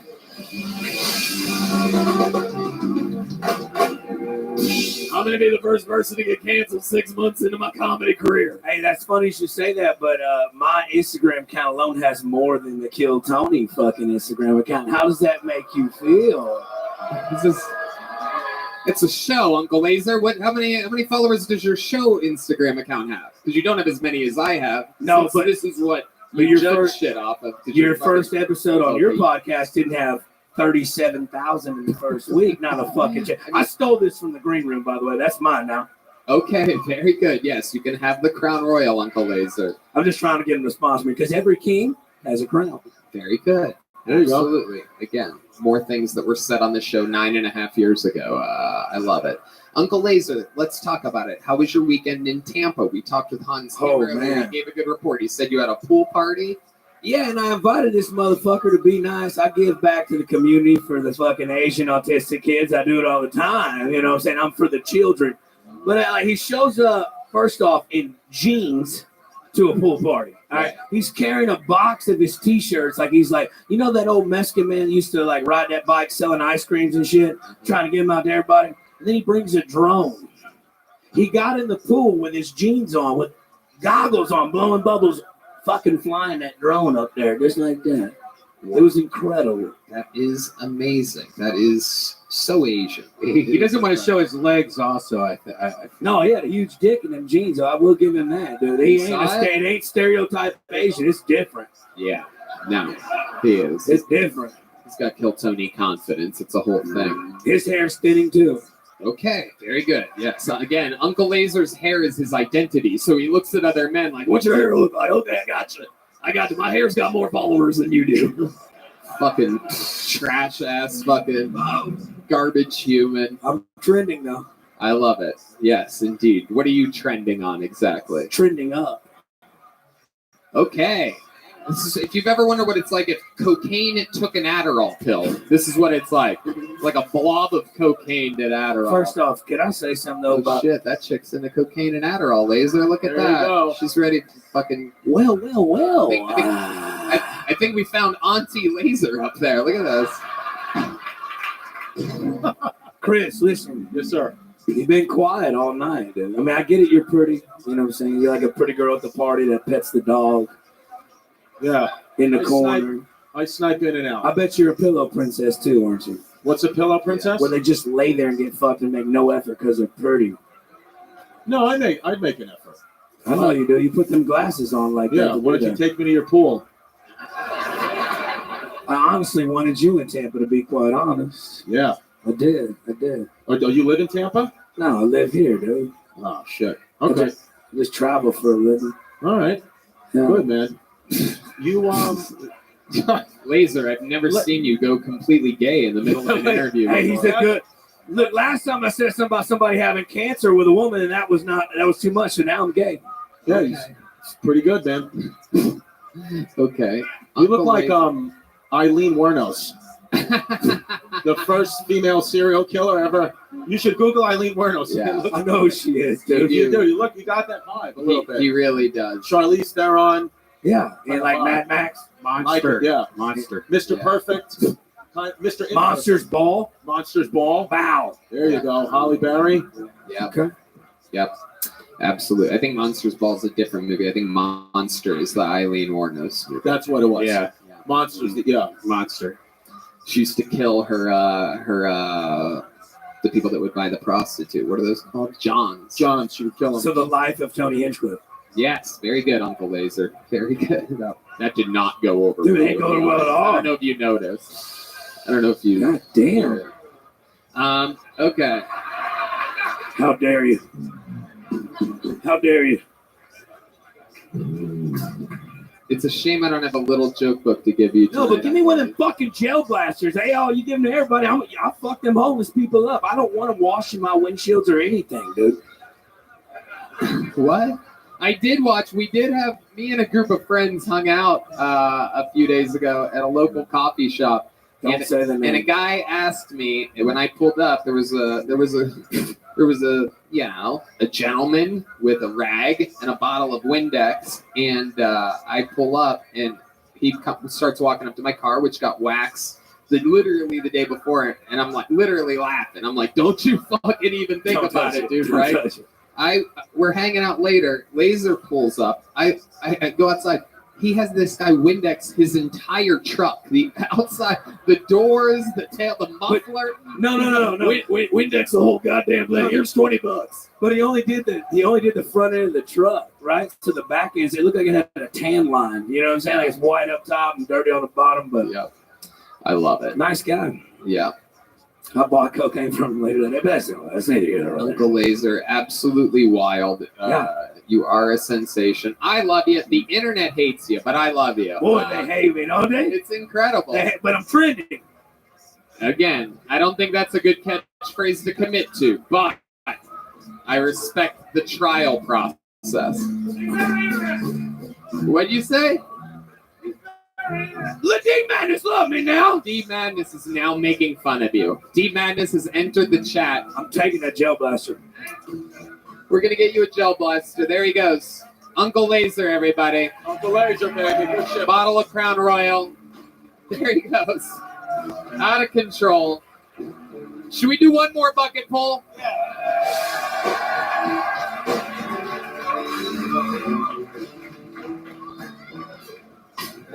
Let's see what happens. All right. You know, I've been doing this a long time. I've never seen this name before, but just something in my gut. Sometimes when I see a name, I feel like it's going to be a good one. This is a 3-name comedian, and I think this is going to be the bucket pool of the night. Maybe I'm wrong. Who knows? I don't know why I'm hyping it up, but make some noise for Chad Mitchell Budgeons. Or perhaps Rogers. Rogers? Whoever the Chad Mitchell is, Chad Mitchell could be Rogers, could be Bodgers, or Bodgins. Here he is, Chad Mitchell. Hey everybody, how's it going? Dude, my name's Chad. In case you couldn't already tell. There's a stereotype about the name Chad. I don't know if you guys have ever heard of it, but typically he's a straight white guy, mid-20s, and a total fucking douchebag. And I just want to take a second, set the record straight, and say, listen, not all guys named Chad are douchebags, okay? But I am. So, it's a safe space. It doesn't help that I look like every guy from the Midwest ever. Like, I've been working on this impersonation. Can I do it for you guys? Okay, this is every white guy from the Midwest taking a photograph. Here we go. Ready? Can you turn it sideways? Let's do a silly one. Let's do a silly one. I didn't know what being a Chad was for the longest time, but one of my boys clued me in on it. He was like, no, dude, Chad is synonymous with being a douchebag. You're like the good-looking, confident guy who's probably going to try and steal someone's girl. I'm like, that's hilarious, bro. Like, try. Thanks, guys. Oh, yeah. Chad Mitchell Rogers. Chad Mitchell Rogers. Boy, was I wrong about my instincts about that pocket there. That was incredible. Boy, at least, I can admit it when I'm wrong, and boy, yeah, I was wrong about you. Weren't you just up here with cerebral palsy? Yeah. We found a cure. He fucking shook it off, and we found a cure. I'll trade him for Aaron Belisle. We'll trade you to Canada so we could have Aaron. How would you feel about being a Canadian? I already have the tuxedo one, Tony. That is correct. You absolutely do. Chad, where are you from? Originally Detroit, Michigan. And now you live here? No, I live in Los Angeles, but I'm thinking about moving here. Okay. How long ago did you move to Los Angeles? 7 years ago. 7 years ago. How long have you been doing stand-up comedy? About 2.5 years. 2.5 years. And were you trying to act in Los Angeles? You seem like you were trying to act.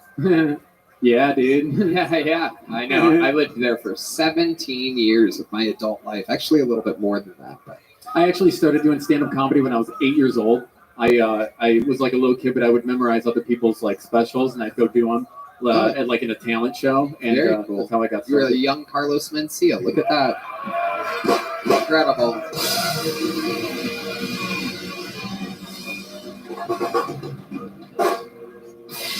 Incredible. So, Chad, how did your acting career in LA go for you? You seem like the kind of kid that had a Disney Channel appearance at one point, and now you're triple vaccinated and going to die from an enlarged heart any day now. How close am I to correct about all that? Pretty damn close, Tony. We did get 2 shots. But no, I was on Young and the Restless. Big break. It's a soap opera. All right. I do shitty YouTube videos with some YouTubers and stuff like that. Okay. Yeah. What do you usually, what does your YouTube video content consist of? It consists a lot of me like being a drill sergeant or like a cop, like being real hard and giving some other guys like a really hard time. Okay. Is it you and a bunch of white guys? Yes. Oh, okay. All right. Are you good? Yeah. Right. You smooth with the ladies, Chad? Yeah, I'm pretty smooth. I have a really beautiful girlfriend. Okay, you had? Did she pass away? No, she's here tonight. Oh, okay. Did her name? Jennifer. Jennifer what? Norman. Ladies and gentlemen, how many of you want to see if his girlfriend's funnier than him? Welcome to another episode of Is Your Girlfriend Funnier Than You? This is the Kill Tony debut of Jennifer Norman, everybody.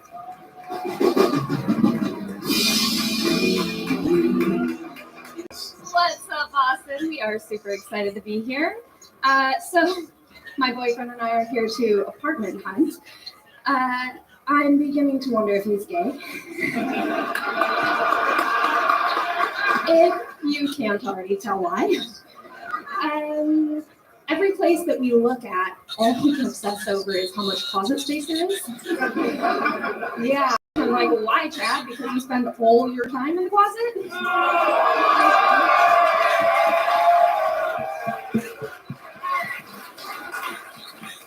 Again, he's a Chad. He holds up to his name.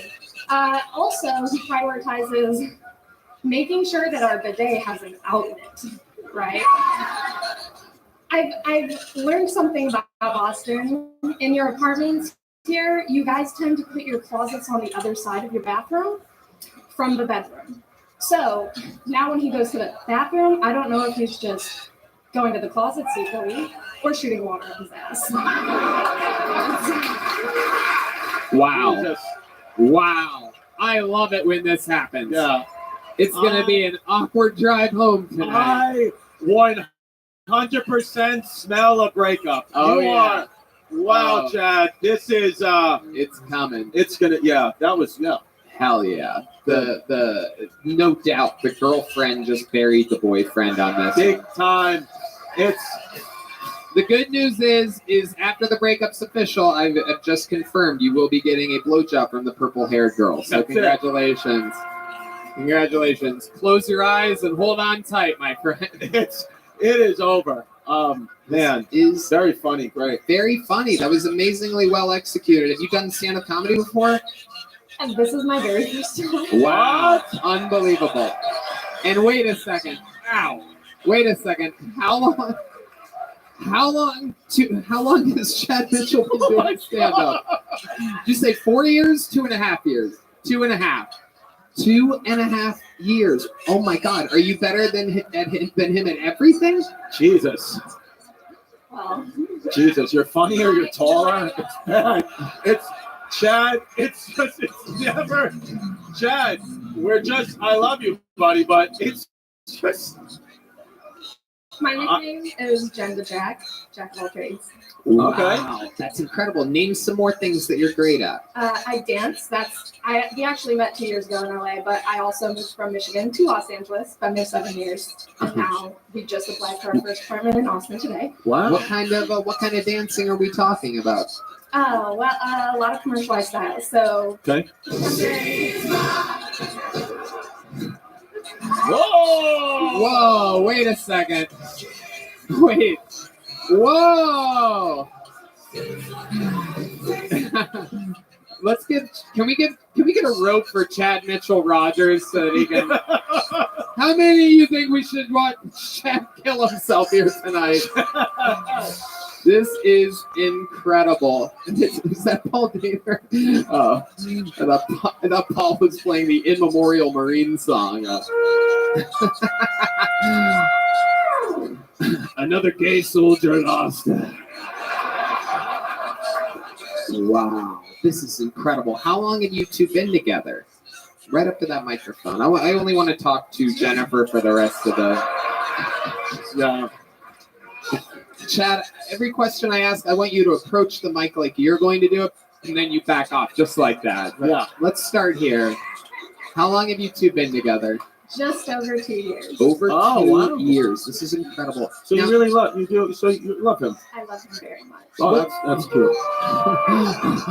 That's beautiful. Why did you absolutely annihilate him then? He told me to. He was like, "We have to write you a minute. You're going up there. I'm going up there. Somebody's going up there tonight." So Wow. But you wrote it though, or did Elliot Page? This is incredible. He's really good at making fun of himself. I'm just like really good at executing it. Yeah, absolutely. There is no doubt about it. I think we found your guys' business model. He's the writer and you're the performer. Incredible. This is amazing. I love that you Alfred, your boyfriend tonight. Luckily, you're the perfect height to give him a sympathy kiss on the forehead. You don't have to bend over, Chad. You don't have to bend over. She's already got you. Jennifer, let me ask you this. Is there anything that Chad does in the bedroom that you think is lame?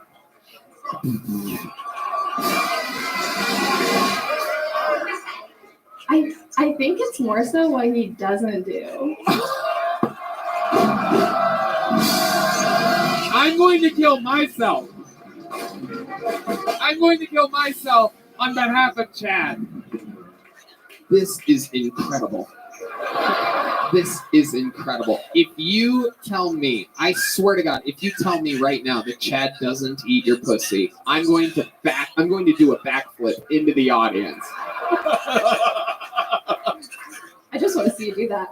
Oh, okay, good. So that's not the case. What doesn't he do in the bedroom that you wish he did? Last question, then I'm going to let you two go. But you have to answer it honestly, or I'm going to ask 5 more questions. Somebody yelled anal. One of the college kids yelled anal. I can always go to my college station friends here for a little extra immaturity that Red Band doesn't provide. Is it anal that you want to hear? He does seem like he'd be like, that seems icky. Seems like he would say that. I think he wants to do that more than I do. That's not my thing. Okay, I do believe he wants to put his penis in a butthole. I do believe that.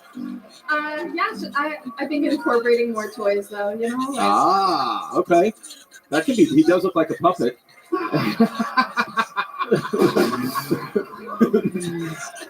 Oh my goodness. You guys are absolutely adorable. I love Love how it. authentic you are. Chad, you have a great fucking sense of humor. You fucking roll with everything perfectly. Chad Mitchell Rogers. And I'll tell you what, I'll give you both big joke books for being fucking great sports. Thank you. There they go. Have a good night. Ladies and gentlemen, to end tonight's show, I present upon you one of the greatest anomalies to ever happen in the history of Kill Tony. This man is the longest standing regular in the history of the show. More appearances than anyone else ever. More new minutes than anyone ever. More interviews than anyone ever. Some people call him the Memphis Strangler. Some people call him the Vanilla Gorilla. Some people call him the Big Red Machine. This is indeed William Montgomery. Wow! It really is him. Make some fucking noise for the one and only.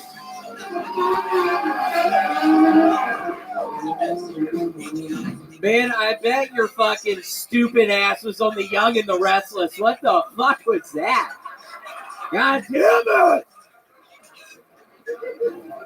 And just right off the bat, anybody in the front row, I'm sorry, I have COVID right now, so I'm sick as shit. So Alex Murdaugh's murder trial is winding down on television. Seems like if he was going to murder a son, he'd murder the one named Buster and not the one named Paul. It was a long weekend this weekend. Hard to trust a Mexican restaurant that doesn't have Mexican waitresses. That's like going to a Chinese restaurant and not noticing the obvious signs of human trafficking.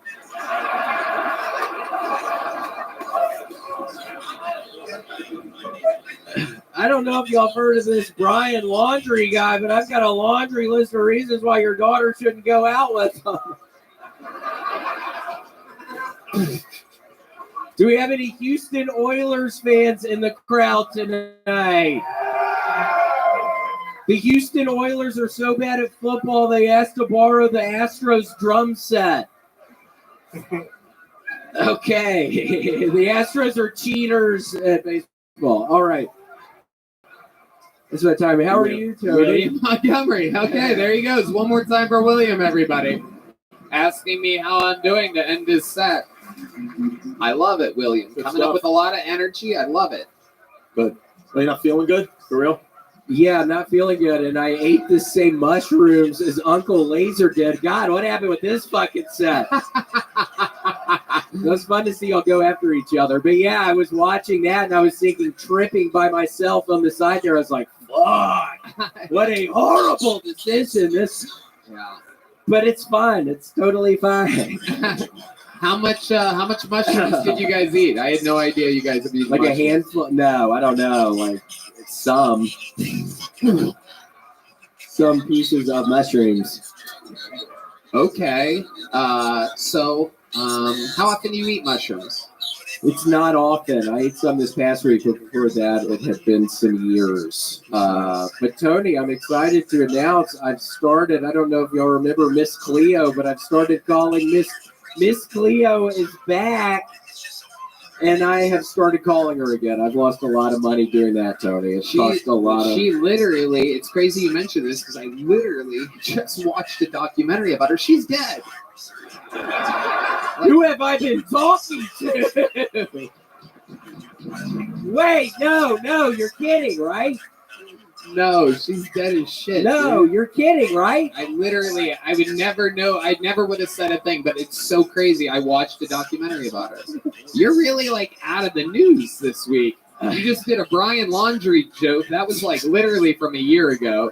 The Houston Astros cheated 5 years ago. And the Houston Oilers aren't even a football a team. They aren't a team. They haven't been a team for, I think, a decade or so.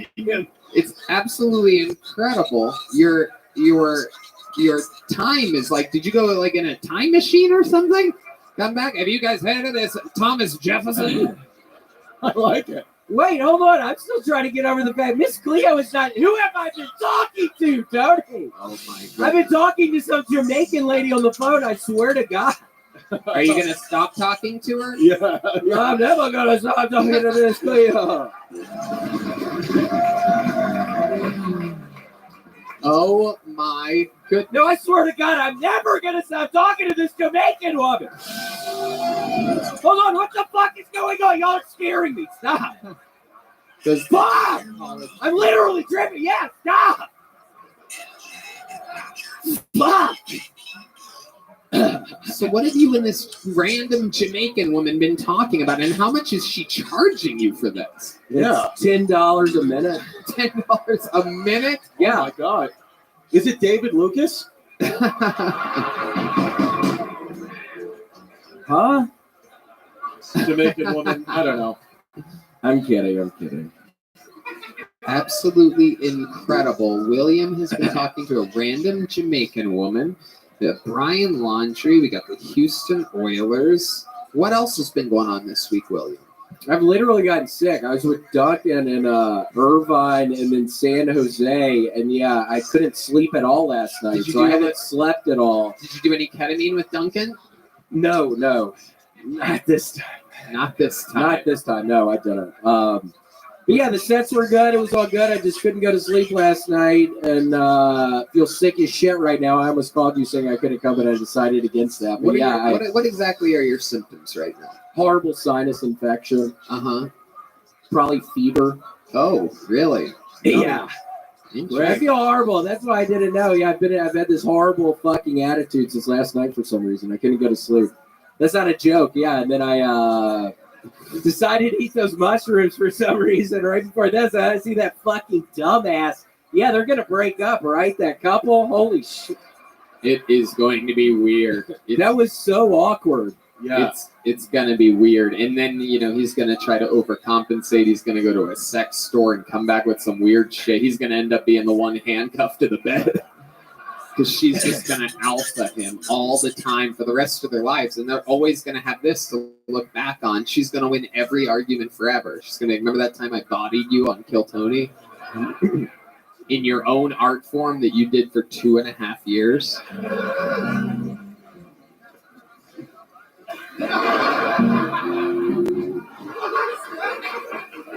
William Montgomery really playing to the crowd right now. I like it. A little bit, yeah, just horribly on edge. Yeah, I couldn't fucking go to sleep last night. It was horrible. I don't know what it was. I drank some coffee. I did take a little piece of an Adderall at probably 4, but normally that doesn't affect me. But yeah, I couldn't. You took an Adderall at 4 p.m.? 4 p.m., drank some coffee, and then couldn't sleep. So I've been up since yesterday morning. Have you tried winking? Winking relaxes you. Winking at people in the audience. William has a special magic trick. I have been watching your fucking fine ass since he fucking... Whoa, you talking to this guy right here? Yeah, look at that guy. Wow. He's a cutie down there. I like that guy. Nice. Yeah, he's here from Ukraine. Yeah. Visiting. At war right now. Ooh. Oh. Yeah, I think I love you, man. Oh, my goodness. Holy shit, I'm not fucking around. I think I love you. Whoa, he just gave you the eyebrows. This is... Red Man, stop! I wasn't even fucking with you. What would you do to this guy if you had the opportunity to take him back to your place? Ooh, what wouldn't I do? Where would you start? Probably just some simple kissing. Probably just some sweet little kisses. If you'd let me, I don't know. Let's see how far you'd let me go. Just some simple kissing. Yeah, we'll see how far you'd let me go. Let's see how far you'll let me go to me. Sir, how far would you let William go? Yell your answer out so this mic picks it up. Just answer the question, you fucking idiot! The College Station kids are trying God. to... He's a little bit confused right now. This is like when the I feel Liver bad. King I'm got kidding. caught doing steroids right now. He's being awfully silent. Would you make love with William Montgomery? All night. Oh, well, that's sweet. I didn't know what you would say. I'll take that. Thank you so much. There you go. Cool. Okay. William, what would it take for you to stop fucking this guy? Probably some Ritz Bit sandwiches. Okay. I've been eating a bunch of Ritz Bits recently. That's not the answer I was expecting. Oh. Yeah, Ritz Bits. Ritz Bits? What are these? It's little bits of sandwiches. Like cheese, peanut butter, Ritz Bits. Ritz Bits? Yeah, Ritz Bits. It's like Red little Band is pieces. dying of laughter. The chief, our chief snack correspondent, Red Band, is dying of laughter right now. Yeah, it's I've mini never little seen him sandwiches. laugh this hard on this show. Ritz Bits. But snacks hit him. Ritz Bits. Yeah, they have peanut butter. They have all kinds of stuff. They have s'mores Ritz Bits. You think you're ever gonna stop eating Ritz Bits? I'm never gonna stop eating Ritz Bits. And I swear to God, I'm never gonna stop talking to that fucking Jamaican lady. She is so sweet. That is incredible. Maybe next week we'll give her a call on the show. Yeah, we should. All right, ladies and Do it. gentlemen, William Lights Out Montgomery, everybody. The great Chris DiStefano, everyone. Come on, make some noise for him. Radio City Musical, September 27th. East Coasters, get your fucking tickets. Let them feel the Kill Tony bump. Also listen to Hey Babe, Chrissy Chaos, and go rewatch Special Weshy, his hit special. The Giant from Ryan J. Ebelt is in. That's all available at ryanjebelt.com. That looks fucking fantastic. Look at that. That's a painting of you, my friend. That looks exactly like you. Chris. I look like you. Awesome. Chris Rogers drew a piece of art tonight, ladies and gentlemen. He committed to drawing Uncle Laser, of all people. It's a decision that he made before Uncle Laser started his set. He probably tried to change it to a William Montgomery 10 minutes ago. He's going to be auctioning that off after the show, so any Uncle Laser fans can buy it. My guess is Uncle Laser's probably going to have the high bid on that one. Boy's got a little bit of an ego on him. How about one more time for the best damn band in the land, the Kill Tony Band? Michael Gonzalez. The debut of Zach Person. Motherfucking D Madness on the bass. Matt Mueling, Paul Deemer. We love you guys. Thank you so much. Red Rose, Yellow Rose, D Betty, Joe Blaster, Austin Security Guard Service, and Screwball Peanut Butter Whiskey. Red Band. Love you guys. Good night, everybody. Thank you so much. Good night.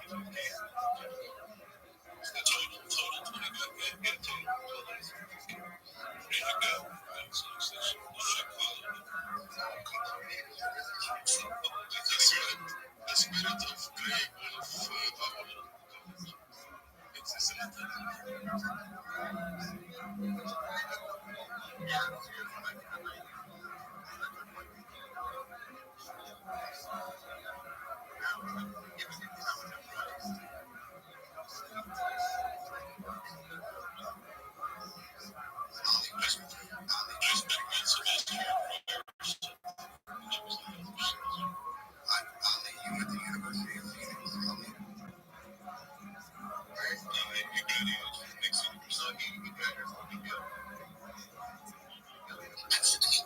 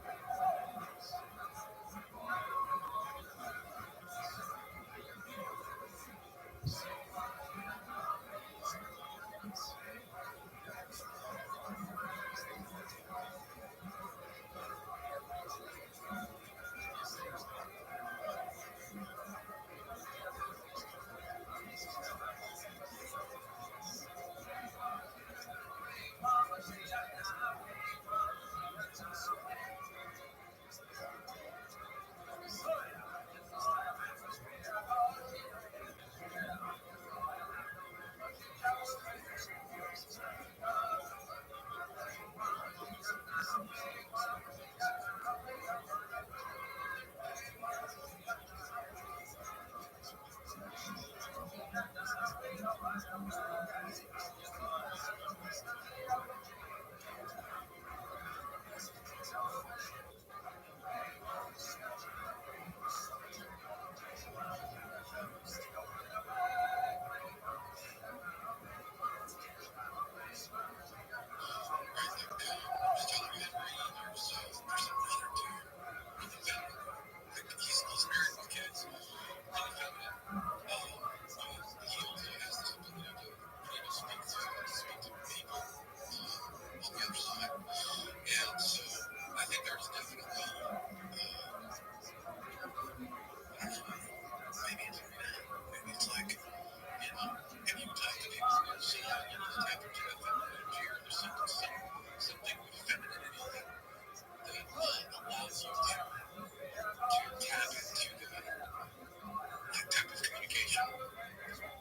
you think more is about the method though? Like I don't think it's about like your genetics or anything. Because to me, when I had my most frequent psychic experience, it was the mindset that I was in of the curiosity combined with the motivation to explore this myself through experiential things. So it wasn't necessarily like because I was this certain person or like had these traits that like all of a sudden I'm psychic. It was my personal exploration into these topics that I found that I was having these experiences. That's a great point. And when you think about society, like up to this point, and you think what we have and how that might have affected people's lives, right? Like if you're thinking from a survival perspective, and you're thinking about, okay, I gotta get the food, I gotta get the water, I gotta make the breakfast, you know, it's safe and you're like up at night, you know, next to the fire, just, you know, that's what you're constantly thinking about. You know, you don't really have that sense of being able to settle down in a state of peace where you can do that habit because whatever comes with this, like secretary, I'm just trying to think of examples in society that maybe you know, maybe tap into you know, the feminine energy is like so prevalent. Maybe it's not. Maybe you're right. Maybe it's not.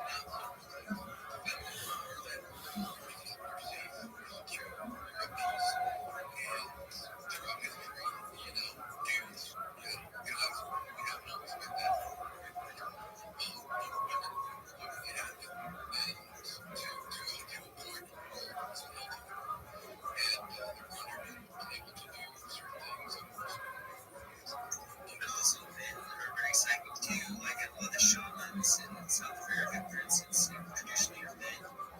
So I don't even think there is a sex, or I don't think there is a specific one. It's just random, honestly. I don't think it's random. I think there's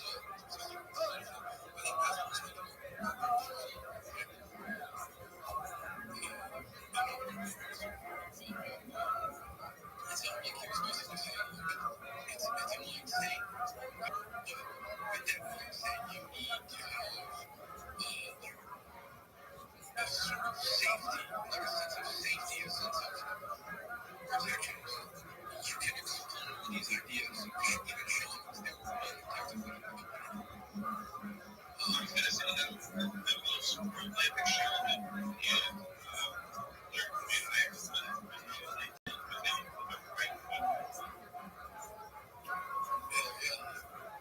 I can only do the same thing.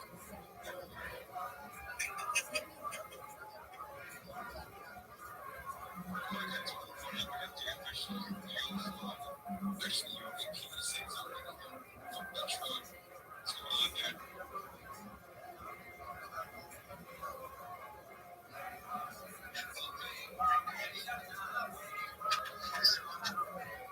Joining us to get to the bottom of all of this nonsense.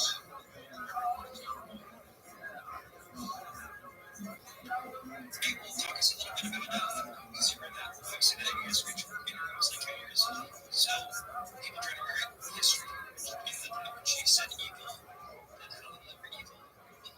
Either A, the death happened, and she actually was really cool. Is that how we think that she meant as the person who called her in the video? She said a lot of things in that video.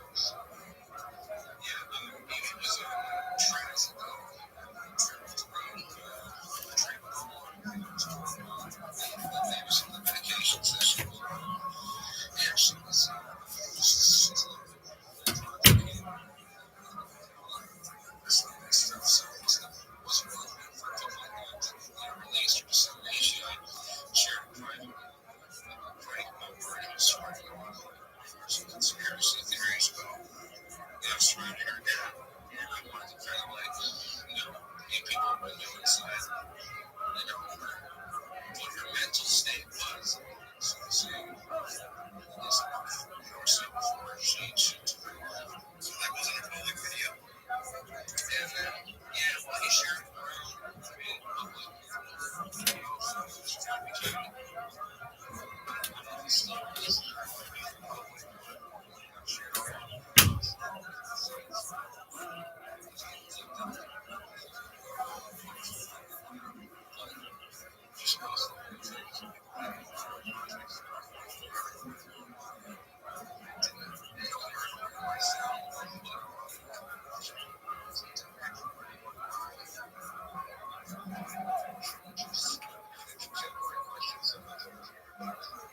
it's interesting you say that on the audio because I watched some of it through Pro Tools, and I heard a part that was clearly not you. Okay, now real quick, what is what were your interactions with her? Nobody can be clear like have an opinion. Well, I know that she met them at one of the first conferences that we went to. It was very marriage. And it was very early on in 2017 or 2017, I mean, it was 2018 or 2017. Yeah, she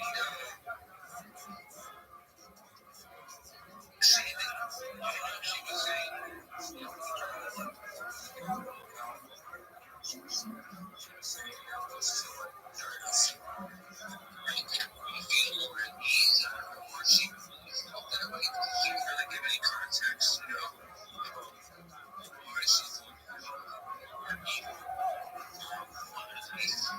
she said, psychological warfare, Alfred's double B and all these guys, missionary goats program, that whole psychic warfare stuff, way back in the 70s and stuff. And a lot of those guys, right now, there's the later, disinformation, counterintelligence operations. When he came out saying that back on slave period and all that stuff. So, some of these guys who know Martin and activists gave this information. And then, the question is, Technos get run by TTSA, which was helping us in the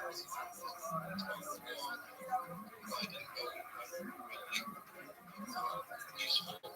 That was how put off involved in TTSA because he wasn't on the actual his team. He was like on the original board. He was the head of the science director. The science division that TTSA had, and they closed down the science division.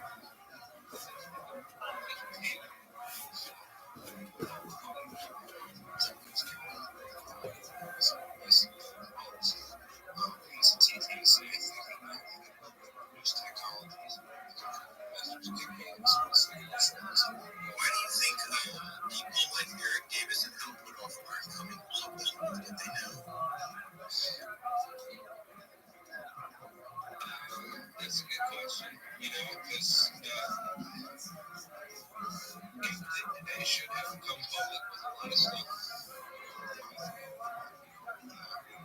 It's their national security oaths, or they're all still under other things, but like that's what they made all this objects is a news for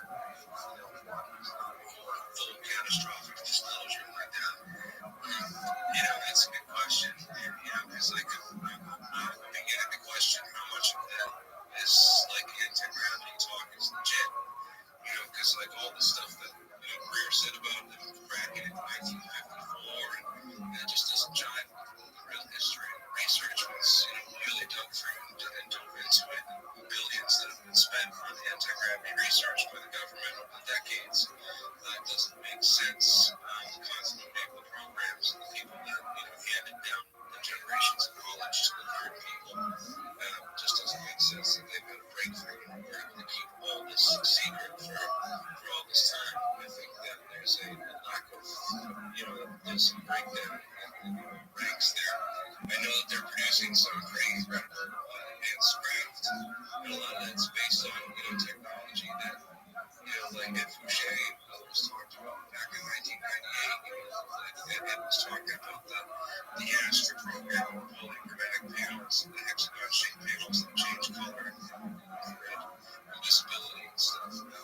That was declassified 13 years ago in public. And we wonder, what these drones are for in New Jersey that can shapeshift, look like balls of orange light, change into airplanes and other things. These technologies enable for all that kind of stuff. They can mimic and clone and change form. And that technology still existed for, years now. We've talked about, precursors to that technology, the Astra program, advanced stealth technology. I like that name. Let's go. And all that stuff. So ranks with the submersible and the substance. The nuclear submarines that used to launch nukes now launch these Warbright craft. It's like it's a trans-medium craft coming out of the water, flying around, going back into the water, and disappearing. And so that's just one example. That's been declassified for decades now too. So you gotta know that they have something better. Next generation, if that's already been declassified, that's talked about. And the FAA is making these demands about what these things are. They're flying around there. We know we have these technologies. And the Chinese have their own version of this submersible drone. You gotta think that stuff combined with they might have for their own stealth technologies. The public's not being told the truth about any of this stuff. Instead, we're getting a psychic routine, which is really doing wonders for academic and scientific ability as well as civil Congress and politicians. It's all time because it's all time for the Trump administration takeover. This is all sat on and planned and professionally released with expert timing so that they could, try and control the UAP narrative in time for the Trump administration takeover. Well, don't get me started on science stuff.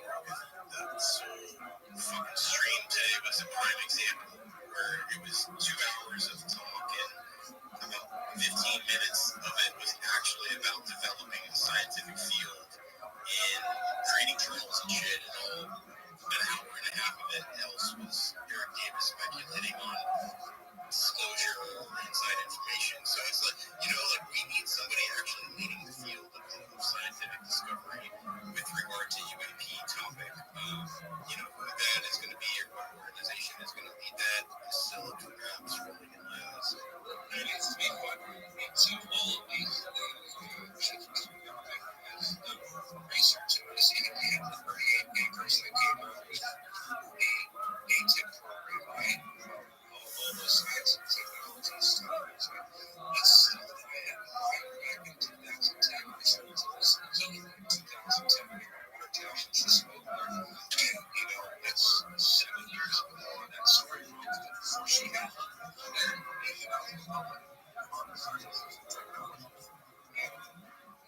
you get those stuff that I got it talking sources within the scientific community, just the science and materials and the stuff, technology, physics, the portrait stuff, reading, house papers, reading, house colleagues' papers, irrigation stuff, and Eric Davis's working outcomes. All these guys, back then, all this stuff is still pretty well classified. And it was only in certain circles that got thrown on circles. The DARPA conferences, the State 2 conference, the conferences,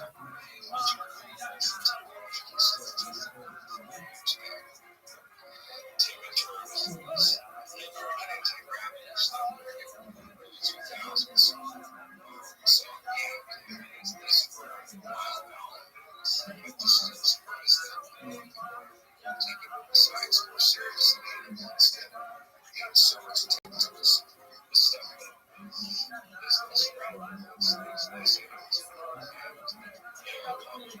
all these ideas, concepts, it's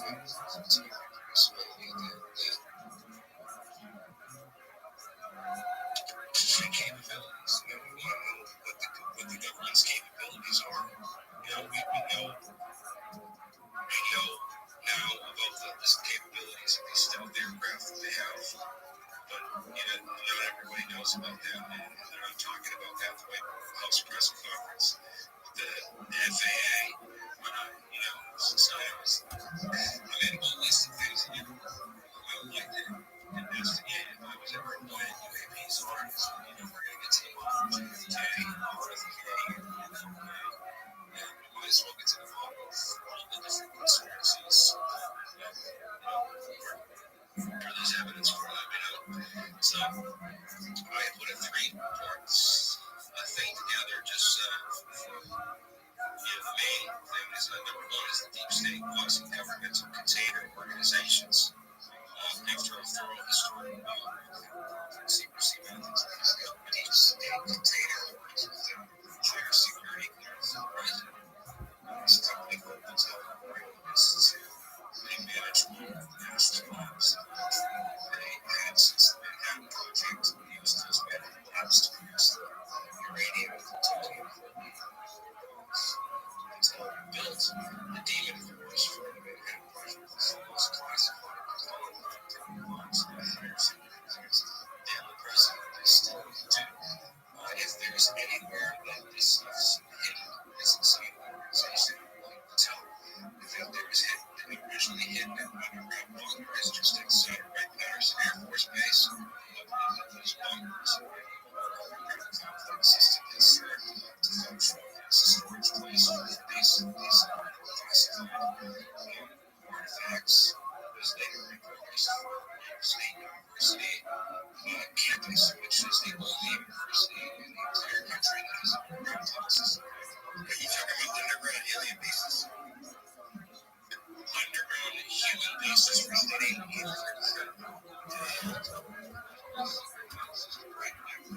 off the Great State Air Force, Patterson Air Force Base, right in the 60s. It was all that they would build this new campus. I said, I love this tunnel system on the campus. I know that tunnel system is already there. How expensive that tunnel system would have been to build. Just under campus, that tunnel system was already there. They repurposed it. Reed watched first made the campus at Wright State University. And then we watched all the history of that tunnel system functioning. So back in the 2 decades prior to the 1960s, when Wright State University was founded. And then Wright State University today is also classified terrorists and defense tunnels. Their contract was still cases as reasons and your real names, real sources, real lords of the you're going to jail. So there's no take easy whistleblower that they're not arresting you in prison. The real whistleblowers get sent to fucking jail. All right.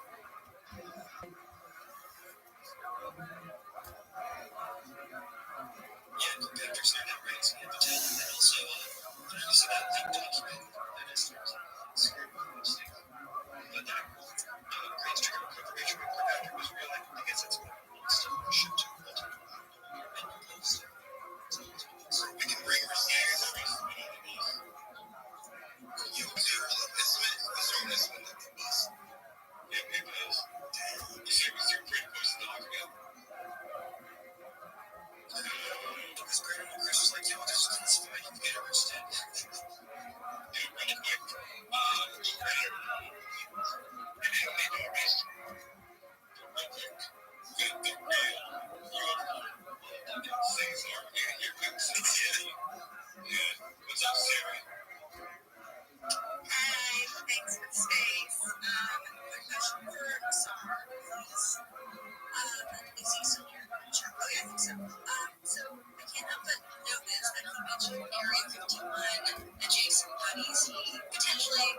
one, or back in 2010, we got that documented about today.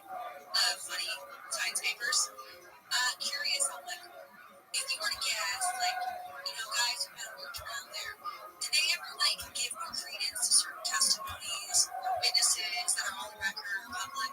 Is there any names that they kind of lean towards that shit's more true than the other shit? Since we're talking about new witnesses versus maybe witnesses those guys might have had, info on back 10, 15 years ago.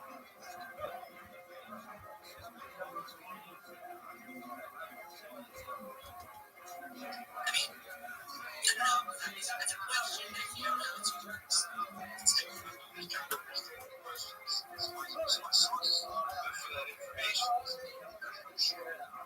It was a very 51 came out of my night presentation where I talked about the quantum crystals and materials, on these technologies and stuff, polychromatic field, and stuff technologies they have to incorporate all that stuff. And will all turn out to be verified. The only thing that they have failed to verify is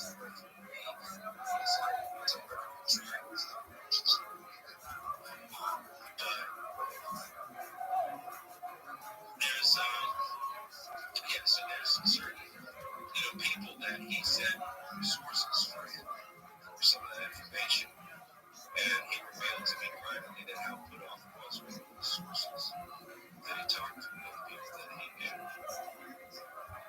So I know that some of that information came from some of the accounts by SR-71 pilots who SR-71 pilots were often used to fly some of these experimental action craft as well.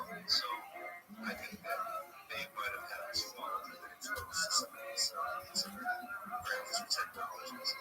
I also said that the TR-3B stood for telegram line, which was interesting because we thought the TR-3A, the Black Manta craft, which was real. Still reconnaissance craft, which is what these drones are. Generations of development started until the late 1970s, 1976 is when the program started out there. Those black precursors to the drones you see, the advanced drones we see. So you think the New Jersey drones were our advanced technology, or do you think any non-human intelligence was in there too? I think there are advanced stealth drone technology. They can have the panels on the outside that they can shapeshift. They can flip the light bulbs of light and change into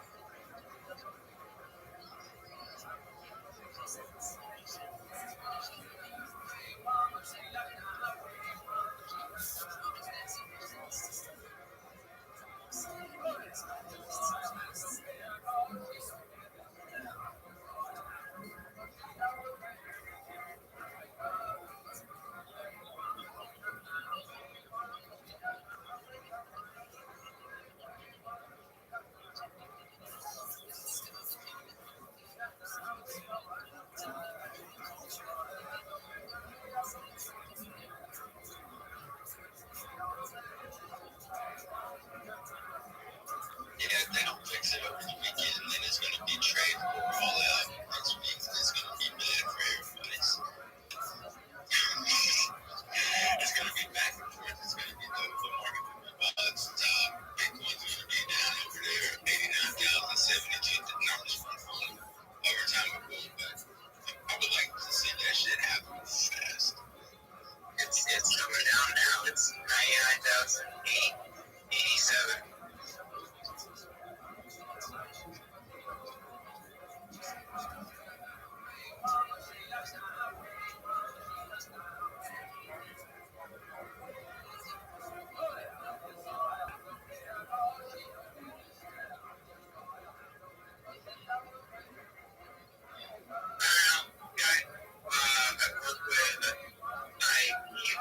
He was in the incubator house when he showed up with some Bitcoin. Talking about Bitcoin. That was when I should have bought it. That was like 2000 something, 2013.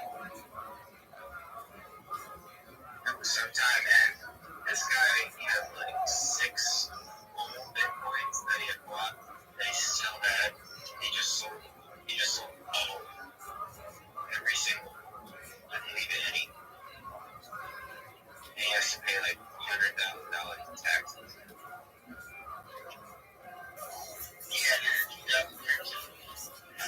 Yeah, or earlier. Yeah,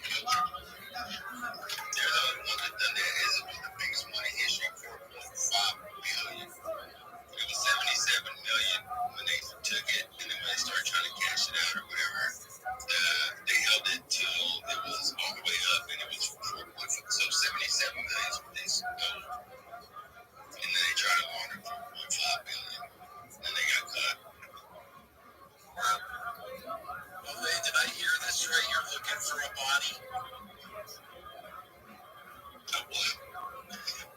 Bonnie, you said I just came in. You said you're looking for a Bonnie. No, they called them. You said you're the client of somebody's Bonnie or something. Yeah, no, they called them Bloomberg, CNBC. They called all them people. They called them the Bonnie and Clyde of them.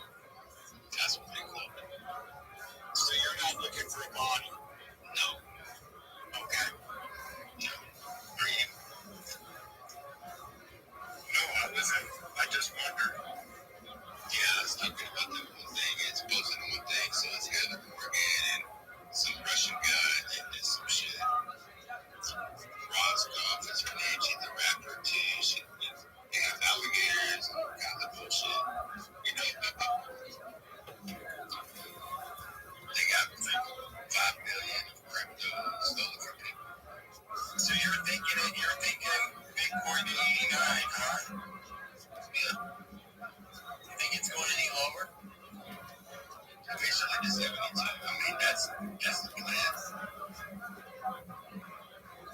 72,000.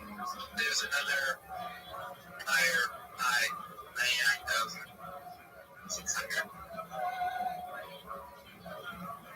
Where's that right now? Yeah, but it was just like, I bet it'll do this up here, 600, maybe, probably not, or maybe 700, and then it'll go down 89, 900, and then it'll go back up 99,800.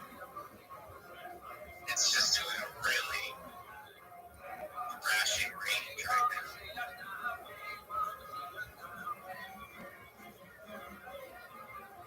Seems like Bonnie's in control, dude. That always happens when Bonnie gets in control. It wasn't Clyde's fault, dude. It was Bonnie's fault. That's 100%. Such a biblical take. How's it doing? The same thing. It's always some people say that there's a woman to blame, but I know that deep lies. It's calm down. Deep lies, man. Come here and get crazy on this shit. Deep lies.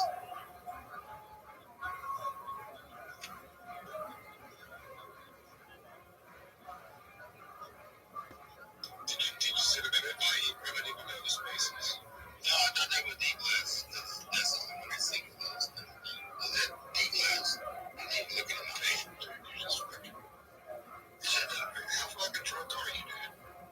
What's for dinner tonight, son? I've got to make up my mind soon. Do we have any plans for dinner? Toxic down.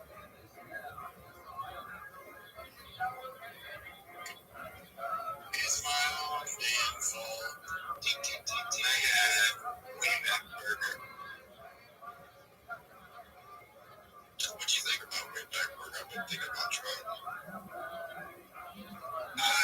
I like their cheese curds.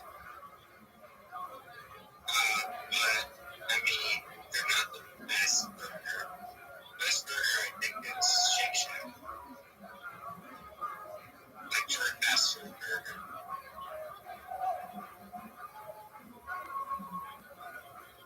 Rabbit got his hand up. Yes, thank you for the opportunity. Do you mind if I share my project with you? Thank you so much. Well, it takes about 2 minutes for me to tell you what I do. I stream my life 24 hours a day, 7 days a week, 365 days a year for world peace. I don't want war anymore. It's essentially a real-life Truman Show. My stream goes back to the pandemic. We've seen the death of a queen, the birth of AI, the coronation of a king, and everything in between. According to The Economist magazine, data is Earth's #1 resource, and I have more data.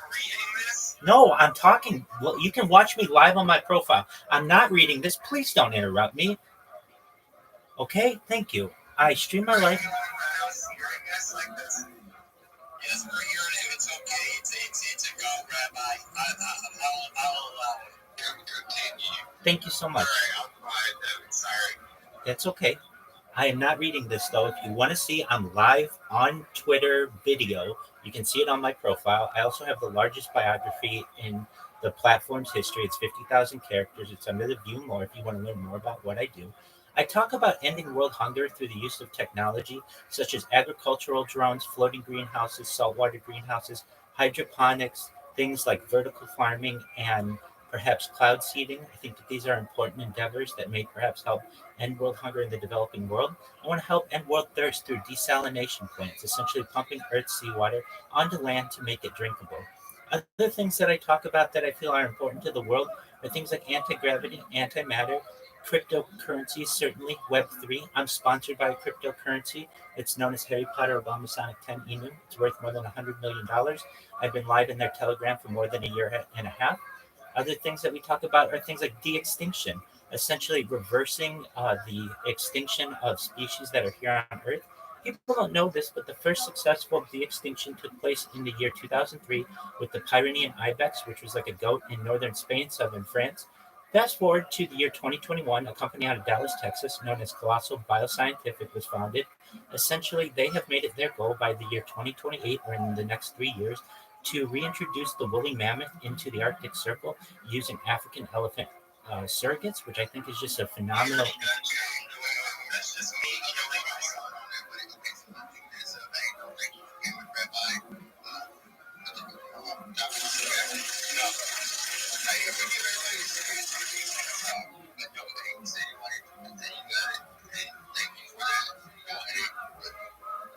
I mean, brevity always lands a lot better. It's easier to do when you're not interrupted.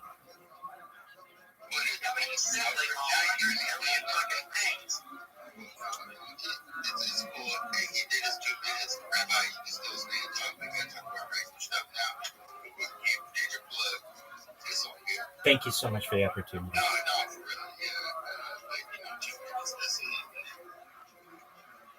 got it all out. You passed over, so it's all cool. So now we're going back to the regular kids or whatever. I thought I just jotted some of that down all day. I came up with a budget of $10 trillion per year to advance all those. All right, everybody, empty your pockets. That's a big fucking dude. That's a big agenda right there.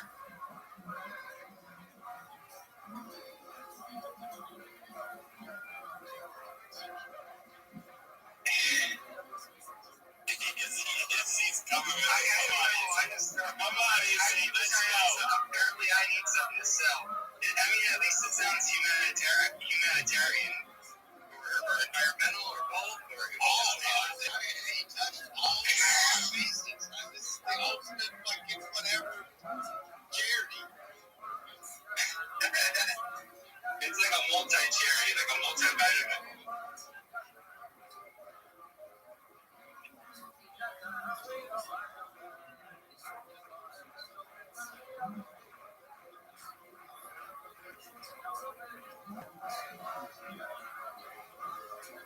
Are you really a rabbi? I can't believe I'm asking this. I am. You can read my biography within the View More section of my profile. Rabbi means teacher. I'm a teacher. I've been a rabbi since the pandemic. Do you believe that Jesus Christ is our Lord and Savior? I personally do not, but I know people who do, and I respect their beliefs.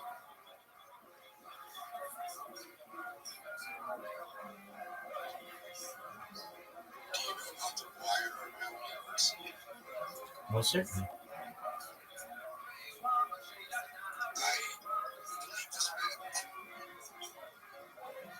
It's known as an Erev. It allows Orthodox Jews to be able to carry on Shabbat. Well, if you don't mind, I mean, can you give me one more minute to finish my pitch? It affects everybody in here for the benefit of the world. Beautiful. I want to help everybody in here through the use of life extension technology if you want. Data, like I said, is Earth's #1 resource. And when I go viral, I want to help every single person in here. So that means things like stem cells, human growth hormone, perhaps things like oxygen therapy, nootropics, things like cold shock therapies. I want to increase everybody's life expectancy past age 80, past age 100, past age 120, perhaps. But eventually you may say, Rabbi, my body's starting to break down. Now what? That's where the next type of technology is, and the final technology I'll talk about. It's known as mind uploading technology. Again, this is with your consent. Only if you want to experience this when you have the opportunity. But if it's... Please, I was told I would be given 1 minute, and then I've got this person who keeps interrupting me. Let me... Okay. That's it.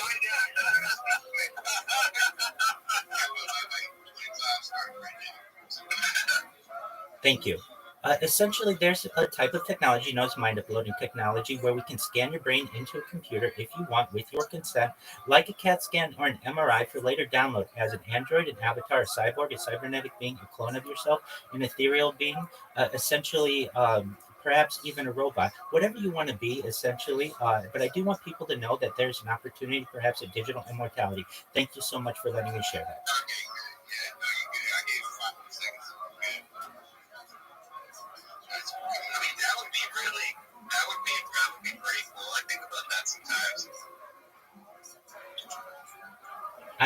I agree with you.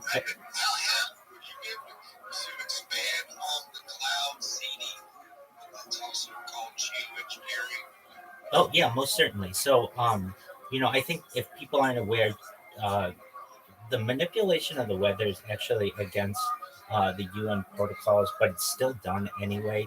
This is done from a clandestine view, but also it is done on the surface, particularly in places like Dubai, where they don't get a lot of rain, where they have it planned. There's an entire weather station in the United Arab Emirates that allows it to rain once a week in a planned schedule.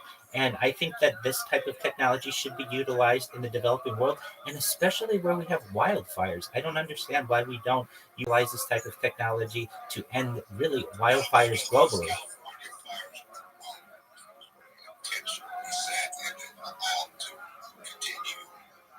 Well, if that's the case, then I think that the same type of perhaps technology could be used to put them out by utilizing essentially artificial rain.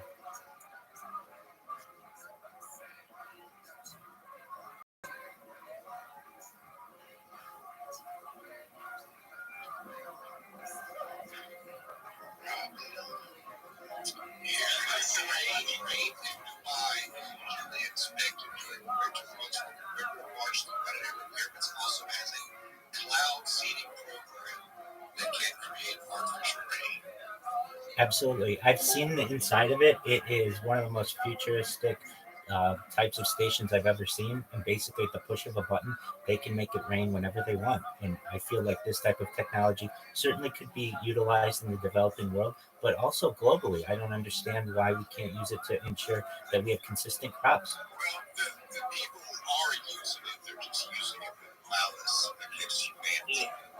Did you see the flooding that happened there? I guess they rested their hand on the button a little too long. As far as me, I'm trying to get to heaven as soon as possible. I mean, dude, I'd never try to extend my life even one single day, man. I understand that. If you're trying to get there as fast as possible, why wouldn't you? I mean, no offense, but why wouldn't you just kill yourself?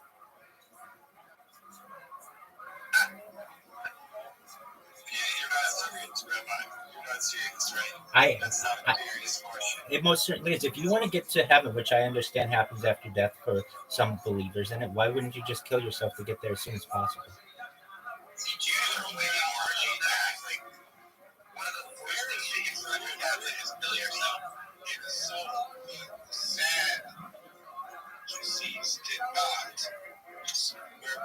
Are you like modern? Where would your ethereal beliefs lie with the soul? Most certainly. Well, at the end of the day, I don't think anybody knows, and I think it's pretty human of me to just admit that. But if I had my guest chances are there is a possibility perhaps at a digital immortality. So there may be the opportunity to not die. Let's say we all do die. Traditionally, what we think happens, at least within the Hasidic world and within most Orthodox and modern Orthodox mentalities, is that our good deeds are essentially contemplated for 1 year, and then after that, should we have lived a moral life, we sit at the right hand of God and study Torah to eternity. But really, nobody knows, and I'm someone who doesn't necessarily focus on what might happen in another world. I like to keep my mentalities in a scientific and realistic discussion. And that's why I have these type of discussions regarding futurology and perhaps mind uploading technology to perhaps maybe have the opportunity to escape death, unlike previous generations.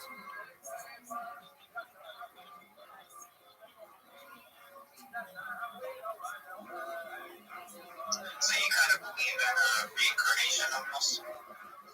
No, that's right. No, not necessarily. That's exactly right. Yeah, essentially, as previously stated, there's the opportunity to scan your brain into a computer and have that data transferred into another type of entity, which may give you the opportunity at a life of yourself through a clone or perhaps through a cyborg, cybernetic being, or all the other things that I mentioned. And that means that you may not die in the traditional sense. People may be able to live thousands, if not millions of years, and probably up until the great squish or the big squish that may happen at the end of the universe. Really, once you kind of expand your mind into some of this technology, though, the opportunity at time travel may be possible. The opportunity to perhaps interdimensional travel may be possible. I don't necessarily know if that can actually occur, but what I do know is that scientists have said within the next generation or two, mind uploading technology may be a reality, and if it is, may be the opportunity, unlike any generations have ever had the opportunity to experience, to escape death. And if that's an opportunity, then I may want to consider a cybernetic future. No matter how you word it, you're scared shitless to die. That's what you're basically saying. You run around with fear to try to extend life. In one way or another, you're scared. Hey, I'm in the middle of a call, Frosty. How are you? I don't think I'm scared of death. I understand that for generations prior to me, it's been inevitable. And I've had to recognize at times of my life that it may be inevitable for me. I try to take that kind of mentality in a mature and reasonable sense. But I do keep hope alive that there may be a possibility to escape it. And so, if anything, I have just a positive mentality on this subject. What types of data do you pull from human brain? Everything within your central nervous system and your peripheral nervous system, essentially knowing where every atom is within these systems and then be able to copy that at a later point, should you wish. Very similar to what a save point is in a video game.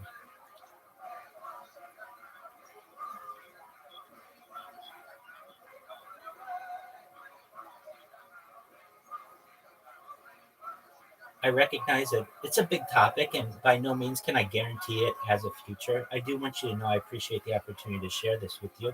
If you want to learn more about it and learn more about my project, I am live 24/7 on YouTube. I'm also live on Twitter. You can join my Discord at discord.me/rabbi. Send me a follow. I'll follow back right away.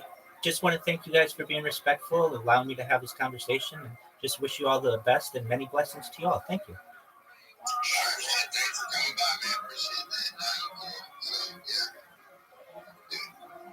I'd like to know more specifics about you don't want to DM.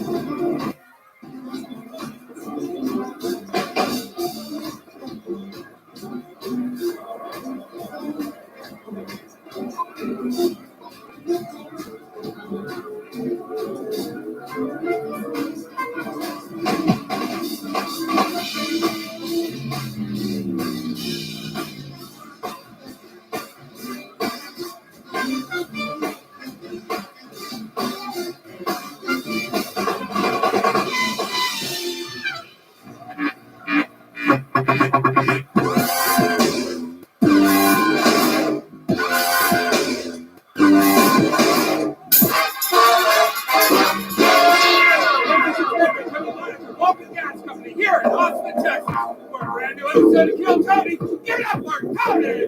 That's right.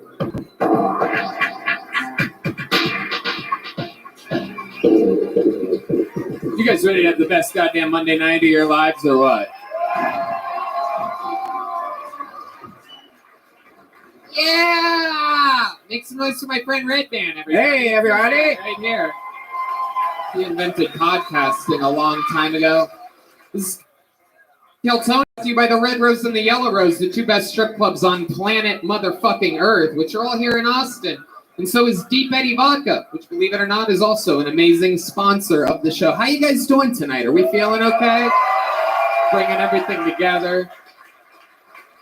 How about a hand for the goddamn band? Am I right, people?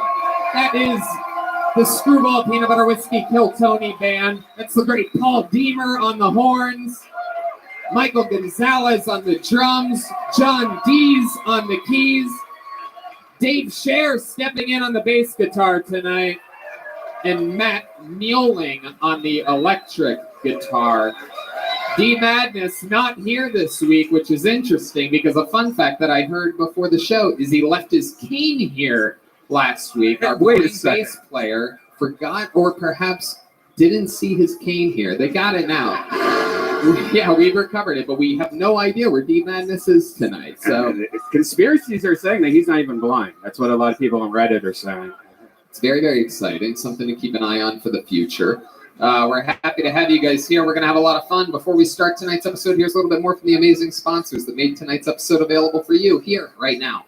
Hey, y'all. You might not know this, but when I'm not being the host of the #1 live podcast in the world, what I've been doing for the last 16 years is being a professional stand-up comedian, and I'm excited to say that I'm back out on tour again. September 29th through October 1st, Nashville, Tennessee. October 11th and 12th, Philadelphia, Pennsylvania. October 14th and 15th, I am in Boston, Massachusetts. November 4th and 5th, New York, New York.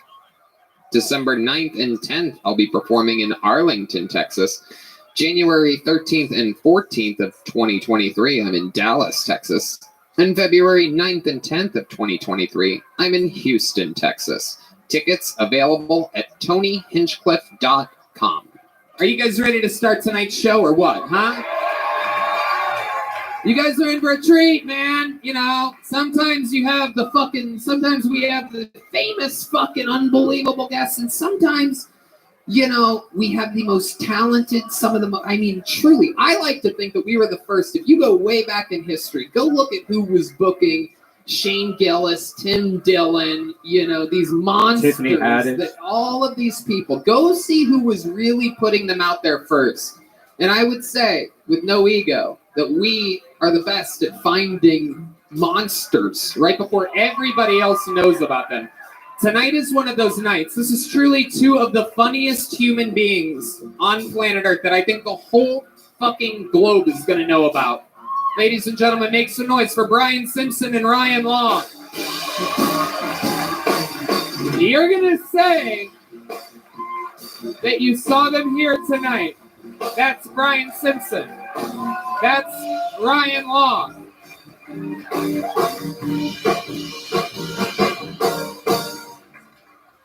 Welcome, guys. That was an intro that makes it seem like you guys aren't famous at all. Brian, you've been on the show multiple times. He has the newest Netflix special, for those of you that don't believe me. He's an absolute genius. Destroyed here in shows this week. I just moved here, too. Yeah, the newest resident of Austin, Texas. Yeah. Finally, another black in the city of Austin. We love it. But he's housed. He has a house, everybody. So he's one of the good ones. Yeah, I had to trade for a permit, like a liquor license. You know what I mean? There's only like 250 of us allowed. We are at the limit, I do believe. But here to offset him is Ryan Long, everybody. Ryan Long is here. This is his first time on Kill Tony. This is very, very exciting. I am a huge fan of the videos that you've been making for a very long time. And of course, as a stand-up comedian, we always perform at Skankfest together. And yes. I'd also like to announce that I will be moving to Austin as well. Wow, look at that. Another one. I'm not, but Right. that felt pretty good, huh? It's a good way to get the applause like that. Yeah. I like how these motherfuckers was. I said I live here. They were like, and this nigga said I will be moving here in the future. And they lost their fucking minds. Like The newest member to Austin. Well, believe it or not, we have another guest that's going to be joining us in just a little bit. He also lives in Austin, Texas. That's going to be exciting. But let's just start tonight's show. What do you guys think? Should we do that? You guys know how it works. A bunch of comedians signed up for the opportunity to get 60 seconds on this stage. Sometimes it's the debut of a fucking freak from the future who you're going to know forever. You know, we've broken many great comedians here, finding them out of the bucket. And sometimes it's a mentally challenged homeless guy that thought he was signing up for like a lottery or something like that. Anything can happen. We see 60 seconds of their stand-up, and then I interview them afterwards, and we all find out more about them. You know, their time is up. Uninterrupted 60 seconds when you hear the sound of a kitten.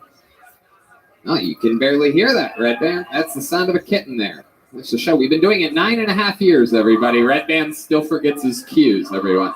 9.5 years, all around the world. That means that you have to wrap it up when you hear that kitten, or else you're going to bring out. There you go. Very good. Great timing there, Red Band. You're unbelievable. Yes, I stumbled on the cue that I've been doing for 9.5 years while making fun of you for stumbling on your cue that you fucked up that you've been doing 9.5 years. You guys ready to start this motherfucker or what?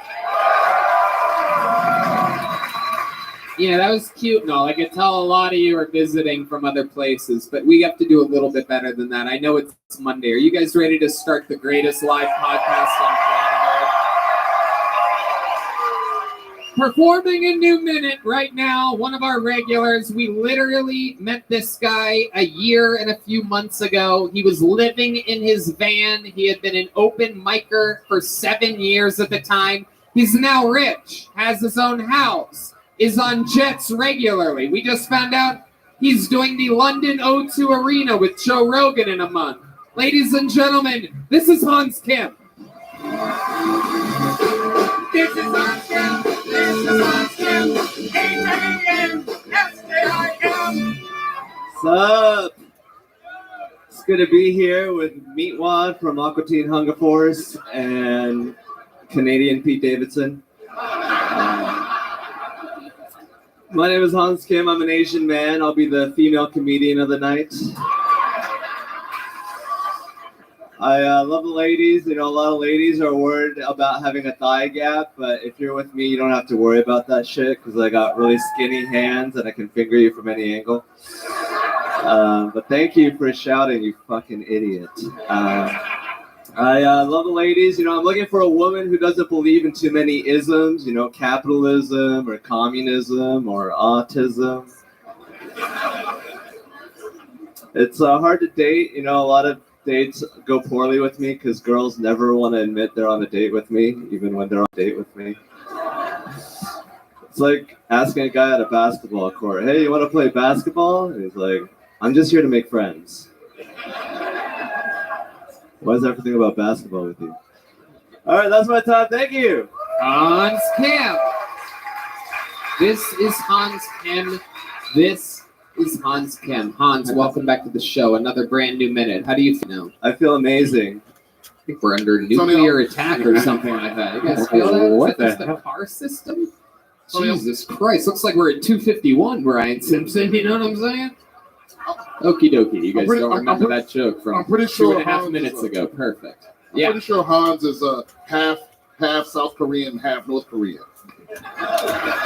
It's not autism. It is interesting. It is very interesting. We always try to figure out where the Asian starts and the autism ends on this one. Obviously, the shirt is autistic tonight. I mean, wow. Hans Kim coming in dressed like a teddy bear. For those of you listening to the podcast. I mean, this was like one of the test shoots on Child's Play or something like that. Like maybe yellow pocket gray shirt. No, Cosby not quite. sweaterish. It is. It is Cosby-esque. You know, if you put your mind to it, you can overcome your autism and open up for Joe Rogan, children. There you go. Absolutely. Can't tell by the shirt, but he is indeed richer than he's ever been in his life. I'm just happy he left the matching hat with the propeller on it in the dressing room. That is what it looks like.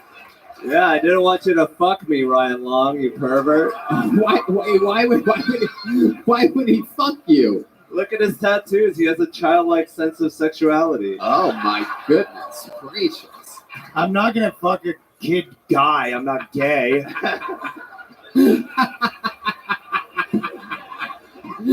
Yeah, gay would be disgusting. I don't know, man. I say put on the hat and let's see what happens. Please don't. I only brought one pair of boxers. It really does look like you should have a propeller. Oh, there's a fly, everybody. Welcome back to Vulcan Gas Company, where there's literal fucking horse flies in the venue. The owner here is mentally ill. While we're talking about mental illness, it might be a good time to bring up the owner of the venue that we're at that swears that it's normal to have bat-sized flies in a venue in Austin. What do you want? It's Austin. That's what it is. Nothing we could do about it. It's fucking. It's just what happens here. There's just flies. What do you want? Look at this thing. So annoying. And if we see one, that means that there's like 50 of them. Anyway, fucking fantastic. Like people moving to Austin. Yeah, exactly. Too many of them. That must be one of those California flies. You know what I'm saying? Hans Kim, how's your the rest of your life been lately? It's been amazing. I recently moved in with the lovely Brian Simpson as my roommate, actually. Oh, wow. Look at that. Wow. Incredible. This sounds like a joke. An Asian, a black walk into a fucking rental home and fucking. Well, there's a third roommate, which makes the joke even funnier. We spend a lot of time arguing about how to fry chicken properly. He thinks Koreans have it down pat. Yeah. He thinks the way to do it is at an open fire at the table that you're sitting at. You seem like the kind of guy that likes North Korean barbecue, which is eating nothing at all. For some reason, you're allowed to make jokes about North Koreans, but no other types of Asians. Just a little fun fact for you. Keeping track that right now you can only make. Do you agree with that? North Koreans? North Koreans, fuck them. Right. Bold political stance there. Yeah, you know, I'm very skinny, which you noticed. But I like to think like I'm like the Asian Pete Davidson, maybe. What are all these Pete Davidson references you're making? Do you like pay you or something like that? Hey, I don't think Tony likes me. Can you come in and just drop my name a few times? You're the Asian Pete Davidson with no tattoos and no bitches. Yeah. Yeah. I thought you were the Asian version of the other Asian guy that canceled Tony. Yeah, he is. He is. This is what I do. He's like an Asian Pete Davidson. Hans, what else? Tell us something else about your life right now. I met a beautiful lady in San Antonio. I recently went down to visit her for the weekend, and we got a little frisky, unprotected sex. Whoa! Unprotected sex has been called on the field, ladies and gentlemen. There could be someone that will be wrapped in that shirt one day. He lives with a black man for 1 week, and he's already being sexually irresponsible. That's crazy.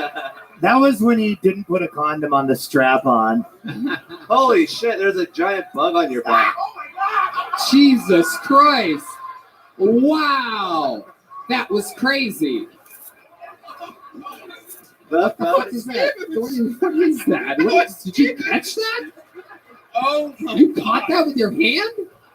What the fuck is going on here? Jesus fucking Christ! Wow. Man. Would you be surprised if Hans trained that bug? Fuck with anybody that roasts him. The bug was a plant. Good. I got no Good, man. comeback. Stay still. We're doing a podcast right now. Check my back, I'll check yours. I love it. Thank you. I love it. Hans, good job on the noticing that bug. I can't believe I didn't see that. Did that fly and land on him? Yeah, This it is was good. This is good, Vulcan Gas Company. You've now made your bugs the stars of the show. Congratulations. Wondering why I was, quote, freaking out about the bugs is this is where it's come to 4 weeks later. We've now found new species of bugs here. Literally bugs that are raised on fucking screwball peanut butter whiskey and Deep Eddy vodka. It's super fly strength. That was for telling me I should wear a yellow hat. I put the bug on him. No, you didn't. No, you didn't. You saved my life, dude. Thanks, man. I love you. I'd love to do a video with you. What the fuck? How'd y'all go? How'd Hans y'all go Kim from not saved fucking my to- life tonight. All right. Yeah. Hans Kim, you got the show started again. Congratulations. Another new minute from Hans Kim. Make Thank some you, noise Tony. for him. There goes Hans Kim. That was Hans Kim. That was Hans Kim. Hey, let's bring up another guest. Ladies and gentlemen, Austin's own Ron White. Come on. Let's go. Yeah.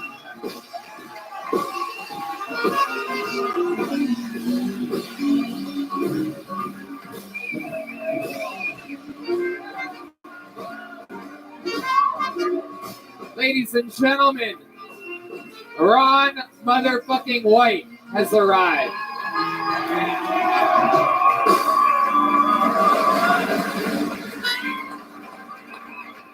Hell motherfucking yes! What the fuck, man? I love it. Welcome, Ron. We're already off to a fun start. We got the bugs out of here, all fixed. Everything's all nice for you. We just saw Hans Kim. How you doing, Ron? I feel like 100 pesos. I love Cash. $7. No, I'm great. I just got back from the road last night and heard you had a spot that you could stick me in on this show, so I came down to celebrate and party with all One my of the friends. coolest human beings that have ever existed on planet Earth. Ron White is here. That's the great Ryan Long and Brian Simpson next to you. Brian's the newest resident of Austin, Texas, and Ryan is, quote, thinking about moving here. Oh! We're going to have fun. You guys ready to pull a name out of this bucket with me, huh? We're going to meet somebody right now, and then I'm going to interview them.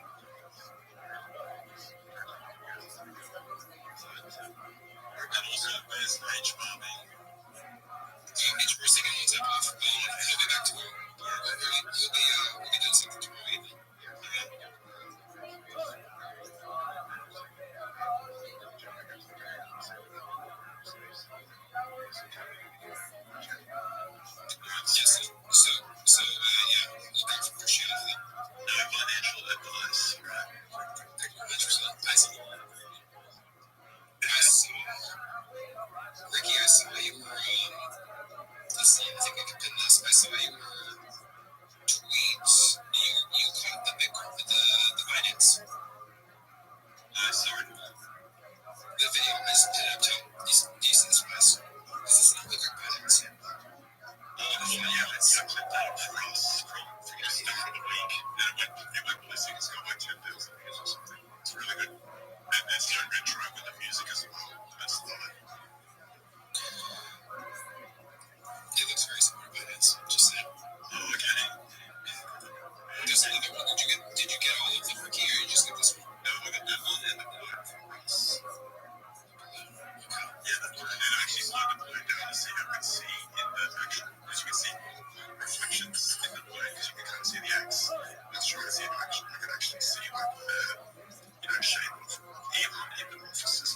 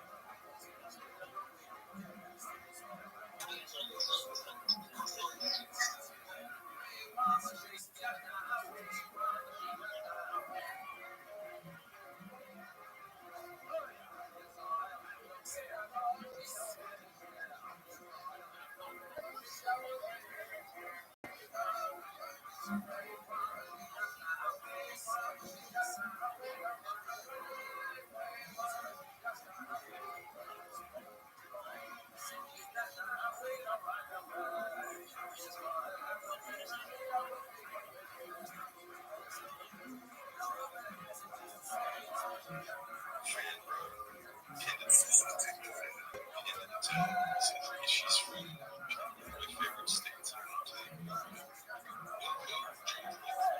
He's totally awesome. He's the best. He's the best, sir. He has anything to do. And I'm gonna join being his favorite XXX fan in his space. Thank you. You rock, X guns.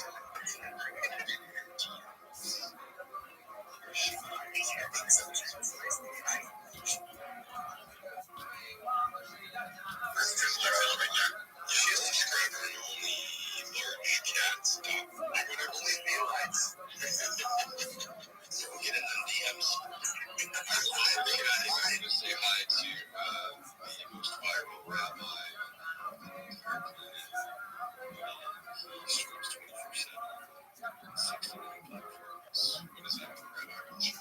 Absolutely. Thank you so much for knowing who I am. I appreciate the opportunity to be here and to hear some of all of your talents. And if you have some time, perhaps you let me do a minute of stand-up comedy.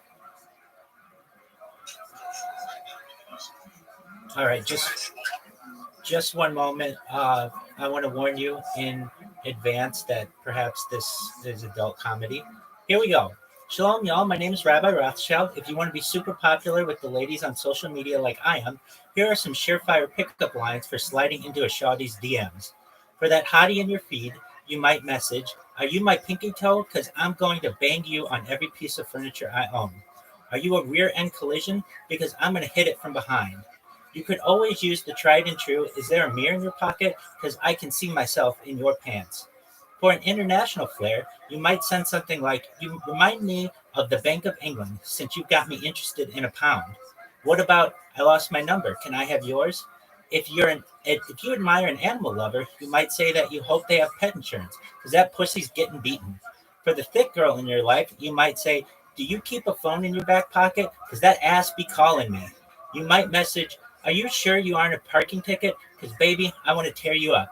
For that future boo, you may send, "Damn girl, are you a haunted house?" For that future boo, you may... Go ahead.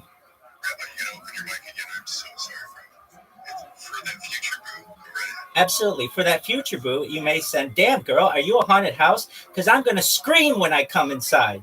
And finally, for that person you never want to message you again, all you need to do is ask, "Are you a piñata? Because I'm going to need a blindfold to hit that." Thank you so much for the opportunity to share some of my comedy.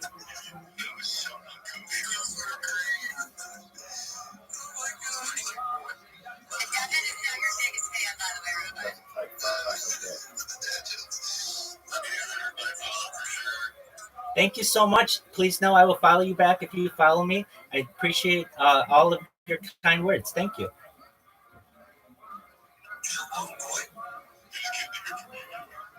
Thank you.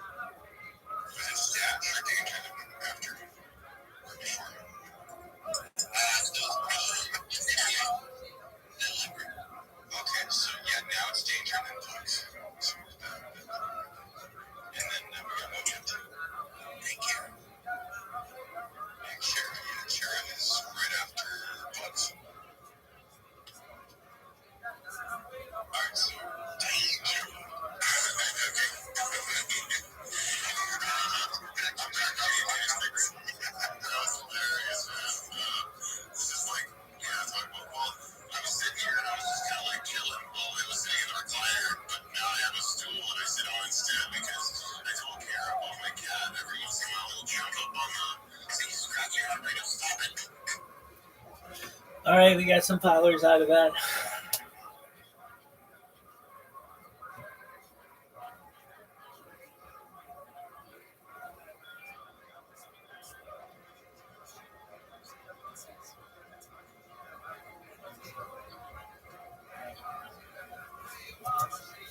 Good, then we're gonna find out more about them. This is a Kill Tony, I do believe, debut. This looks like a new name. Make some noise for David Rios, everyone. Here we go.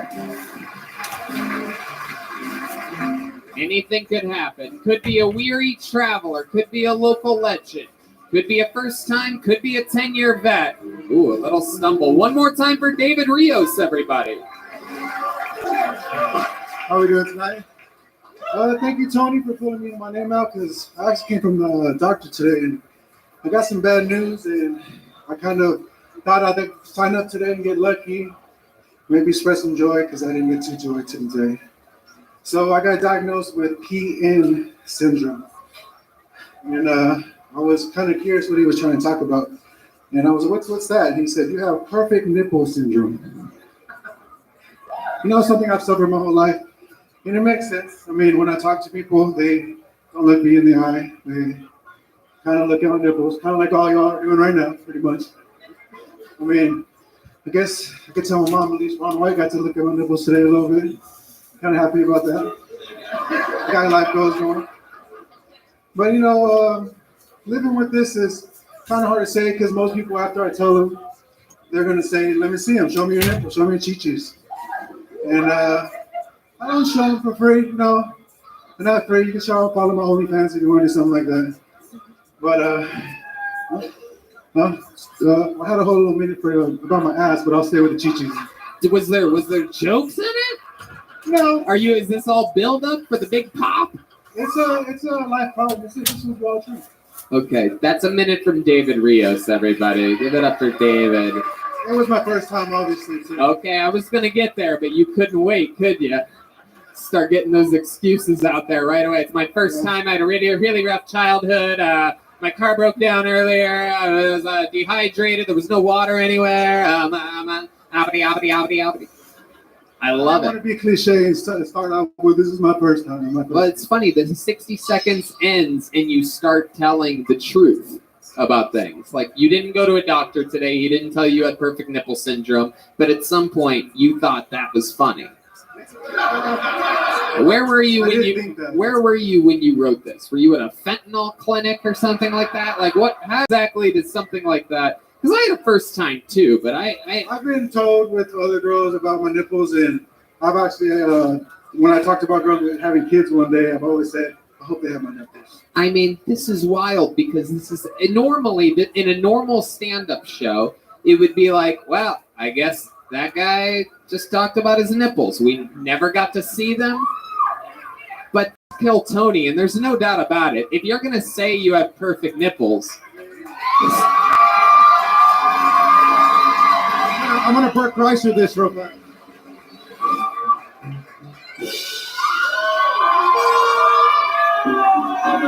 wait a second. Those are not perfect nipples. There's not a defined boundary there. They sort of like fade out. They're not black. Oh my God. Damn. I thought you were going to shoot some like milk on it. Those are beautiful. Ron White actually has better nipples than you. I'm not surprised. They match the hair too, which is pretty crazy. My goodness gracious. How do we match the hair, dude? Exactly. Oh, the hairy nipples. Right. Tony, I knew it was going to be bad when he thanked you for pulling his name out of the bucket, even though it's completely random. Right, exactly. Thank you for making me follow Hans Kim. So yeah, thank you for that too. Dude, it didn't matter who you were following tonight, bro. Do not. Oh, Hans Kim really buried me out there. I went out there with nothing, and nothing happened. But it was anybody but Hans. I gotta tell you, it was painful to watch. It really was. It was almost like you were slowly drinking a cup of your own warm sperm. Get love. I bet if you did drink your own sperm, your nipples would be nicer. That's what happened to me. If the nipples had been fire, it would have made up for the minute he. Hey, I didn't get to rub him at first. I just showed him raw dog. Shut up. There you go. He's still bombing, ladies and gentlemen. The rare still bombing. He's just jumping in with nothing. I don't know where you get your confidence from, bro, but it must be like solar powered or something like that. David, tell us, this is your first time ever doing stand-up comedy. How old are you? I'm 34. Just moved to Austin last month. Where'd you move from?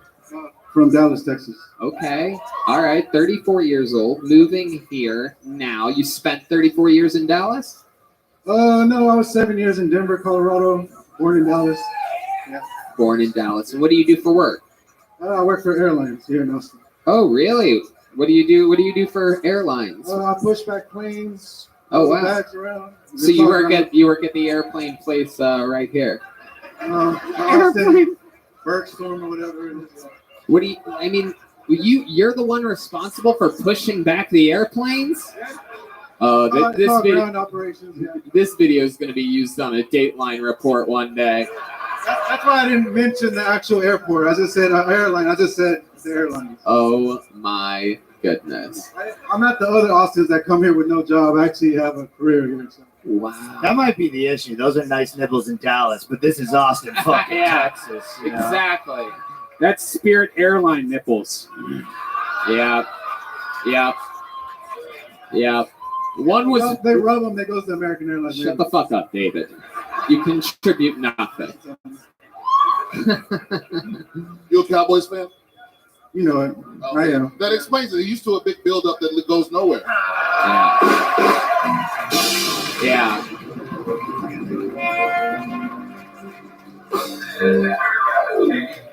Hell. Oh, this is a tough room. Let's see if we can do it. This is a tough room.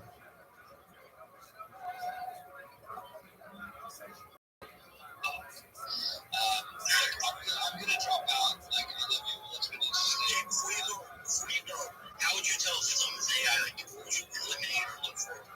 Looks like I was like, I told you, but you weren't listening to me. Oh, yeah, that's the question. Yes, I did. I gave you a full answer. I know how to build the shit, you twat.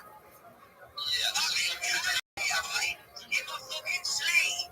That's a decision tree. That's a decision tree. That's all it is. You fucking idiot. The speed of light. The speed of light. And lightning, the speed of a flash. How did anybody measure the speed of light? 6 feet. Oh, I want 3. I want a triangulation. I want width, depth, height. Getting me? Who did it? They fucking made it up. They made it up. Oh, but that was that far. No, it was about that high. Fuck off. Stop asking yourself some logical questions about what it is you say.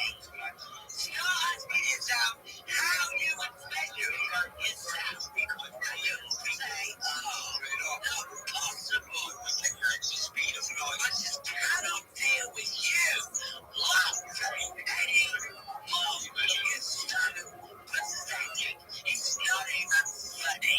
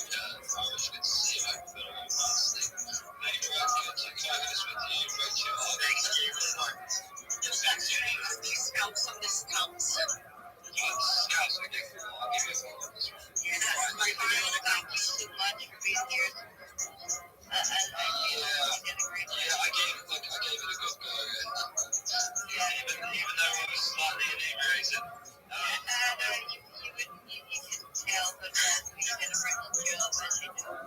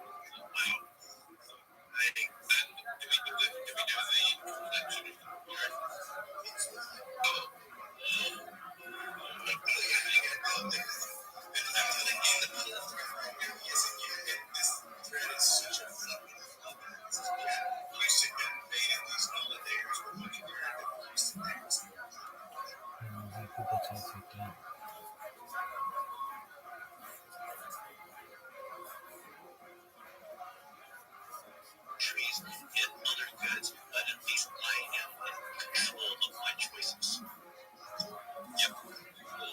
Quickly on the whole global trade thing, whoever came up with the idea that you grow potatoes in Idaho, whatever, and then you ship them to China to get chopped up, and then you ship them back in bags, and do all the environmental damage from that, wasted money, transport all the way across the world, wasn't setting up a system to make trade. They were setting up a system to control the planet, and I really do think that was the way woke up to that and started to say, why are we being controlled this way? And it is an engineered plan to what's going on. I don't think everyone's on that shit. The population's no longer in 15 cities that will be free. And if you end up actually conquering the world, who's to stop you at that point from enacting no guns and prison cell like conditions, storage containers for humans, and all of the different things that can also this. Yeah, there's definitely a paradigm shift though. So much, that the culture shift that's occurring is so rapid and onset and massive that it is sweeping right now, in my opinion. And so I'm just like a super optimistic individual that we have. I think everybody collectively was like, we're done with this, and the narrative of what they were saying was happening is falling apart. So like Trump stopping all of the money going to all of the non-profit organizations is collapsing. All of this is just collapsing for the left because they've been embezzling for years. So even the setups for this money moving back and forth, all the products moving around the world is investment. Says XYZ person, if you give me this extra money, give me a government stipend to make this profitable for the businesses to even do, I'll make sure you get your cut of says the individual. And there you go. That's really, like I say, it's completely in my mind just a call of money. And that money results in the illusion of a corruptive, like a plan that they have. But I think they're just greedy. That's it. They're just greedy people. And that's why all of us. Yeah, what's interesting, and I have this little nerd, and I was reading something that made me think of this. It's like the left, this woke ideology that's been in control. It can exist by itself. It can exist with the building of the ideology of the right. Now, hear me out. It's kind of like Hell yeah. So let's talk about it. What made you want to do this at the age of 34? Lifelong, or not lifelong, a year-long fan. Right. So when I just moved to Austin, since I moved here, I've been thinking about coming here, and then literally first sign up, I didn't have a ticket, and I came in, I performed. Ron White. You bombed. I know. Stop pointing at Ron White. Yeah, I'm still happy about the situation. Okay, It David. could be better. All right, I get it. Tell us something interesting about your life. Do you have any special skills or talents? I play poker a lot. I've lost 120 pounds in 4 months. Whoa, he's on blow. The nipples weren't always as great as they are maybe today. Holy shit, dude. So you're on cocaine. I wish. How did you lose 120 pounds in 4 months? I was at college at the time, and wait, I just lived in the gym, and I just walked every day, pretty much. But I was overweight, so 120 pounds. I was 320 pounds at the time, so I couldn't lose that much. So yeah. Well, I mean, yeah, you do have to weigh that much to lose that much. Yeah, it's easier for. If I lost 120 pounds, I would be that fly that jumped into the lights earlier. Negative. Wow. Incredible. What? I think you have a fly in your back. Oh my God, David. I'm still trying. David, I don't know why you're trying. You're literally not funny. And also reusing jokes from Hanskim's plant. Yeah, this feels like you didn't make a girl come and now you're throwing cold water on her pussy. It's like, just leave.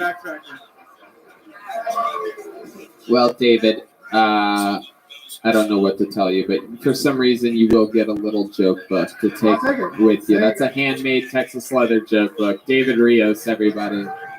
No. Get the fuck out of here. This ain't the fucking win a handshake from Ron White show, you homo. Get the fuck out of here. If someone does good enough, Ron will reach his fucking hand out there. Does that sound fair? That's what you win on the show, a handshake from Ron White. All right. I mean, I don't even know how to read that. That's what you get punished if your handwriting is completely.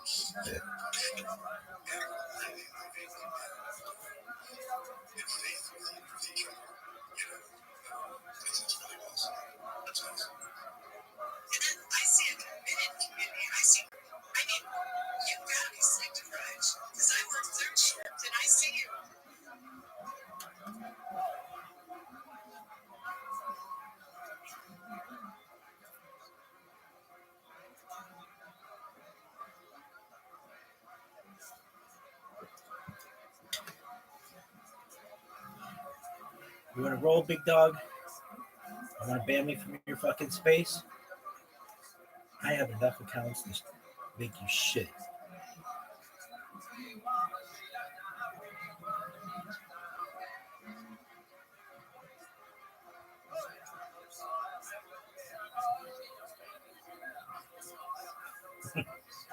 Let's play, big man.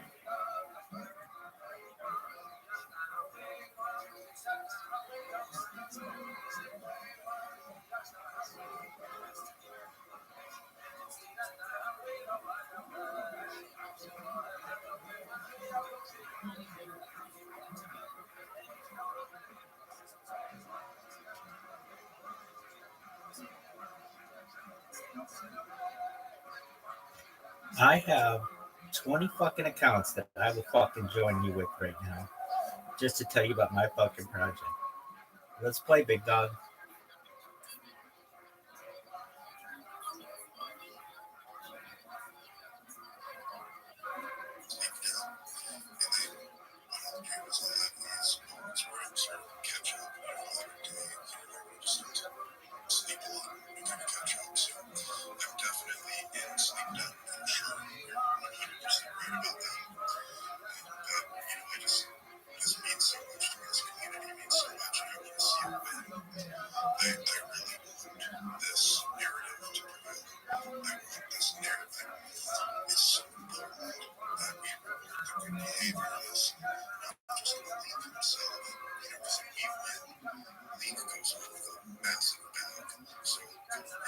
I hope this fucking project rugs so badly. No one ever buys Link. It's the worst project ever.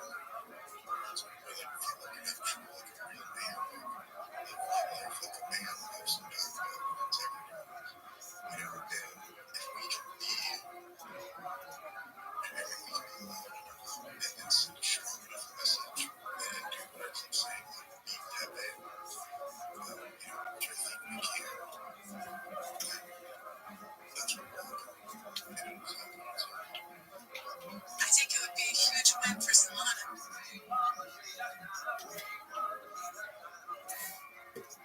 Dog, I have nothing better to do than to just follow your fucking accounts.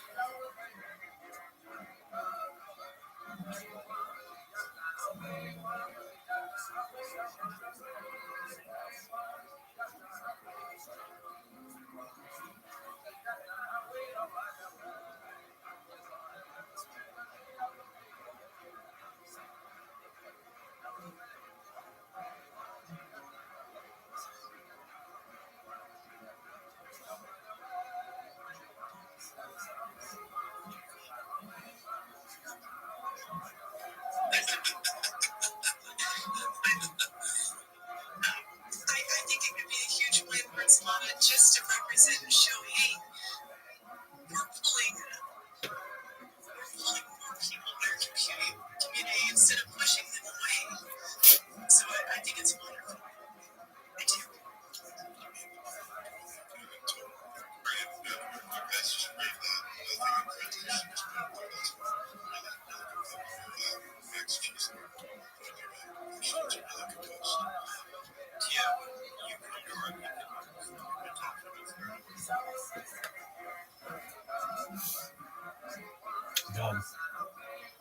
play this fucking game? I want to play this fucking game all night.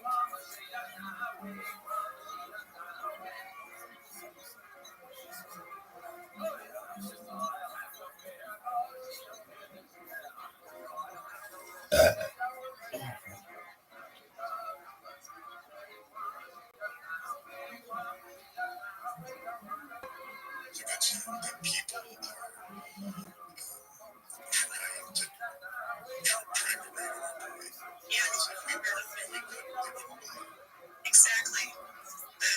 The stronger your path, the more people try and tear you down. That's how it's always been, you know?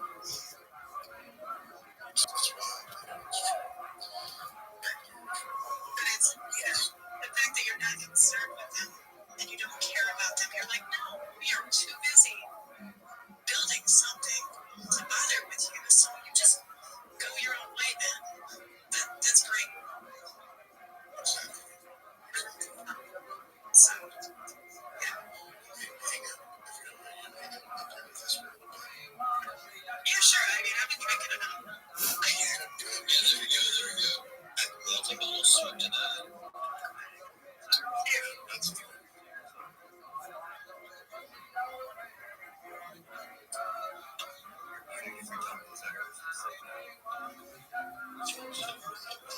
I just came to say hi, just check in on it. Not that it matters, but and I don't think anybody from the group chat is here. Not the group chat, the conversation is here right now. But that zombies met that they were talking about are just robots. But the robots and the staffs. I think that's so you're bringing up like this sports conversation.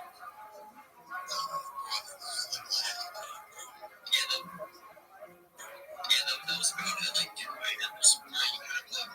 That was so cool. That was cool. Yeah, bro. I mean, you're so cool. You're so cool. Yeah, bro. And then we think it's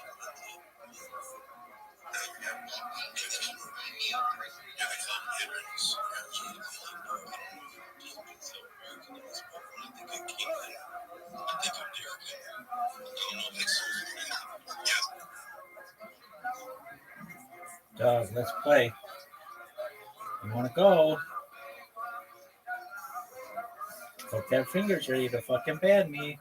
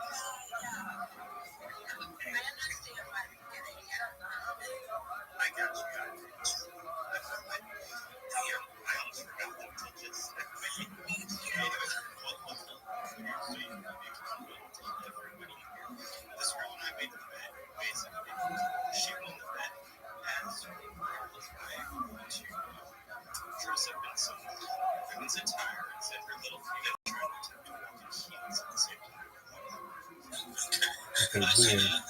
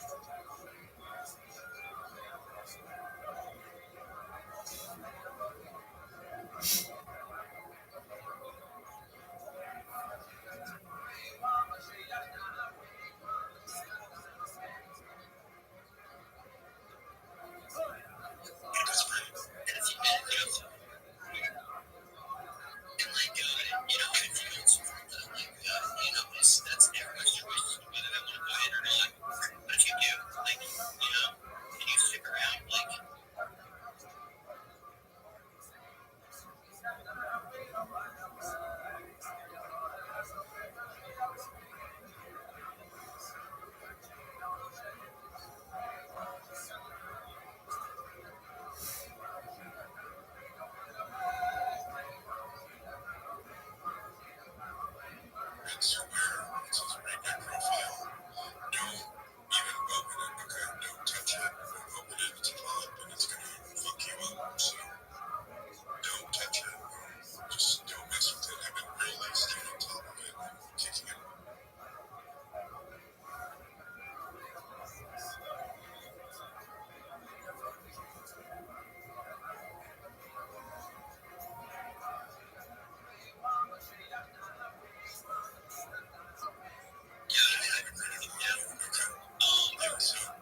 Guys, just I want you to be careful even when you're clicking on people's profiles. Okay, so we're getting botted again. It's dangerous, obviously, but it's another bullish thing because we wouldn't be getting botted if we weren't successful. So getting botted by the rabbi, that is interesting. I said that you but the first stuff that goes to the channel and it's just like Instagram you with comments. He wants to get so he's gone full schizo. Good. It is kind of funny to watch, but I want to get some grades going and I don't want rating on Kanye. I don't even know. I don't know what is going on there, but hey, I see Tim, you have your hand up and Kakias, I'm bringing you up too. Yes, thank you so much for the opportunity. I just wanted to say it's a privilege to be a member of this community and to be a holder. And I'm not a bot. My accounts, I just want to come in and tell you guys that I think that we're doing a really good job of grinding. The Joe keeps kicking me out, accusing me of being a bot, and I'm not. So I just wanted to say that I'm not doing anything malicious. Thank you.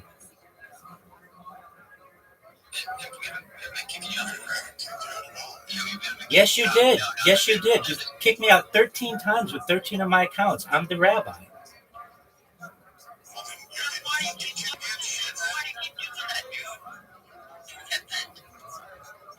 All I wanted to do is just tell you guys that I appreciate being a part of the community.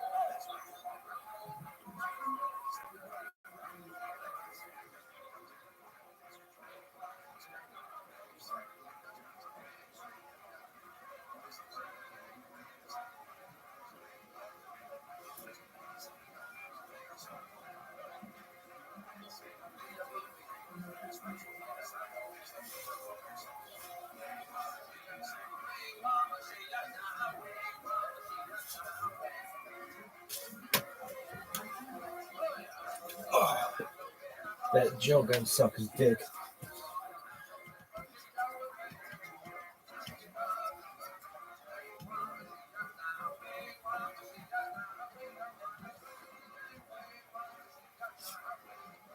We're being embodied. Dog, nobody gives a shit about your shitty 100-person space, or your stupid ass account, or your stupid ass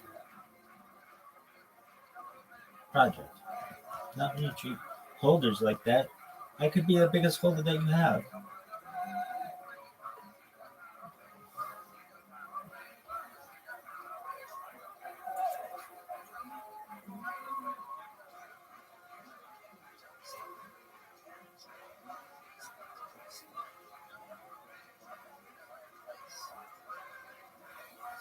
I'm gonna buy that whole fucking project someday just to rug it for this motherfucker.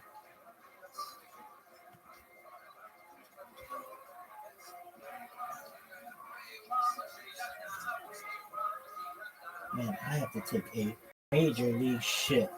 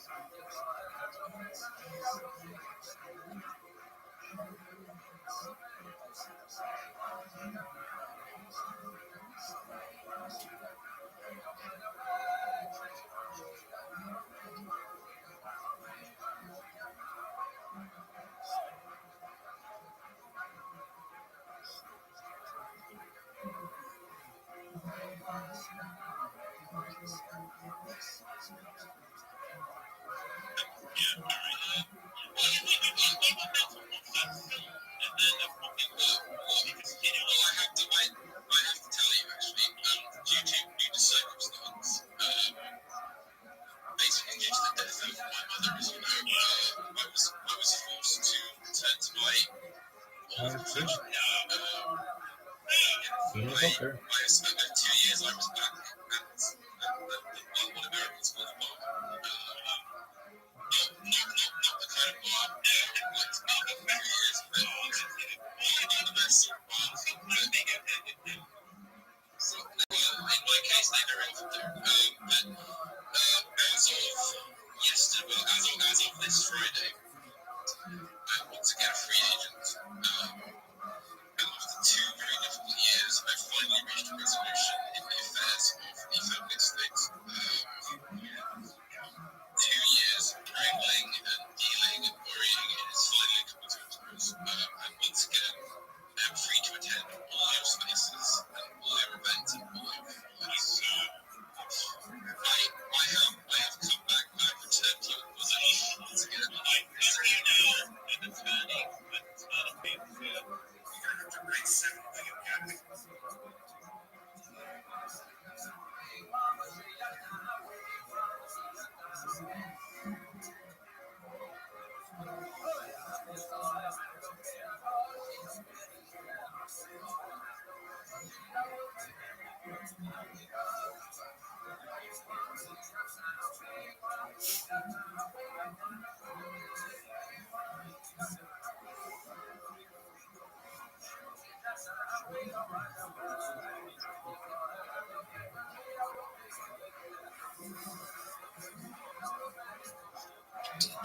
I can't do anything about it. So until it's not in the door, it's not my business to figure it out. But it feels like it's been pushed in my face, and now I'm starting to have like all of these strong feelings, and it's like all of this America first, and like the economy, and all of this, and I'm starting to like have all of these feelings that I've never had before, and that makes me suspicious of it, which makes me like for my fucking calm down, and delete all of this shit and just go back to bed. It's just yeah. But anyway,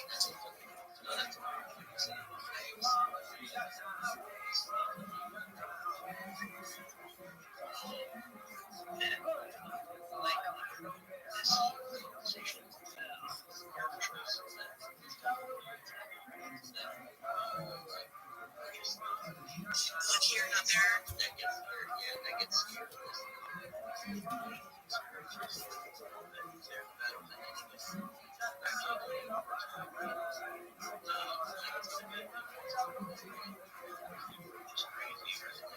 The next generation, the next 3 generations,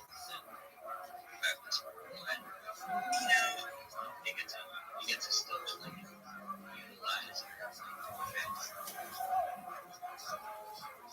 what called fast walkers, and towards the end, it goes into how deep it is, and it's deeper than government. The government doesn't even know it exists. The government thinks it's functioning on its own when it's not.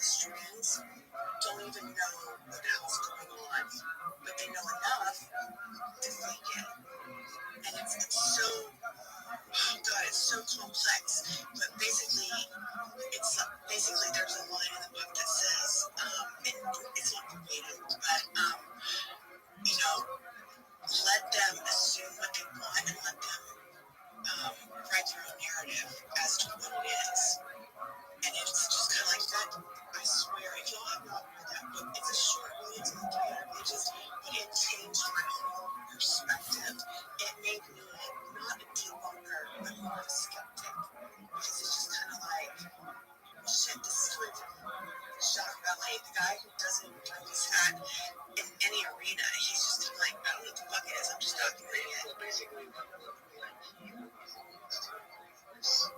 metaphysical slash philosophical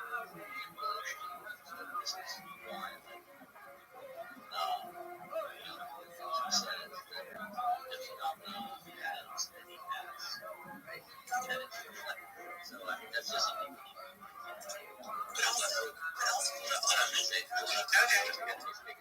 I know we get excited here. I can't see them. No, I can't see them. I'm gonna leave it till about it. I'm gonna leave it till about. I'm gonna reset. Okay, bye. All right, we got Rabbi. It's good. Oh, thank you for the opportunity. Willie, I'm probably a like-minded individual with all of you on the paranormal and ufology and such. I have a project. Do you mind if I quickly tell you about it? Sure. Make it under 2. So really hurts. Absolutely. That's my elevator pitch. I'm Rabbi Rothschild. I stream my life 24 hours a day, 7 days a week, 365 days a year for world peace. I've been doing so for more than 3.5 years, going back to the pandemic. We've seen the death of a queen, the birth of AI, the coronation of a king, and everything in between. I really want to help with ending world hunger through the use of technology, such as agricultural drones, floating greenhouses, saltwater greenhouses, perhaps vertical farming, things like hydroponics and cloud seeding are very important to this project. I want to help end world thirst through desalination.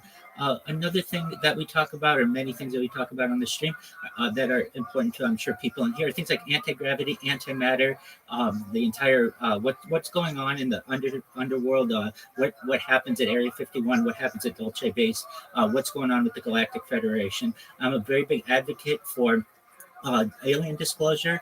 I want everyone to know that there's a type of technology out there known as de-extinction. Essentially, the first de-extinction successfully occurred in the year 2003 with the Pyrenean ibex, which was a goat in northern Spain, southern France. Fast forward to the year 2021, a company out of Dallas, Texas is founded, known as Colossal Bioscientific. They want to make it their goal by the end of 2028 to reintroduce the woolly mammoth into the Arctic Circle, utilizing an African elephant hybrid. Essentially, after that project completed, they want to reintroduce the Tasmanian tiger, and then followed by the dodo bird. I think these are important topics that aren't being discussed. Other things that we talk about are things like life extension technology. And in closing, one thing that's important that we discuss as well is something known as mind uploading technology, where potentially with your consent in the future, we can scan your brain into a computer like a CAT scan or an MRI, knowing where every atom is in your central nervous system, your peripheral nervous system, for later download as an android, an avatar, a cyborg, a cybernetic being, a clone of yourself, a robot, an ethereal being, whatever you want to be. I want you to know, Paul, how much I appreciate the opportunity to share my project with everyone. Thank you so much.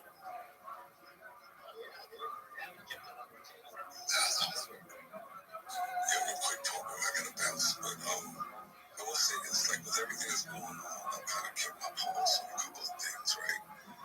I look out for fear mongering, right? The whole angels and demons narrative, the whole, they're coming to get us, eating our children, all that stuff. I keep an eye on the other side of the spectrum, where it's complete dismissal of the topic, nothing to see here, there's nothing going on, you guys are crazy. It's somewhere in the middle, right? And I'm just kind of gathering information as it comes, knowing that the PSYOP is already baked into this whole thing. There's going to be deceit happening left and right. Have you read any out there? So, yes, so the PSYOP to me and the misinformation and, all the influence coming from the intelligence community and all that stuff to me is already baked into what I'm already discussing here. And it should be for everyone, right? I don't prop people up on pedestals. I listen to everybody. There's a lot of people that have already made their decision one way or another if people are bad or good assets here in this community. I kind of just trust my gut and just do, walk that way. That's kind of how I always approach all this. But there's something here that is happening that people want answers to these questions that we all have. It's an itch we all scratch. And I feel like everybody that's listening in these spaces kind of hearing all the different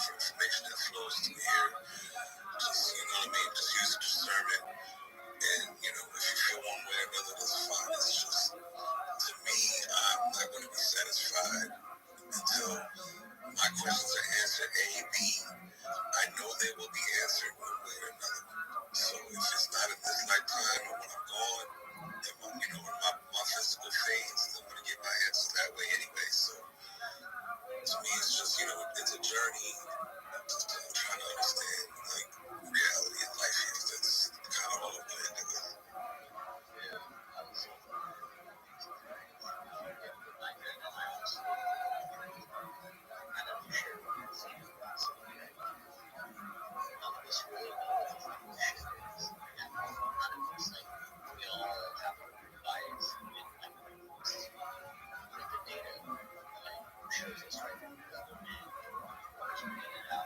And even from that, that's like that also comes from some type of data collection that can be biased as well.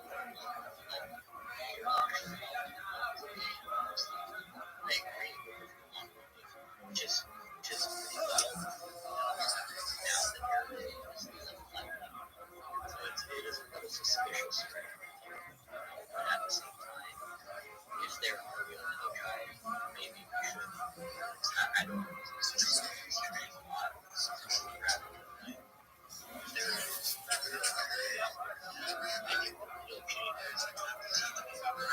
Yo, dog, I'm in the middle of a Twitter space. Apologies.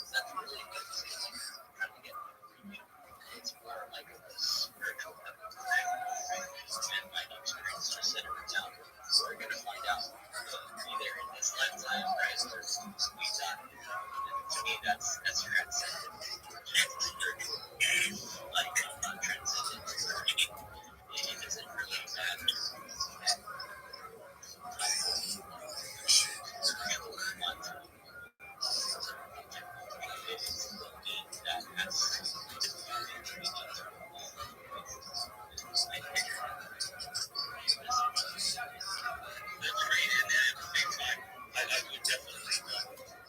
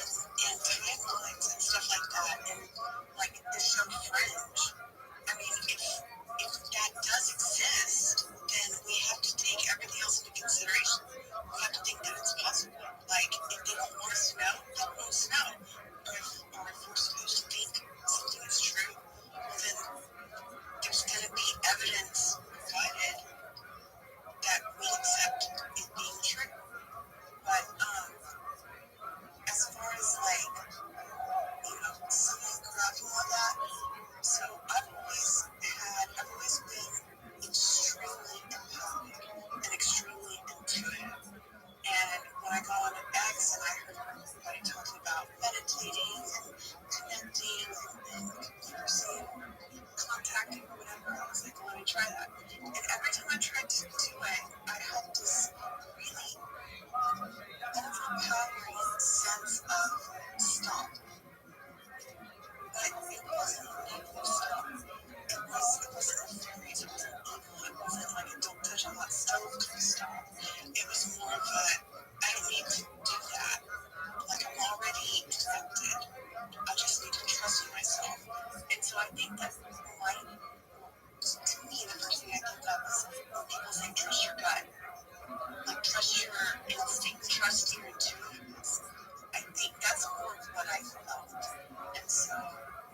that's what makes me buy into all of this meditating and connecting and stuff, like putting yourself in a trance, whatever.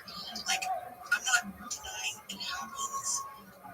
I'm just saying my personal experience, like when I try to meditate, and I do meditate daily, but when I intentionally meditate to connect with non-human beings, with a phenomenon, there's this feeling of, don't do that, stop, it's not going to work. It's innate.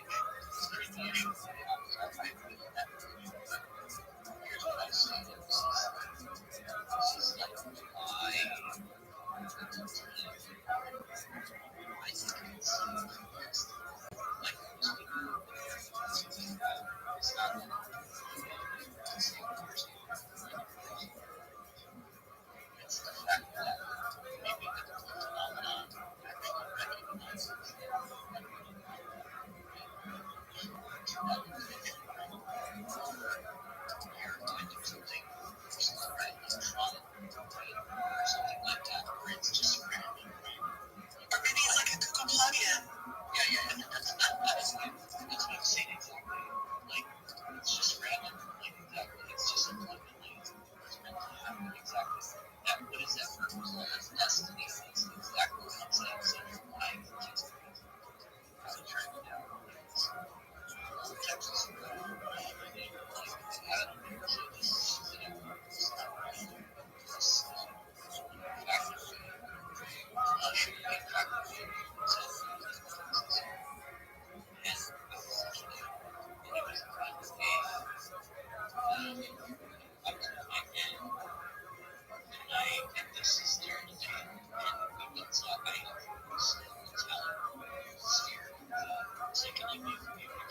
I'm so sorry. It's just the feedback. It's not just. I was wondering if I was, but I hadn't said anything, so I didn't. Okay. And so I was like, okay, it's gonna be a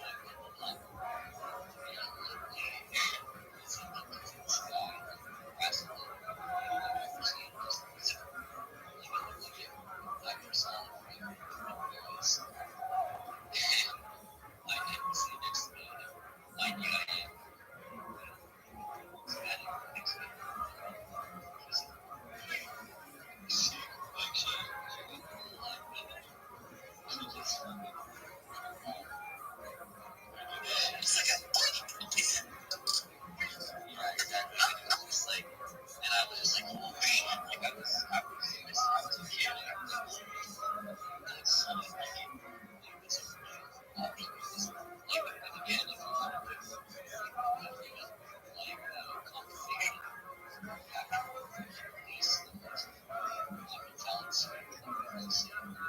Is that the one that shot up? Is that the one? No, that's the one in rap.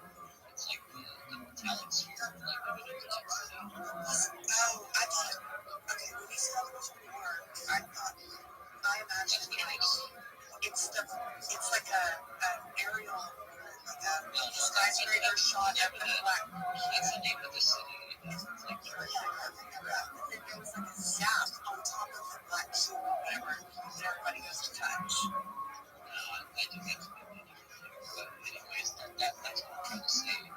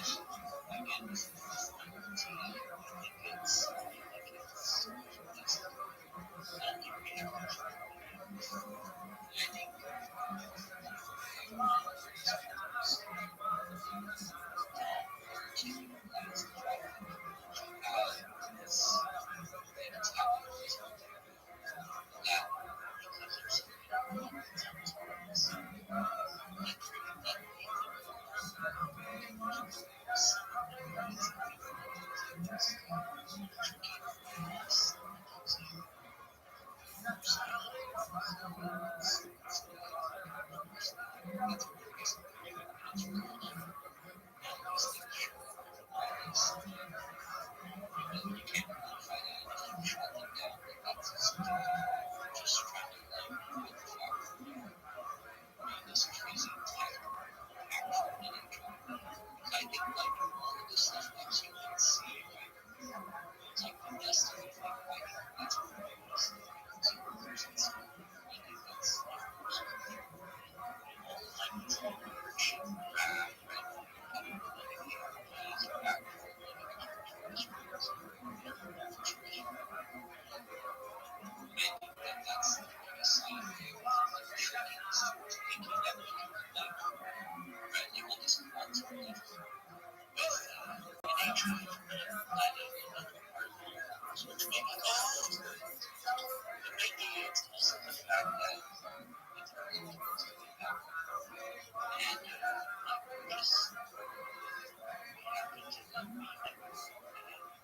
They can't track that because they're through that. And then they ended up using scientists to figure out what physics is. Right? Just like the air show.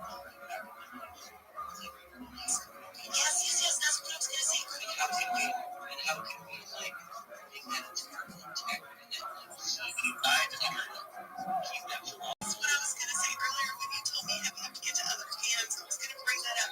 It's like parent. And like, let's go. Come on. Like, parent in front of us. Like it's almost like a heat giving station there. Just out of our reach. It's just out of our reach as a parent. Yeah, because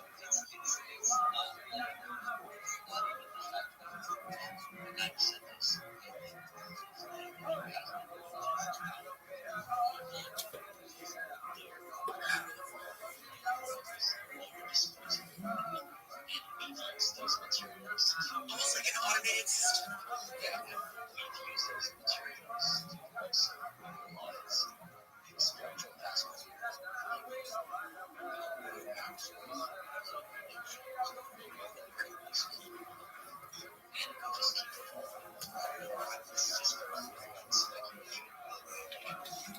Right.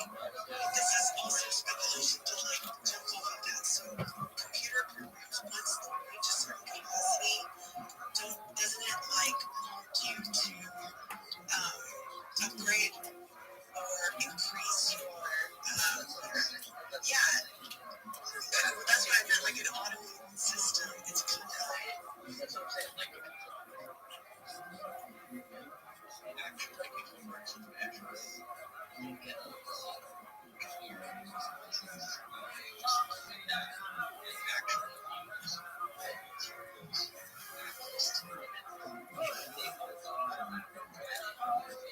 and they're just drones and somehow like use that material and like somehow like for social consciousness actual materials that we have. So I think it is a very simple aspect of it's higher dimensional like interfaces with this but also comes in the this because I'm gonna let it there on the back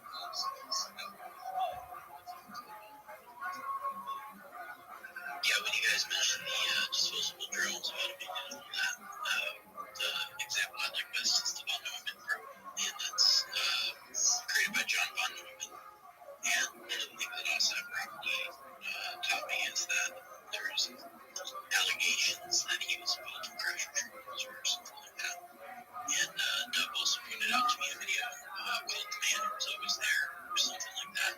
And it was John Von Neumann where he was there on the periphery of like 4 different big discoveries in physics. I can't remember what those are. But he was essentially one of the collaborators for each of those, like, Nobel Prize winners or, wild physicists who, made some great contributions. So he was there kind of helping them, ferment their ideas, some of the bounce ideas off of spitball and brainstorm and all that. So it was very interesting. So if the guy, came up with the idea of Von Neumann probes, which is, probes that, cheap probes that he sent out amongst the galaxy to, to go around or whatever. If he's alleged to be in crash retrievals, then is that what they are? I mean, that material would have to have this, like that form, just say, and at that point, if they then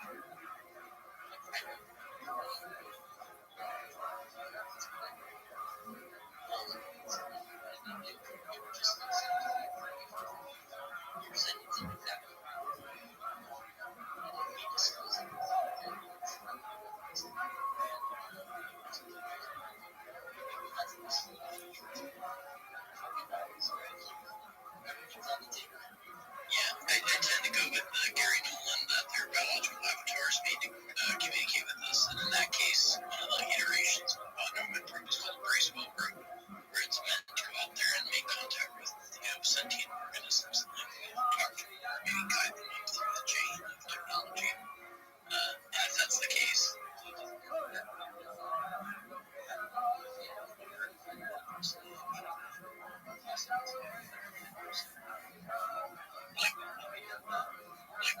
we have done that, like created that and sent it out.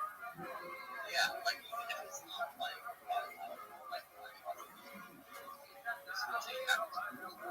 us, the only one that I know that we've made is Voyager. You know what I mean? So it's a probe we sent out there. On the side of it is a built-in disk. I think Gimme is still traveling. I mean, it just blew up. So we might have I believe so, way outside of it. And then, again, it's the farthest thing out away from us. And so I think I sent it to friends. I'm not sure if I retweeted it, but there's a video of Voyager flying out there and, into space, and it's playing music, and it's like the last note that humanity plays.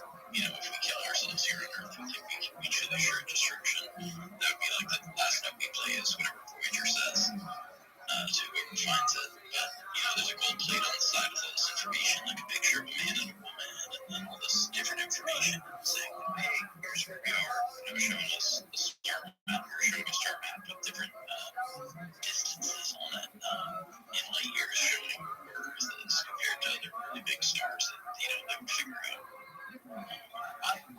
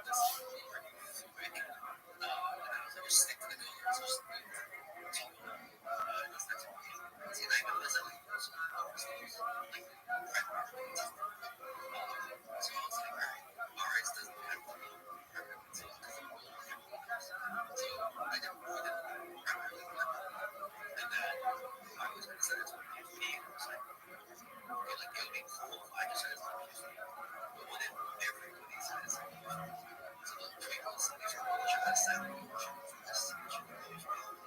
probably the next thing I know, like, broke my entire legs. Like, one of my posts, there's like 20 people that like the post. I can see them on that.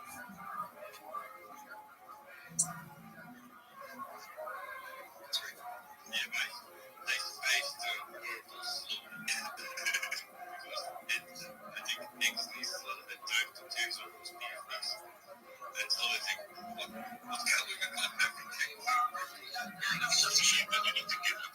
It's just a shame that you need to give up your benefits. That's something very cool about this. There's nothing to do. I'll say time for a business. You can taste whatever you want to. Using his verification.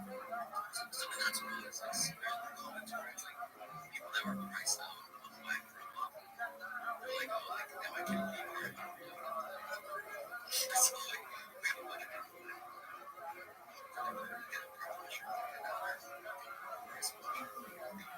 But it's really just a strip club store, right? Ours is it's huge. Whereas it's super, right? So as much attention or attracting as most photos. 100% agree.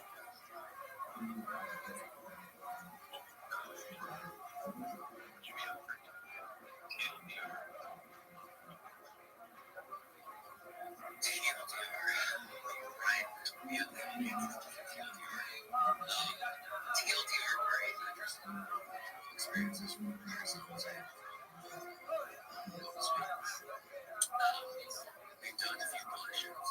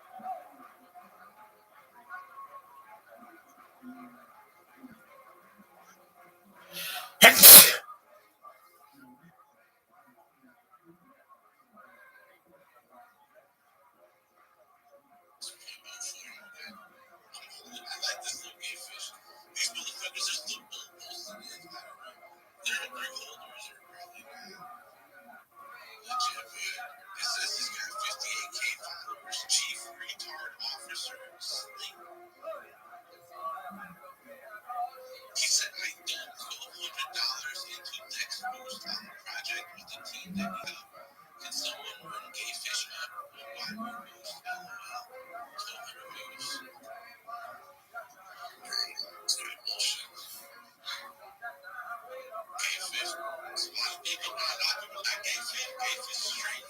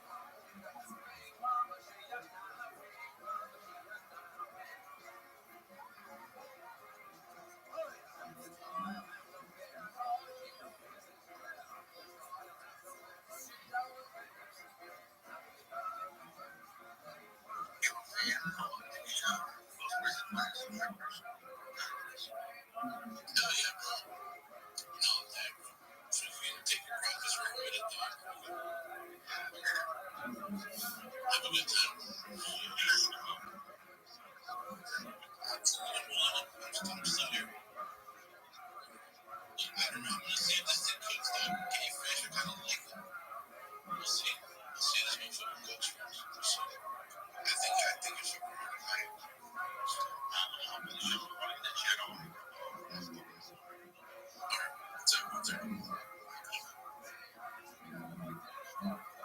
been it's still $1 million in volume. It's been less than 2 hours.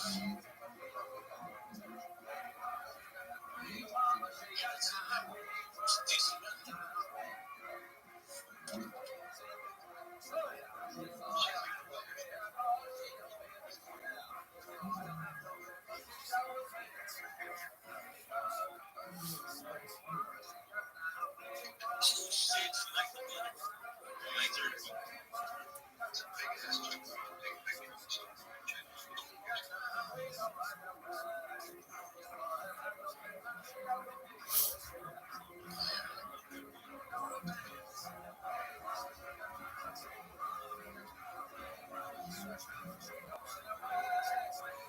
Oh, come on, fucking call on me.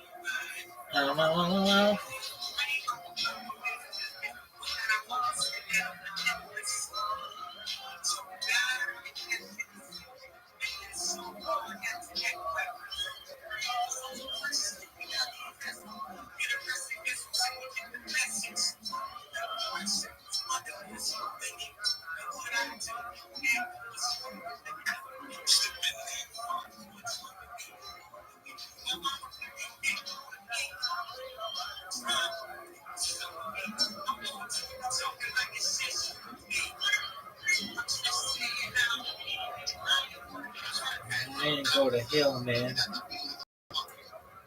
Dude, why the fuck?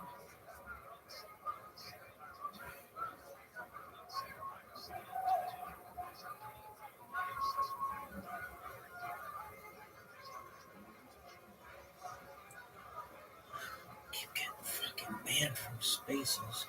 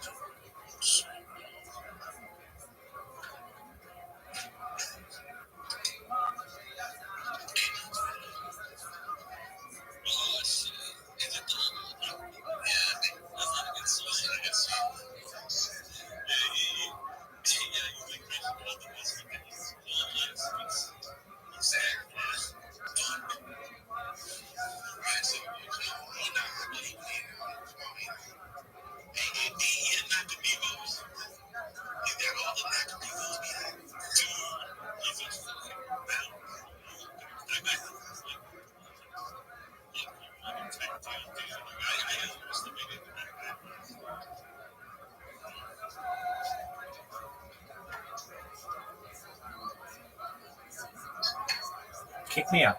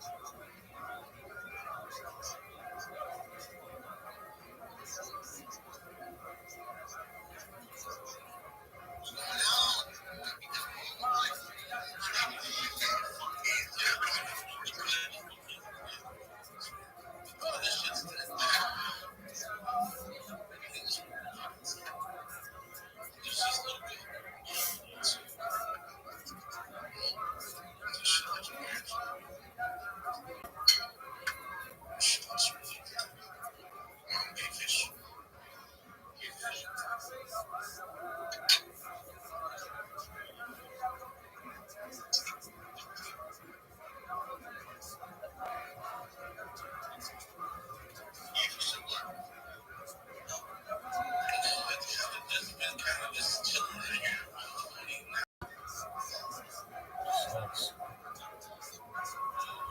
Gonna have to buy the Gatefish coin just to fucking rub that bitch.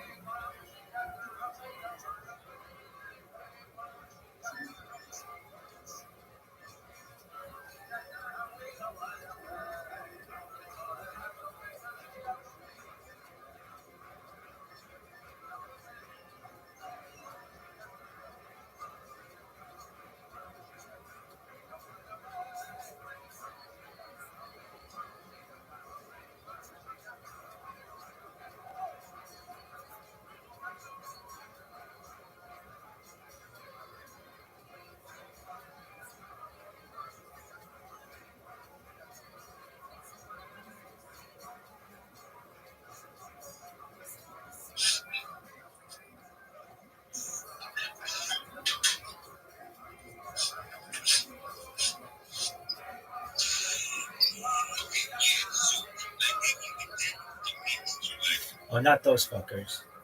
Promises. Worst. Oh, they're terrible.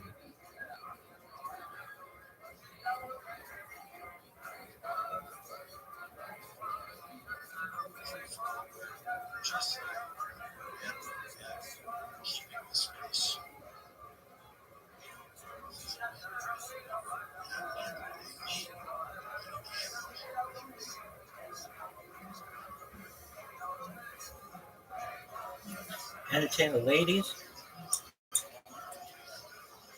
That's what I do best.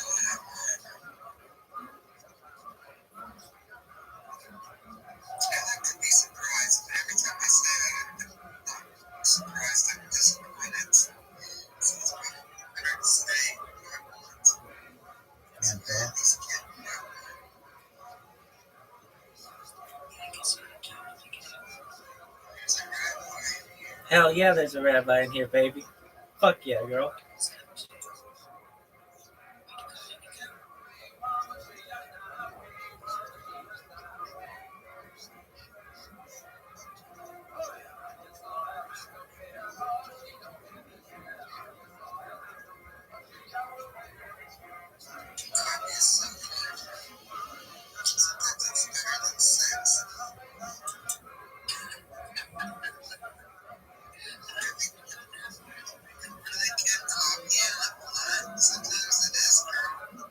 All right. Yeah, girl, that's what I'm talking about. Fuck yeah.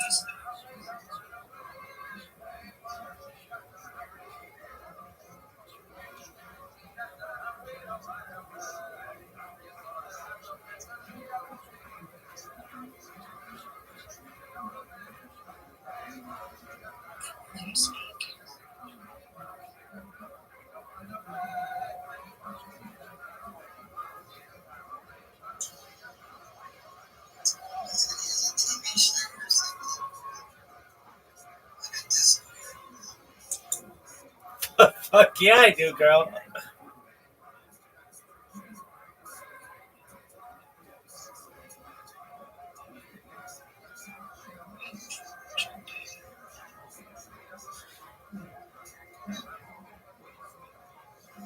Yo, girl, come on.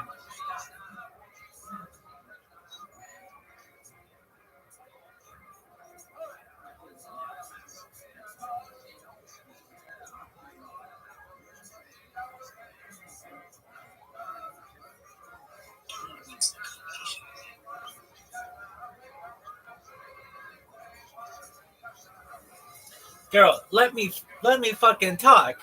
If you let me talk, I will make you laugh.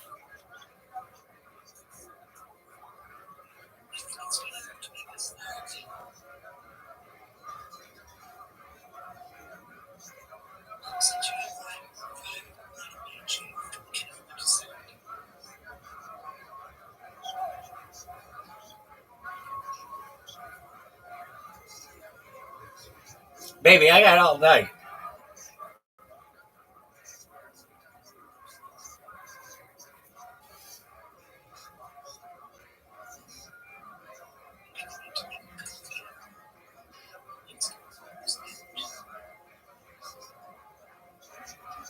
Let me in on this bitch.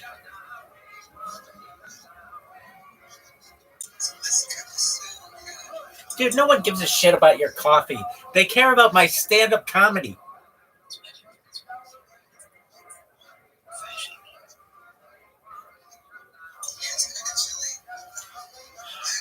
These bitches think they are such hot shit. In reality, they're just hoes on Twitter Spaces. Let me in.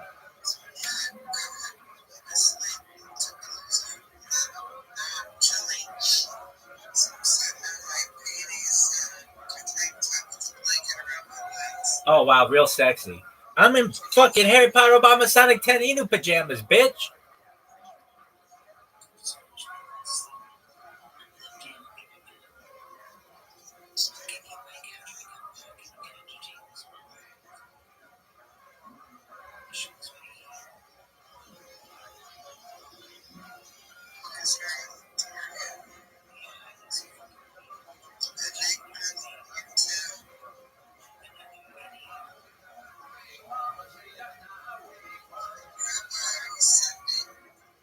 Fuck no, I'm not sending.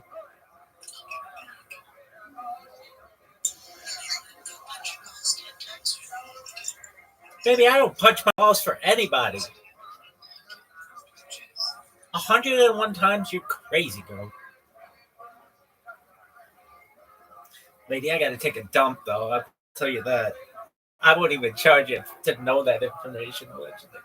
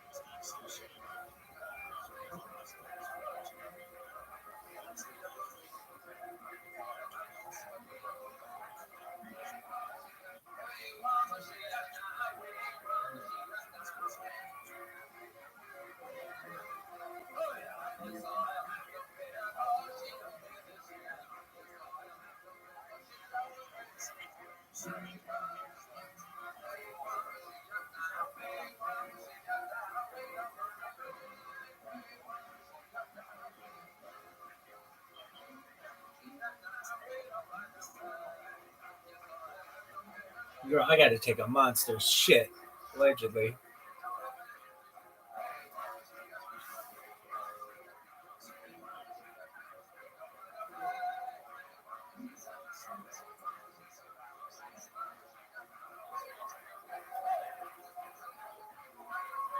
Oh man, we might not be able to wait. Oh man. I also have to take a piss, allegedly. This coffee is going through me like shit through a tin horn.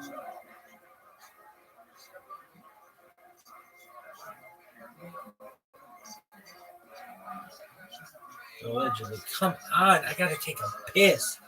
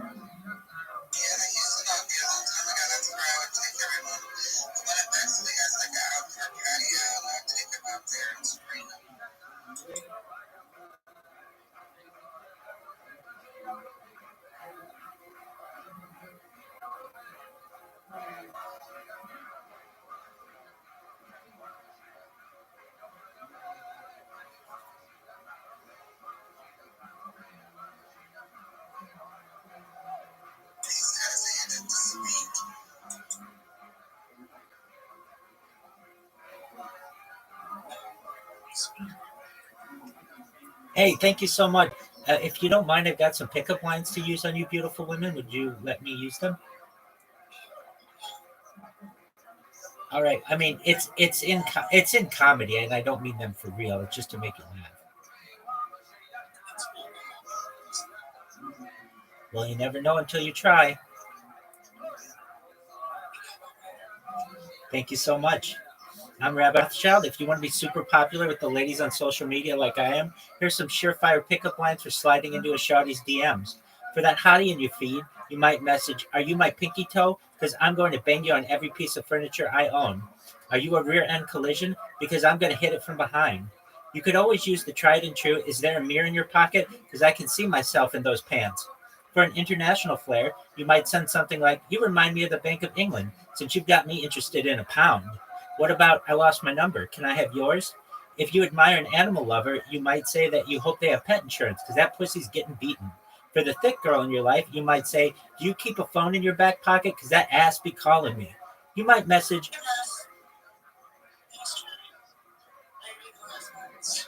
"All right. Well, I appreciate the opportunity. Best wishes to you guys. Take care."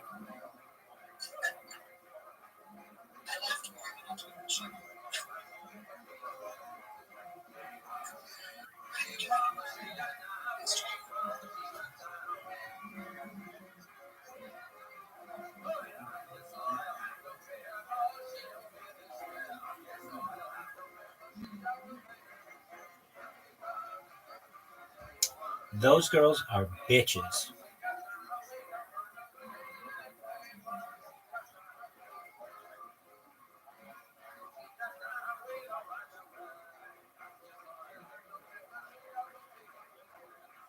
I didn't laugh once. Well, guess what? You're ugly as fuck, and you're asking for money on the internet.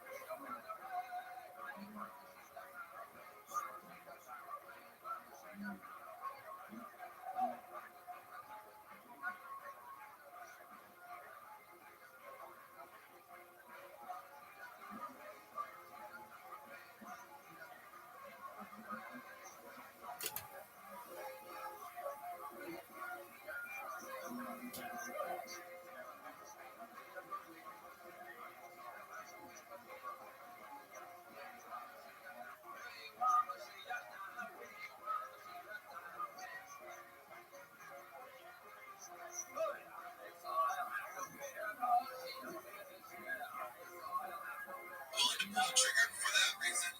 You got guys that are just scared because, they're intimidated. But then you got guys that just don't know how to talk to women, period. Like, you can't even have a regular conversation with them like they're a normal human being, because they just don't know how. They don't have good social skills.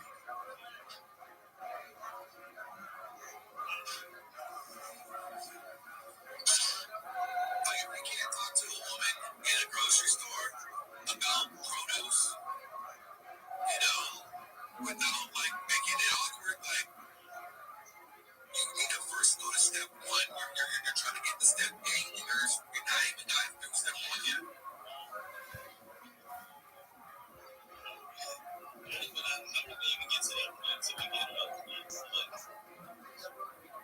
The same technology that expanded all of our ability to do what we do now. Just be children. No, it's you're not sheltered at all. You're able to only interact with what you want to interact with and who you want to interact with. And you get to interact with just all chambers, but you don't gotta go up there and actually interact with these people in person. Everything's behind a screen. It's all digital now. No one's going on Twitter Spaces to get asked.